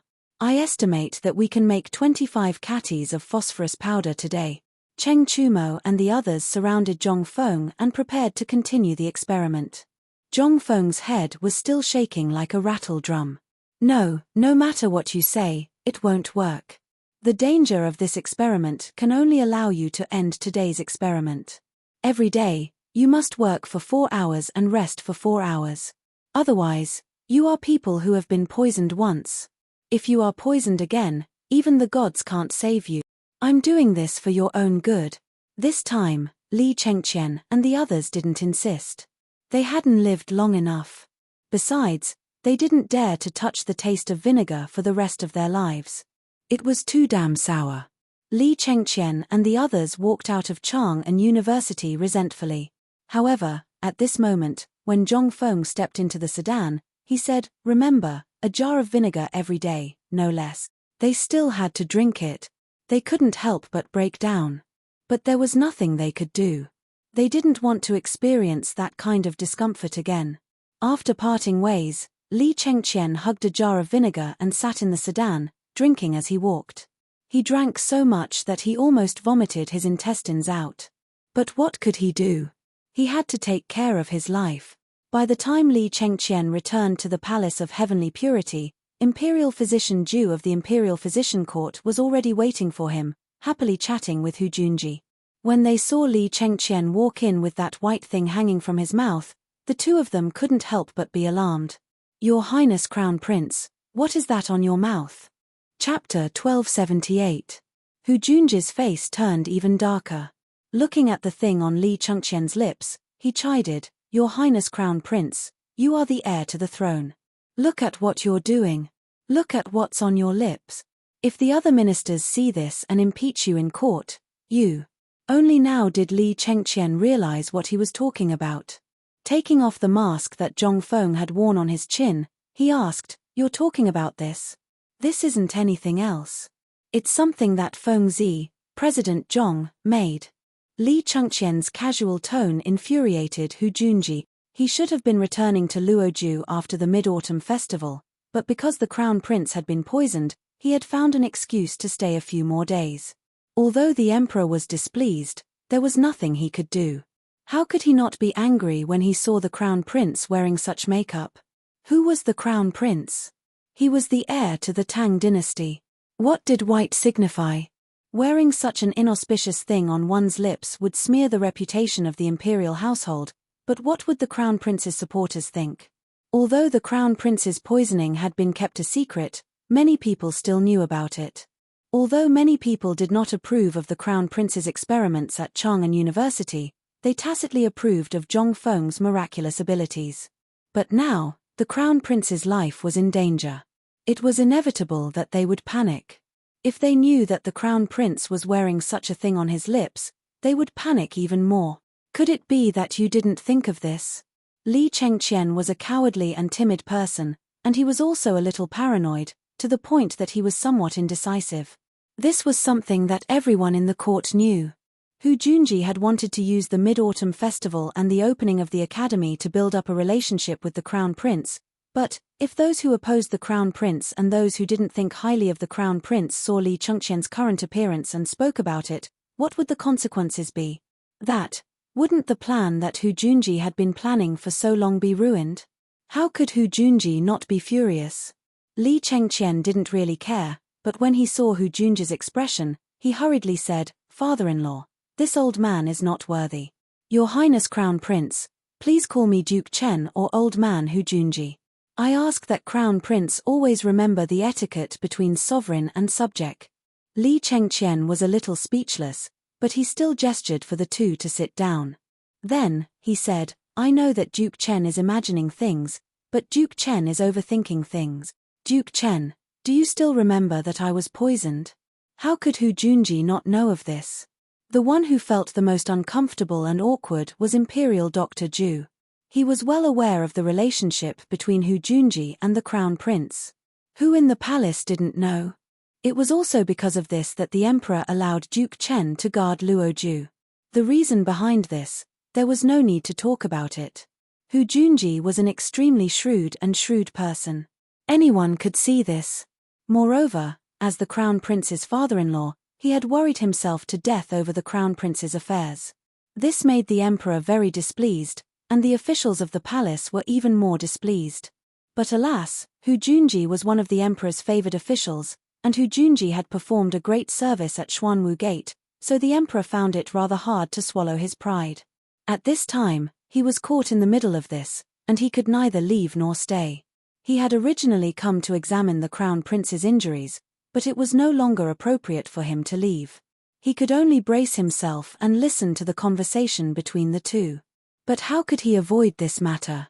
A few moments later, the matter really did involve him. Li Chengqian looked at Imperial Dr. Zhu and said, "Imperial Dr. Zhu, this emperor asks you, back on the mountain, when Fengzi operated on Niu Jianhu, you were also present. This emperor asks you, do you still remember what Fengzi said?" Imperial Dr. Zhu sighed. Replying to Crown Prince's words, this lowly official still remembers. How could this lowly official not remember something that would be recorded in the annals of history? Very well.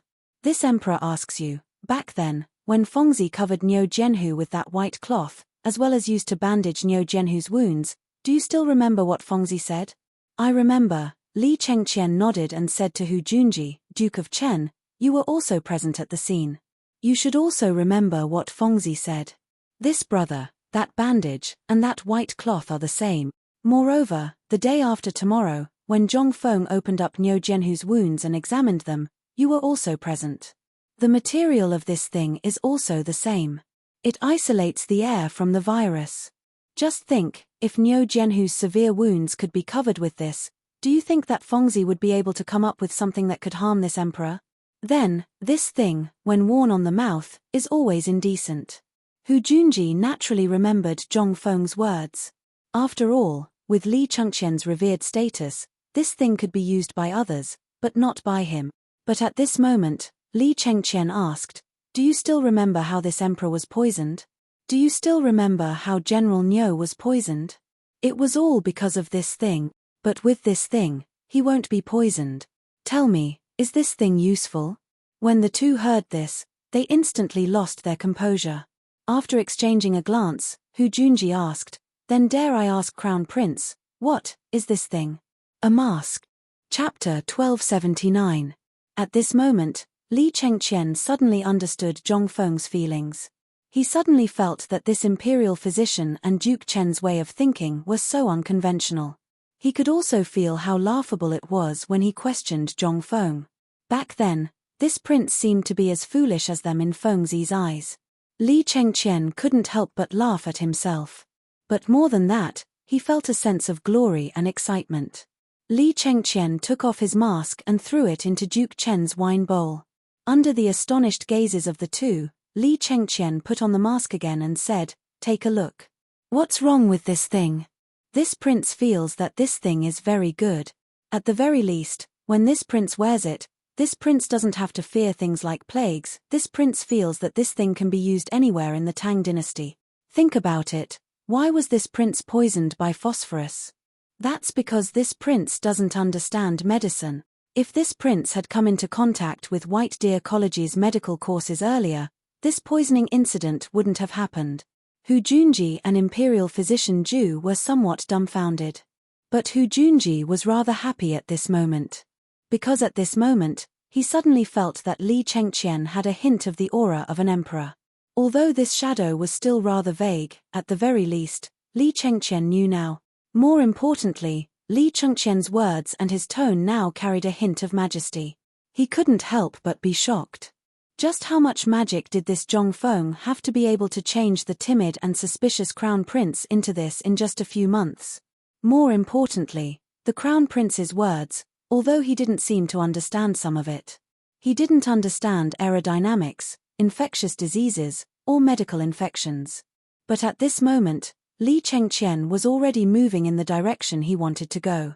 This was undoubtedly a pleasant surprise for Hu Junji. But the one who was even more shocked was Imperial Physician Zhu.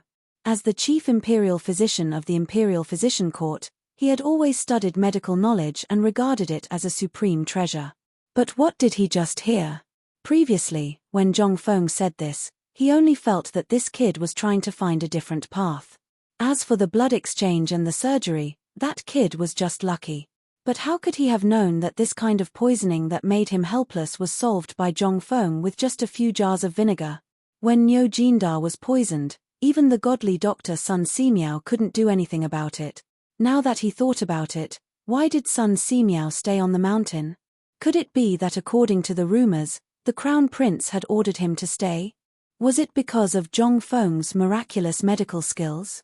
Imperial Dr. Zhu's eyes couldn't help but slowly show a bit of respect, a bit of passion, and even more loneliness. He didn't expect that all the knowledge he had learned from medical books in his lifetime, in the end, he suddenly felt that Zhong Feng's knowledge was nothing at all. This was simply too much of a blow. Li Chengqian was also in high spirits. Not only did he explain to Imperial Dr. Zhu and Hu Junji what Zhong Feng had taught them, he also criticized those rotten quacks in the world. If not for them, how many people wouldn't have died in the war back then? Back then, when they suffered a little bit of disaster, how many people could survive? If Zhong Feng was here, he would definitely give Li Chengqian a thumbs up. What was a public speaker? God damn it. This was what it was. He was a genius born for the sake of public speaking. In the end, Li Chengqian sighed and slammed the table. Duke Chen, Imperial Dr. Zhu, I didn't want to say so much today. You've seen it for yourselves. How many lives are in the hands of a single physician? Look at how old that godly Dr. Sun Simiao is.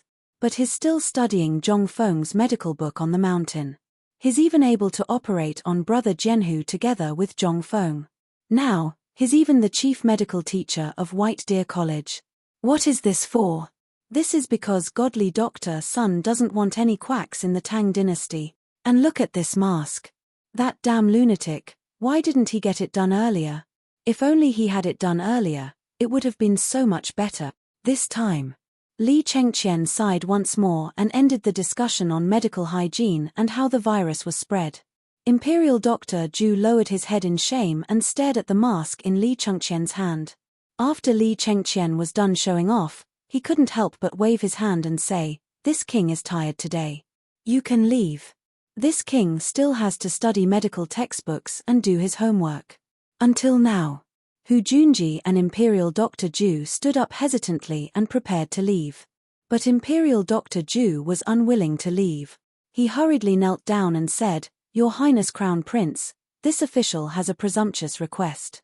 I hope that Your Highness Crown Prince can be merciful and reward this official with some masks. It can also be considered as opening a path for all the doctors in the world." Li Chengqian waved his hand and said, "Say it. As long as this king knows, this king will definitely reward you for your years of conscientiousness. I only hope that you can correct your path of medicine and not stick to the rules. Your Highness Crown Prince, this official wants to ask, do you still have this mask?" Li Chengqian didn't expect him to ask this. Originally, he secretly asked Zhong Feng for a few extra masks. He originally wanted to give them to the Emperor, Imperial Mother, and Imperial Grandfather. But now that Imperial Dr. Zhu had said this, he could only reluctantly take out a few masks from his bosom. Take it. Study medicine well and don't let down this king's good intentions. Chapter 1280. In ancient times. The autumn planting was a grand event. Not only did all the people have to participate, but the emperor also had to open an altar to offer sacrifices to heaven and earth. He also had to go to the fields and work with the people. The officials also had to stop eating meat for half a month after the sacrifice. They had to work in the fields for 2 hours every day. This was a rule that had been in place since ancient times. In these days, the imperial palace would also test the officials. If they followed the rules, it would be fine. But if anyone dared to slack off, they would be fired. They would have to be farmers for 3 generations. This was an extremely severe punishment, so no official dared to overstep or slack off. Dong, dong, dong. After the bell rang 3 times, the people in Chang'an City got up and put the things they had prepared for the sacrifice neatly in front of their houses. At the entrance of the Hua Sheng Temple, a group of monks, as well as the emperor, the empress, the retired emperor, and the others, would all pray to the heavens together with a group of senior monks. They would recite the 3 scriptures together before they could go to the altar. It was set up in the backyard of the Hua Sheng Temple, which later became the Big Wild Goose Pagoda. 3 days before the sacrifice, The senior officials of the Big Wild Goose Pagoda had gathered around the pagoda to recite the sacrificial inscriptions for 3 days and 3 nights. When Li Shimin and the others arrived, the sacrificial ceremony officially began. Today, I am ordered by heaven to pardon the people and present to Shenong, Enchanting University. Zhong Feng heard the bell ringing early. When the bell rang, no matter what Cheng Chumo and the others were doing, they would instantly stop their work and bow to heaven. At the entrance of Chang'an University, Jiao Daoren and the others had already placed the 3 sacrificial animals. When the horn of the Hua Sheng Temple sounded, all the merchants in Chang'an City set off firecrackers. Zhong Feng was a little surprised. Looking at the actions of the crowd, he asked hesitantly, "Where is Li Gan? Why didn't he come?" "Oh, he went to offer sacrifices to heaven," Du Go casually said. However, he suddenly thought of something and hurriedly said, "He is the son of a merchant. Naturally, he will be invited to worship heaven with the emperor." Zhong Feng's eyes lit up when he heard this. Only now did he remember that in ancient times, during the autumn planting and spring planting, there would be a ceremony to worship the heavens, and it seemed that all the people had to participate in these activities. However, he was somewhat puzzled as he looked at the few people with dignified expressions. Then, he listened to the hustle and bustle outside the door, as well as the noisy sound of firecrackers. Logically speaking, his academy should have received an invitation or received a decree. After all, it was an academy. However, he had not received any news. What was going on? If even Li Gan and the others were invited, why wasn't he invited? Could it be that there was something wrong with this? While Zhong Feng was puzzled, the few people also hurriedly completed the ceremony. Zhong Feng did not trust Du Go and the others. He hurriedly called Fang Yi over and asked, "Yishuang, you are the most honest one here. Tell me honestly, according to the rules, it seems that all the people have to participate in this ceremony. However, why didn't I receive an invitation, or did no one inform me? Is it okay if we don't go?" "It's okay." Fang Yi went against his conscience and said, "We are an academy, and you are a great scholar. Naturally, no one dares to ask you to participate in the ceremony. Moreover, think about it, during the ceremony, all the people have to kneel. Think about your rules. If they ask you to go and you say something wrong, you will lose your head." Zhong Feng was confused. Don't we want to go and see it? Moreover, during the ceremony, even the emperor has to kneel. Don't the rules of our academy say that we can kneel to heaven and earth and kneel to our parents? Why can't we do that? While talking, Zhong Feng felt more and more strange. He was ready to go and see what was going on. After all, Zhong Feng loved to join in the fun. Moreover, it was the most mysterious and grand ancient ceremony. However, at this time, Cheng Chumo and the others were anxious. They just did not want Zhong Feng to go out. Last night, the emperor personally gave them a decree that Zhong Feng was not allowed to go out. If Zhong Feng went to the altar, wouldn't everything be clear? How could this work? Although they did not know why the emperor was so secretive, this was the emperor's order, and they had to obey it. They directly played their specialty of stubbornness.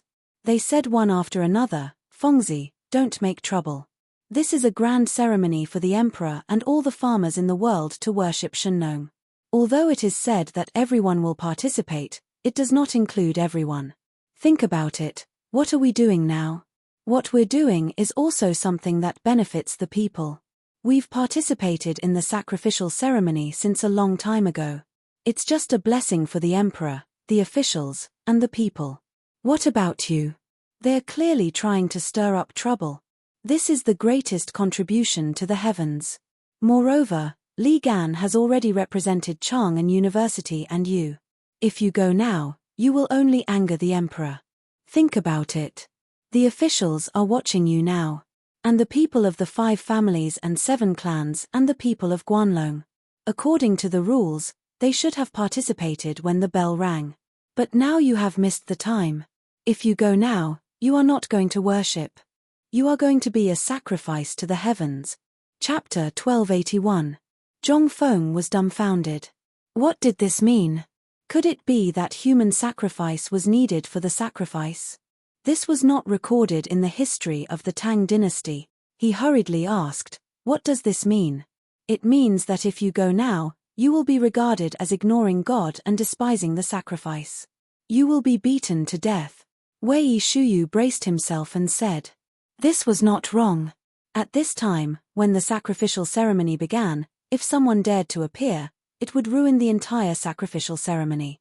Not to mention the emperor, even the common people would bite that person to death, no matter who that person was or what position that person held. The people didn't care who the emperor was, and they didn't care what position you held. If you dared to destroy their rice bowls, make them starve, and tarnish the god in their hearts, then no matter who you were, they would gather around you at the first opportunity. This was something that had happened before in history. Zhong Feng could not help but feel a little scared.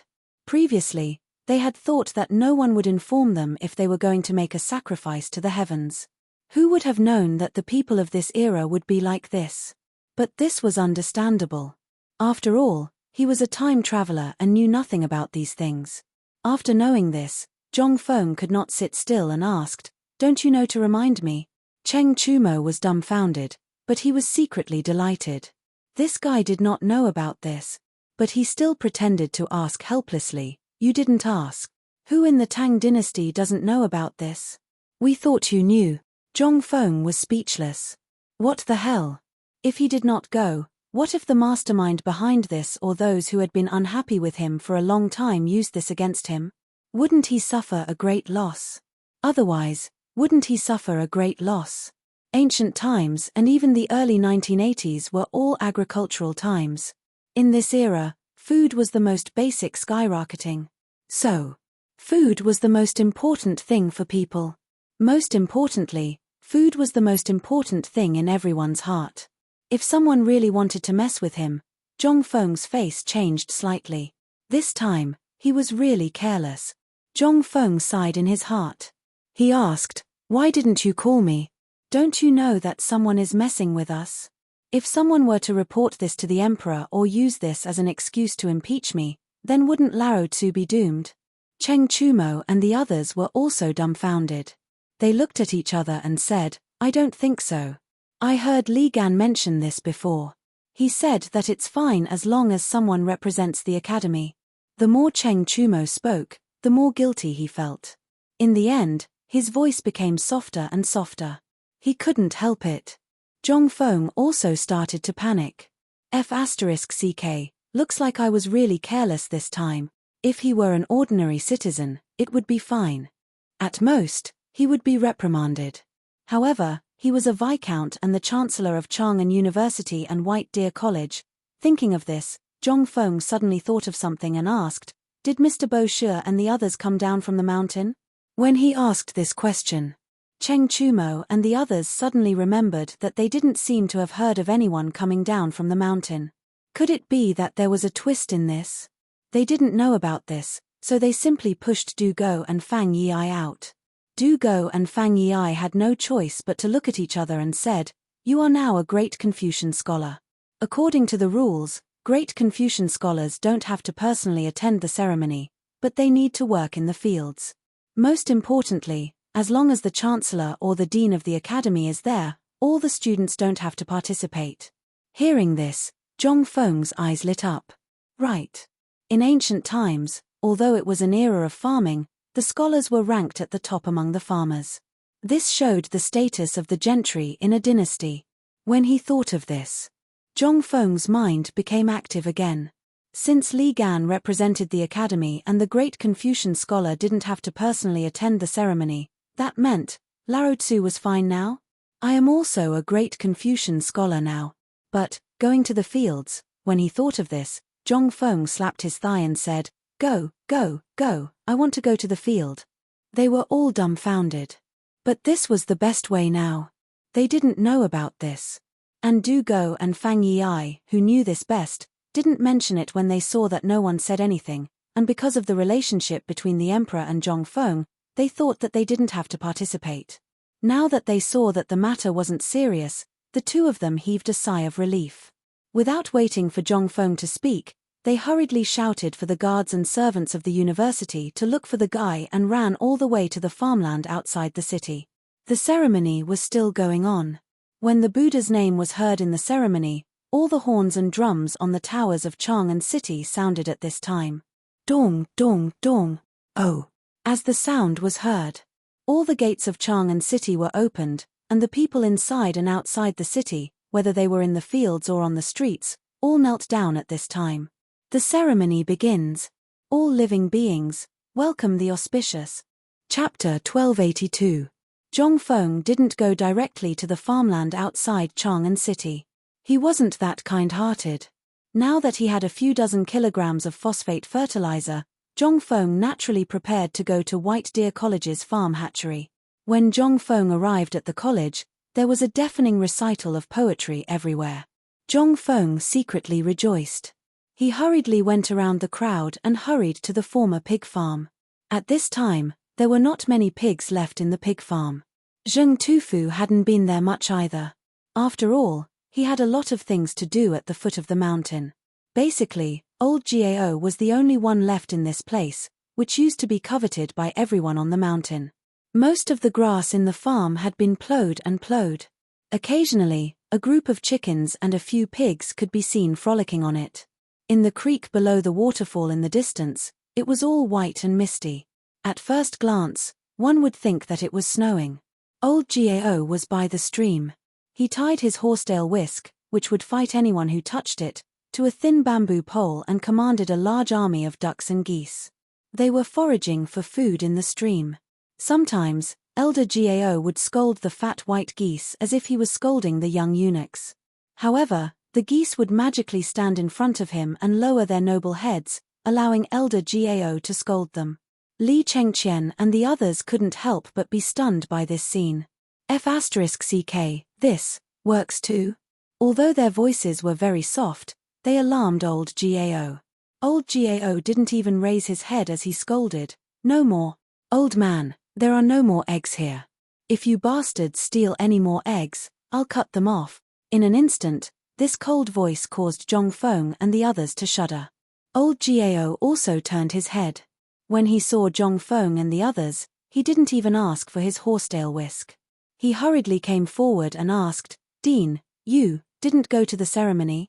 When he saw the strange expressions on Zhong Feng and the others' faces, he chuckled and said, "Well, those naughty eggs from before were your dog brother. He often brought his friends here to steal eggs, saying that they were for you. That's why old man scared them." Old man didn't mean anything else. If it were any other day, he would have given them the eggs. However, this is the academy's rule. Moreover, this is the time when chickens and ducks are hatching. These eggs are precious. All right, old Gao, I know. Why would I worry about you? Zhong Feng secretly heaved a sigh of relief. Looking at the smile on old Gao's face, he finally relaxed. It seemed that it was time to find something for those bastards to do. It wasn't good for them to be fooling around on the mountain all day. Zhong Feng looked at Cheng Chumo and the others and asked curiously, "Dog and Juzi, weren't they your little errand boys before?" "What do you mean by that?" Cheng Chumo smiled embarrassedly and said, "Well, isn't it because we were busy? So I forgot about it. I'll go tell Mr. Bo Shi and the others some other day and ask how Chu Jun and the other boys to teach them." Zhong Feng gave Cheng Chumo a look that said, "At least you know what's good for you." Dog and Juzi were Zhong Feng's lackeys even before Cheng Chumo and the others. Zhong Feng had always been worried about these guys. Firstly, they had been together for a long time and had feelings for each other. Moreover, these kids weren't bad in nature. If he didn't help them, he really wouldn't have the face to face the neighbors in Tonghui Fang. If word of this got out, he, Zhong Feng, would also lose face. At this time, old Gao asked again, "Is the ceremony over?" According to his understanding, this ceremony would go on for a whole day. As the biggest hero of the Tang dynasty, Zhong Feng had to participate in such a ceremony. However, old Gao was also an extremely smart person. Otherwise, he wouldn't have been able to stay in the imperial servants department until his hair turned white. It should be that the emperor hadn't revealed his cards to him, so he definitely didn't let this kid go to this ceremony. Old Gao really thought of something when he came here at this time. Sure enough, Zhong Feng sighed and stared at Cheng Chumo. "Isn't it because these bastards forgot such an important thing? That's why I hurriedly went down." Otherwise, if someone found out, I wouldn't even know how I died. Well, it's not their fault. If you want to blame someone, blame that idiot Nyo Whaley. He didn't tell me in advance about such a big thing. Damn, we're all brothers on the surface. You're trying to frame me, aren't you? Old GAO and the others could only smile apologetically. Dean, you've wronged them. You're the dean and a great Confucian scholar. In principle, you must participate in this ceremony. However, you're a great Confucian scholar. According to the laws of the Tang dynasty, great Confucian scholars don't need to participate in these complicated formalities. However, if someone wants to hold them accountable, it's indeed a bit difficult. Old GAO was also a little hesitant. After all, he also knew about what happened on the mountain and that someone wanted to target Zhongfeng. At this time, such a big accident happened. It was really troublesome. However, he was an experienced person after all, and he was also a sensible person. When he saw Zhongfeng come here at this critical time, he couldn't help but ask curiously, Dean, you should have something important to tell old man at this time, right? Chapter 1283. Zhongfeng nodded. That's right. I came here this time mainly because I want to work in the field personally. Sure enough. Old GAO sighed. Originally, this field had been prepared early. After class, Mr. Bo Shi and the other students of the academy would come to cultivate it personally. The field was the land enclosed by the farm before. Needless to say, the degree of fertility was high. Zhongfeng pointed to the two-story building near where old GAO lived and said, Old GAO, I don't need much. We only need the area in front of your door. This is an experiment, and it's a very important experimental site. Do you still remember what I told Marju? Old Gao's eyes couldn't help but light up. Of course, he knew what Zhongfeng had told Marju. Marju would come back every few days to check on the progress of Zhongfeng's so-called farm hatchery. Old GAO was also looking forward to it. But he didn't know how long he would have to wait. After all, Zhongfeng was too busy. At this time, seeing Zhongfeng coming and hearing what Zhongfeng said, old Gao's face couldn't help but tremble. He said, Do you want to do it here? Zhongfeng didn't know what old GAO wanted to say, but he still nodded and said, You should have heard about old Nyo being poisoned, right? How could old GAO not know? It was difficult for him not to know such a big thing on the mountain, and that old bastard was the guy who liked to steal eggs and chickens the most. Old GAO couldn't help but ask, Is it the phosphate fertilizer? The phosphate fertilizer has been produced. Zhongfeng nodded and pointed to an oiled paper bag in Wei Shuyu's arms. He said, Yes, it has been produced. Old GAO wanted to take a look, but when he looked up and saw the white thing on Wei Shuyu's mouth, he couldn't help but be shocked.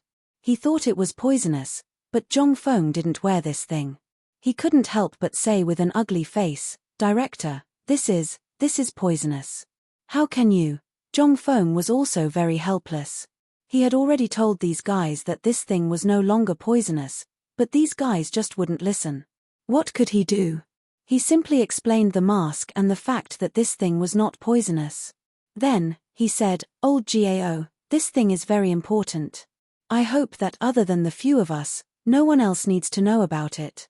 Of course, you can tell Marju. Old GAO naturally understood the importance of this. Once this thing was really developed, the people of the Tang dynasty would no longer have to starve.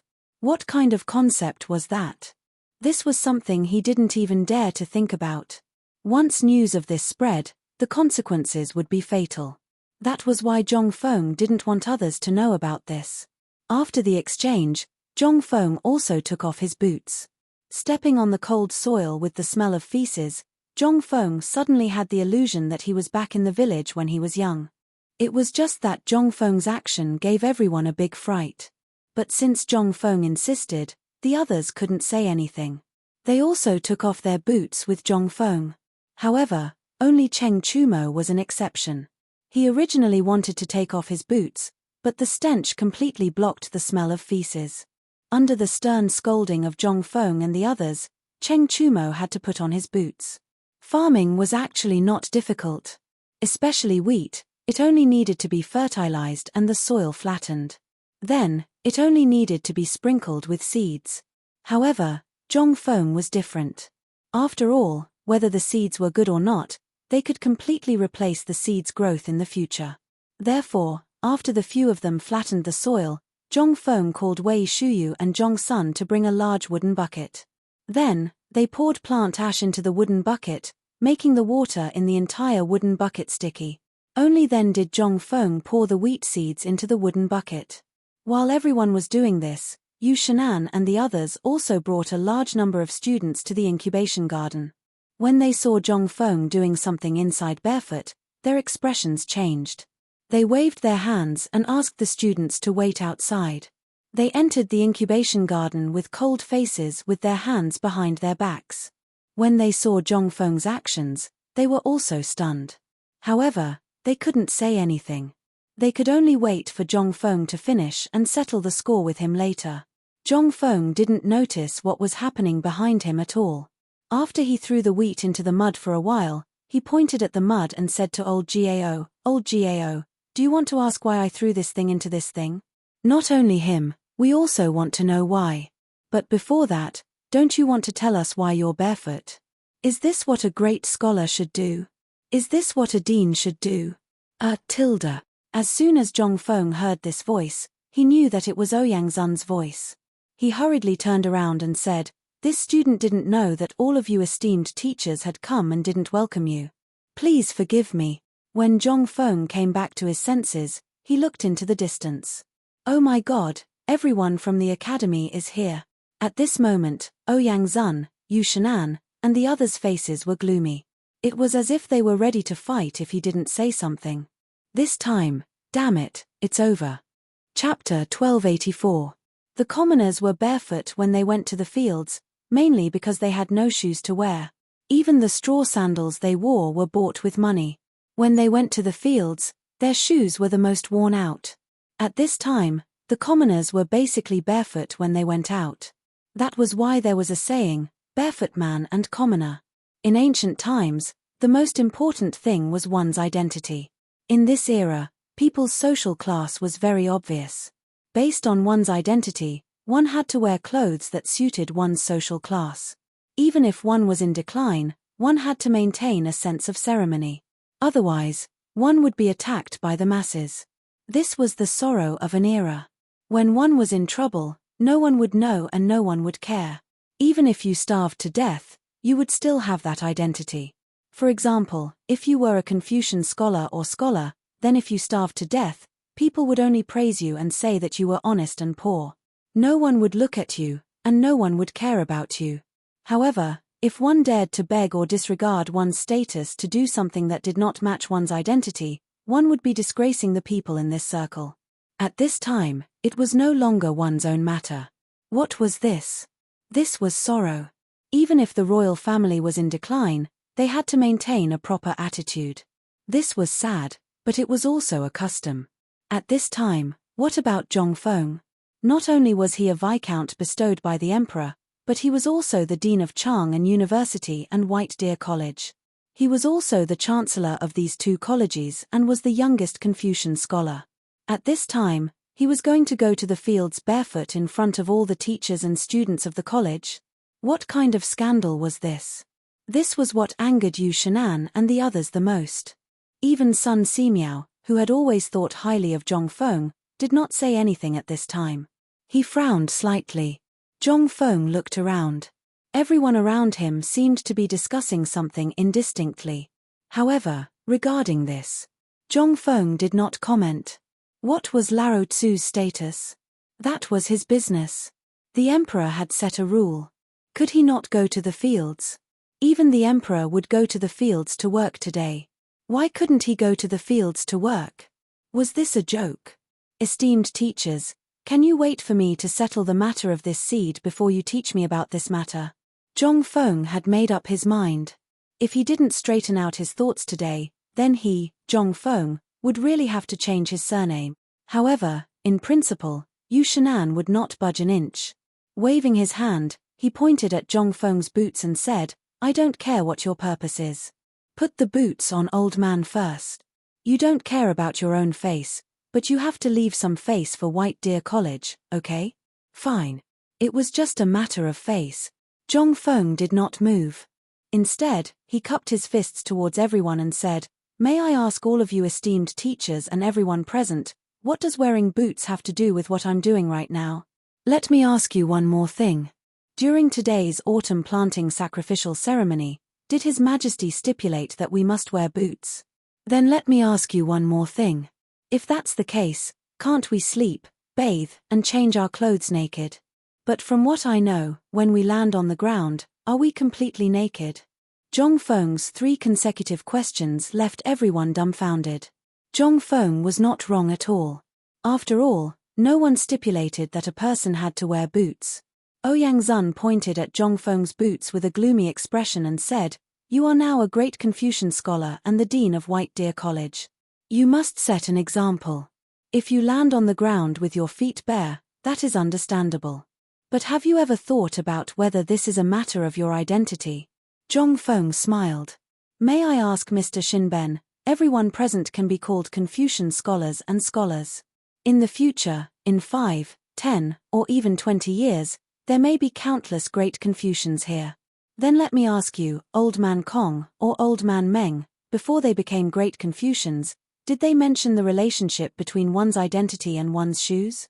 In this student's memory, Old Man Kong once said in a lecture that we should treat each other with sincerity. The reason why this student wants to take off his boots is because this student is praying to the ancestors and the heavens. This is a student's belief. When we step on the ground, we will know the suffering of the common people. Only when we personally experience the suffering of the people can we better remember the life of the people. May I ask, what is wrong with this? Moreover, today, the emperor and empress, the retired emperor, will personally go to the fields to plant. How can we not follow? This Ouyangzun knew that Zhongfeng had a sharp tongue, but he did not expect this kid to have such a sharp tongue. Just as he was about to say something, Chu Suiliang hurriedly stopped Ouyangzun and said, "Let this kid speak. What he said is not without reason." Ouyangzun sighed and said, "We won't say anything. Forget it, forget it. But you, how are you going to explain today's matter to these students?" Zhongfeng had been waiting for a long time. Chapter 1285. Seeing that Chu Suiliang gave him a way out, he bowed and pointed at his feet. Then he looked at all the students who were staring at him and said, "I know you may still be thinking that as the dean and a great Confucian scholar, what I'm doing is beneath my dignity." Before the students could say anything, Zhongfeng pointed at Hao Chujun and the others and motioned them to come forward. Then he said, "I know what you're thinking, but do you know why I'm doing this? Before answering this question, let me ask you first. Do you think all of you can become great Confucian scholars? I know that the main purpose of your coming to the academy is to pass the Jinsha exam and then become an official in the imperial court.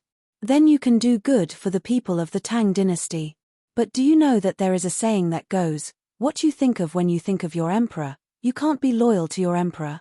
At this time, all the students, including Yu Shinan and the others, were a little stunned. There was a second part of the saying? And the students were boiling at this time. They bowed together and then said in unison, "Please enlighten us, Mr. Dean." Zhongfeng waved his hand and motioned for them to sit cross-legged. After hesitating for a while, they still sat down as Zhongfeng said. Even the dean took off his shoes to work. What right did they have to stand? After everyone sat down, Zhongfeng said, "You've read the sage's books. You should remember that Kong Rong let the pear fall. You should know about this kind of story, right?" Zhongfeng really didn't remember these stories. There were a lot, but he didn't know how to describe them. He had forgotten most of them.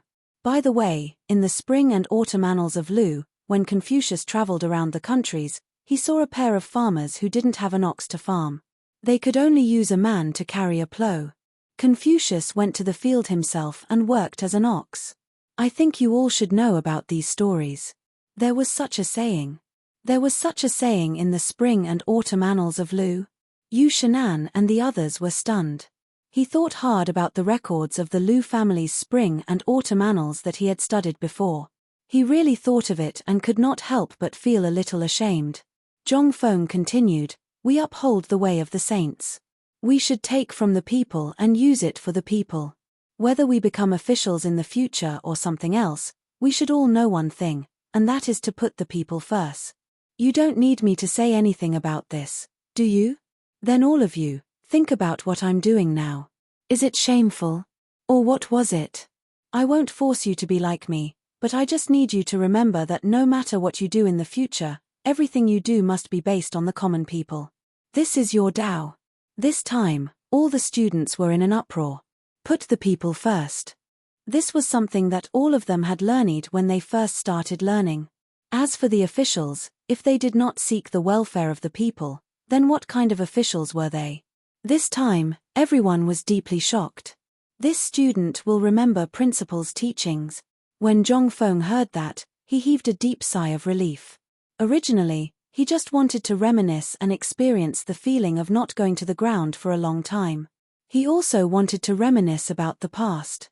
However, he did not expect that the customs of this era would make him a joke in front of the students. However, at this time, he did not know how many of these people agreed with his way of thinking. He did not want everyone to agree with him. However, he only needed some of them to remember their path. That would be enough. He did not want to teach one or two black sheep. At this time, seeing that the matter was resolved, Yu Shinan and the others did not care about Zhongfeng's indecent barefoot.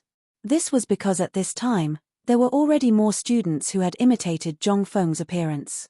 They took off their boots and stood on the spot with excited faces. At this time, Ouyang Zun smacked his lips. However, in the end, he only sighed. He pretended not to see anything.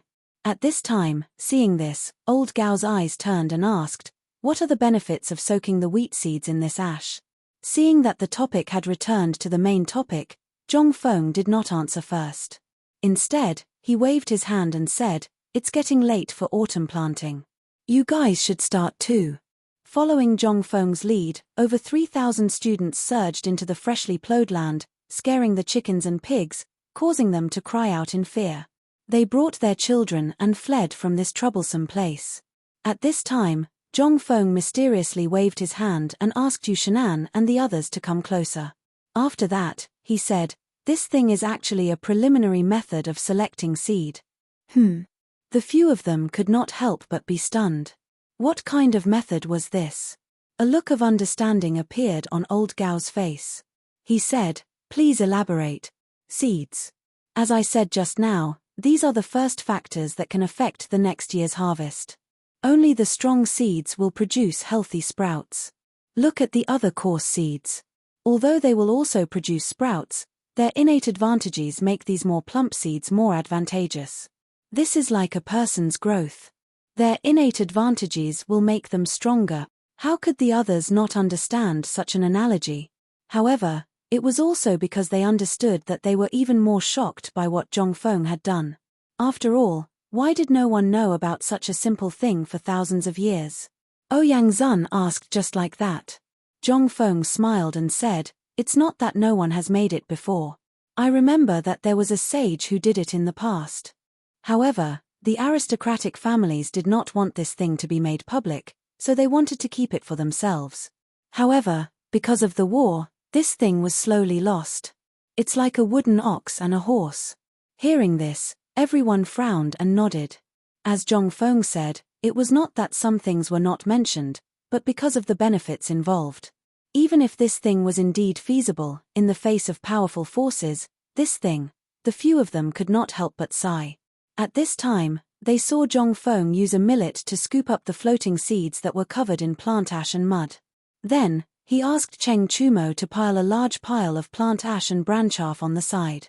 Then, when the water was about to drip, Zhongfeng poured the seeds into the plant ash and bran chaff. This time, the others did not understand. However, Zhongfeng was one step ahead and said, "This method can ensure the moisture of the seeds and also prevent the worms underground from eating the seed." Chapter 1286. On the other side, Li Shimin, after spending 2 envoys' worship ceremony, took the civil and military officials to enter the imperial plantation on Longshu Mountain. At this time, around the plantation, there were already red decorations, and the densely packed people were shouting crazily all around. After Li Shimin had fun with the people again, he personally pulled up his dragon robe and stepped into the farmland with Zhong Sun, Empress Li Yuan, and Li Chengqian. Many people used worship to fool the gods, but Li Shimin was different. He was really planting. After all, the Tang dynasty was really short of food at this time.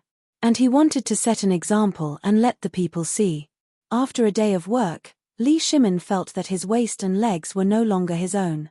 But when he looked at the fields, the things he made were simply terrible, but he still felt a sense of pride. Looking at the officials again, looking at the people in the farmland in the distance, Li Shimin had an impulse to hit people. But at this moment, Li Shimin suddenly saw Imperial Dr. Zhu in the crowd with a white thing in his mouth. He was slightly angry and waved his hand. Imperial Dr. Zhu. Xiao Gizi could clearly feel the emperor's anger at this time, so he hurriedly called Imperial Dr. Zhu. Imperial Dr. Zhu was old, and the emperor's face was a little bad at this time. Imperial Dr. Zhu couldn't help but tremble in his heart, but he still respectfully came to Li Shimin's side. Li Shimin pointed to the thing in his mouth and said indifferently, "What is this thing in your mouth?" How could Imperial Dr. Zhu not know that the emperor was angry? He hurriedly bowed and said, answering back the emperor, "This is a mask. What I asked you is, at this time, what do you mean by bringing this thing?" "Mask? What is this thing?" Imperial Dr. Zhu really forgot about this matter. After parting with the crown prince yesterday, Imperial Dr. Zhu seriously studied this thing. Needless to say, the more he studied it, the more shocked Imperial Dr. Zhu was. For a moment, he forgot to take it down. The most important thing was that the stench in the farmland and the smell of feces made him a little nauseous. He also wanted to try it and see if this thing was as magical as the crown prince said. But who knew that he forgot to take it down and was caught by the emperor? At this time, seeing the emperor's inquiry, Imperial Dr. Zhu also told Li Shimin the cause of the matter. Li Shimin couldn't help but be interested. Looking at the things in the mouths of the imperial doctors, he asked, "This thing, Chengqian, what do you say?" Li Shimin was a little bit angry. Originally, he knew about this thing. Logically speaking, it should have been sent to him as soon as possible. But now, this thing was actually in the imperial hospital. As the emperor, he didn't know about it at all. This made him a little unhappy. Li Chengqian also knew that the matter was serious and hurriedly said, "Imperial father, this son did indeed want to give the mask to Imperial father, Imperial mother, and Imperial grandfather last night, but in the end, because I had to prepare for today's matter, as well as Fengzi's matter. So, I forgot. You are the crown prince. How can you forget such an important matter?" Li Shimin was a little angry. He didn't forget, he looked down on him. This was a kind of contempt. In his opinion, "Your Majesty, now is not the time to talk about this."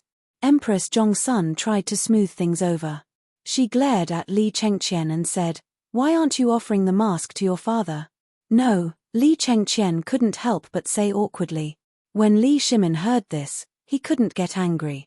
If he reprimanded the crown prince because of this thing outside, it would give him an excuse. He just waved his hand lightly and said, "Forget it, just remember next time." After sending Li Chengqian away, Li Shimin didn't mind that the mask had been used by Imperial Dr. Zhu.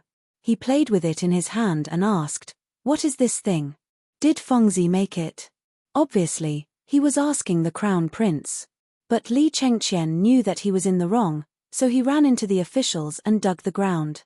But it was like digging a tunnel. Li Shimin could only shake his head. Imperial Dr. Zhu looked around and saw that there was no one around, so he could only say, "Your Majesty, the matter of the mask was made by Prince Zhong 3 days ago." After that, this old minister shamelessly went to beg the crown prince and the young dukes. "I only got a dozen or so. Almost everyone in the imperial hospital is using this thing now. And as far as this old minister knows, the reason why the crown prince forgot about this matter is that he has been tinkering with this mask during this period of time and also at Chang'an University. So, the crown prince forgot about this unintentionally. The main reason was that this cicada was too scarce. Moreover, Li Chengqian also wanted to do something. After he did it, he would report it to Li Shimin so that Li Shimin would look at him with new eyes. But Li Chengqian didn't know what to say.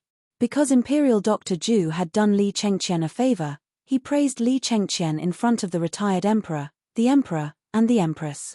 Li Shimin couldn't say anything. He just sighed helplessly and said, "Such a big thing, as long as he says it, I will find someone to share his burden. Forget it, forget it. Seeing that he is doing a good thing for the country and the people this time, I won't make it difficult for him. But you tell the Crown Prince that this matter can't happen a second time." This minister obeys. Chapter 1287. The autumn seed heaven worshipping ceremony finally came to an end when the sun set in the west. When Li Shimin and the others returned to Taiji Palace, it was already time to light the lanterns. After they bathed and changed their clothes, Li Shimin summoned Li Chengqian, who was about to take the opportunity to sneak out. Li Shimin looked at Li Chengqian for a long time. When Li Chengqian was about to collapse, Li Shimin said faintly, "I know what you think and your personality. Do you know why I let you learn from Zhongfeng? Your son knows." Li Shimin smiled and said, "Then tell me." Li Chengqian didn't know what Li Shimin was thinking. Ever since he followed Zhongfeng, Li Shimin rarely talked to Li Chengqian. After all, how could Li Shimin not know Li Chengqian's cunning mind? He was timid, suspicious, and more importantly, indecisive. He could see these from Li Chengqian since he was young. Li Shimin had his own plans as to why he only said it now. Looking at Li Chengqian, Li Shimin patted the soft couch beside him and said, "It seems that we father and son have not had a serious talk for almost a year, right?" Hearing this, Li Chengqian hurriedly sat beside Li Shimin obediently. However, Li Shimin looked at Li Chengqian's actions and couldn't help but sigh in his heart. "You have indeed learned some skills during this time, but what I want you to learn the most is Zhongfeng's confidence in controlling everything, as well as his way of dealing with things without being alarmed. However, in this year, tell me, what is the use of this mask, and what is the phosphate fertilizer you guys tinkered with?" Li Shimin couldn't bear to continue speaking. After all, if he spoke too harshly, Li Chengqian's suspicion would increase. If he spoke too lightly, it wouldn't be good. In any case, Li Shimin felt a headache whenever he looked at Li Chengqian. None of them were free and easy like a man. In the end, Li Shimin could only change the topic. However, Li Chengqian did not think this way. He thought that his father was very dissatisfied with his actions during this period of time and began to worry deeply. Li Shimin patted Li Chengqian's shoulder and said, "We are very satisfied with what you have done during this period of time. Learn more from Zhongfeng about how to deal with people, as well as his attitude. This will always be good for you." After talking with Li Chengqian for half a day, Li Shimin also lost the desire to continue the conversation due to the deep worry emitted by Li Chengqian. He waved his hand and said, "What's going on with this mask? Also, what about the phosphate fertilizer? Can it be used in the autumn planting?" Seeing Li Shimin change the topic, Li Chengqian also heaved a sigh of relief. Replying to father, "This mask is the key to solving phosphorus poisoning. This son and others have been using this thing during this period of time. The effect is very magical. Originally, this son planned to give this thing to father when I got it last time, but on the way, I happened to meet Imperial Dr. Ju who came to check my pulse. Then this son prepared to give it to Imperial Dr. Ju first and let him use it in his daily diagnosis." When Li Shimin heard this, his eyes couldn't help but light up. This method is indeed possible. Then what happened next? We know that the cicada is extremely rare.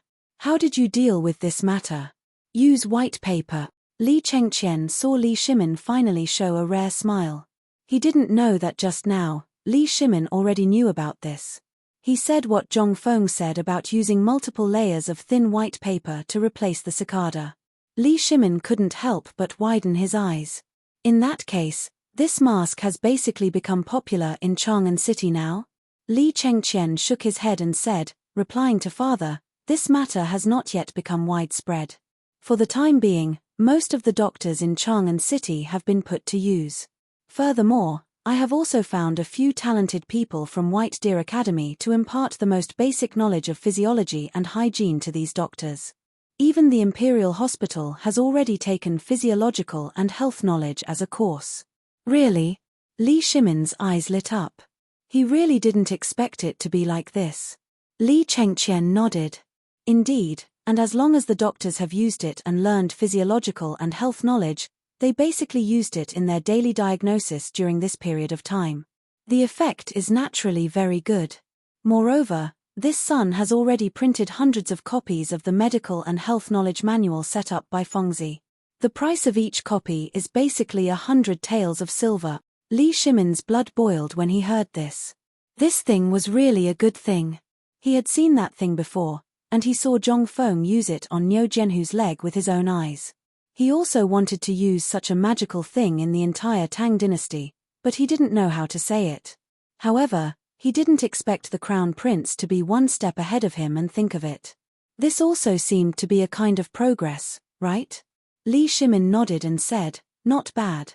Qian has made a lot of progress to be able to think of this step. I am very happy. Quickly tell me about the phosphor fertilizer." Yes. Li Chengqian hadn't received Li Shimin's approval for a long time. At this time, hearing his father's praise, he couldn't help but feel a little smug. He excitedly told the whole story in full detail. Li Shimin's eyebrows didn't relax as he listened. After Li Chengqian finished, Li Shimin almost wanted to go and see Zhong Feng's masterpiece and that magical thing on the spot. It seems that this son hasn't seen this kind of new thing for a long time. Go up the mountain with me tomorrow. Hearing this, Li Chengqian hurriedly said, "Father, Fengzi is now at Chang'an University." Ha ha ha, do you think Fengzi is so easy to fool? Believe it or not, this kid must be on the mountain right now. Chapter 1288. The next morning. After the morning assembly, Li Shimin and Li Chengqian hurriedly slipped out of the palace. Sure enough, when the two arrived at Chang'an University, they saw a big lock on the gate of Chang'an University. However, this did not hinder the bustling scene. Originally, the entrance of Chang'an University was not part of the downtown area, nor did it belong to the eastern and western markets.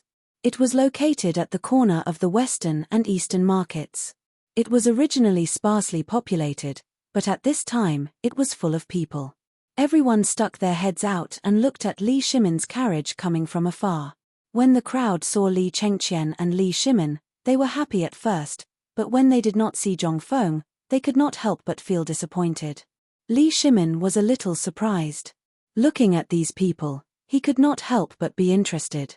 Looking at an old man, he held a fist and palm salute and said, "Sir, this is Chang'an University. What are you doing here?" The old man looked at Li Shimin and then at Li Chengqian and asked suspiciously, "Are you sure you don't know?" Li Shimin shook his head. The old man pointed at Li Chengqian and said, "This is your son, right?" Li Shimin nodded. The old man rolled his eyes and said, "Since he's your son, you don't know what's going on here. Are you playing with the old man?"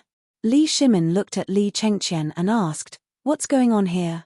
Li Chengqian was confused. He really did not know what was going on. He hurriedly asked, "Sir, what's the meaning of this? Although I'm a student here, I don't know what's going on here." The argument here attracted a lot of people. "Young sir, are you studying at Chang'an University? Do you know about the mask?" "Little sir, we're here for this mask and the medical book. If you see Dean Zhong Feng, please put in a good word for us and beg him to part with it." As they spoke, everyone gave Li Chengqian a meaningful glance and stuffed copper coins into his arms and sleeves. Some of the copper coins even poked out from his chest. Li Chengqian and Li Shimin stared blankly. What kind of operation was that? Is this thing so popular? Li Shimin could not believe it. At this time, Xiao Gizi, who was following Li Shimin, saw this and hurriedly went forward to ask, "Everyone, my young master really didn't know about this matter. I'll have to trouble everyone. What is going on?" Seeing Li Shimin and Li Chengqian's expressions, it seemed like they really didn't know. Only then did they ask suspiciously, "You guys really don't know?" Li Chengqian shook his head helplessly and said, "If we knew, we wouldn't ask again." Hearing this, everyone began to talk about the benefits of the mask and the medical book. It was only now that Li Shimin realized that the medical book had become an item that was hard to come by in Chang'an City. Li Shimin didn't stay any longer. After seeing such a scene with Li Chengqian, how could he stay any longer? He hurriedly got into the sedan chair and headed straight for Xiao Mountain. Meanwhile, on Xiao Mountain, Zhong Feng had no choice but to temporarily move the laboratory to Elder Gao's building. After all, although the smell here was a little pungent, with the help of the mask, it seemed to be bearable. In addition, there were few people here and they were in the hinterland of White Deer College. There was no need to worry about the degree of secrecy and safety. In the end, Zhong Feng thought about it and decided to move the phosphate fertilizer experiment site here. After all, in the eyes of Yu Shinan and the others, this thing was too important to the Tang dynasty. Although they did not know whether this thing had any magical effects, Yu Shinan did not allow Zhong Feng to go down the mountain for the selection of seeds. Instead, he gave the dozens of acres of land in the hatchery to Zhong Feng. Zhong Feng could only suck in a breath of cold air when he saw this. At this moment, in Yu Shinan's villa, Zhong Feng was like a little wife who had been bullied, groaning and groaning. Even Xueji could not stand it anymore. He smiled helplessly and said, "Boy, this is a big deal. If you can really make this thing, then you are really awesome. Don't you know that? We don't need you to cultivate the fields on the mountain, but we do need you to screen out the seeds for him.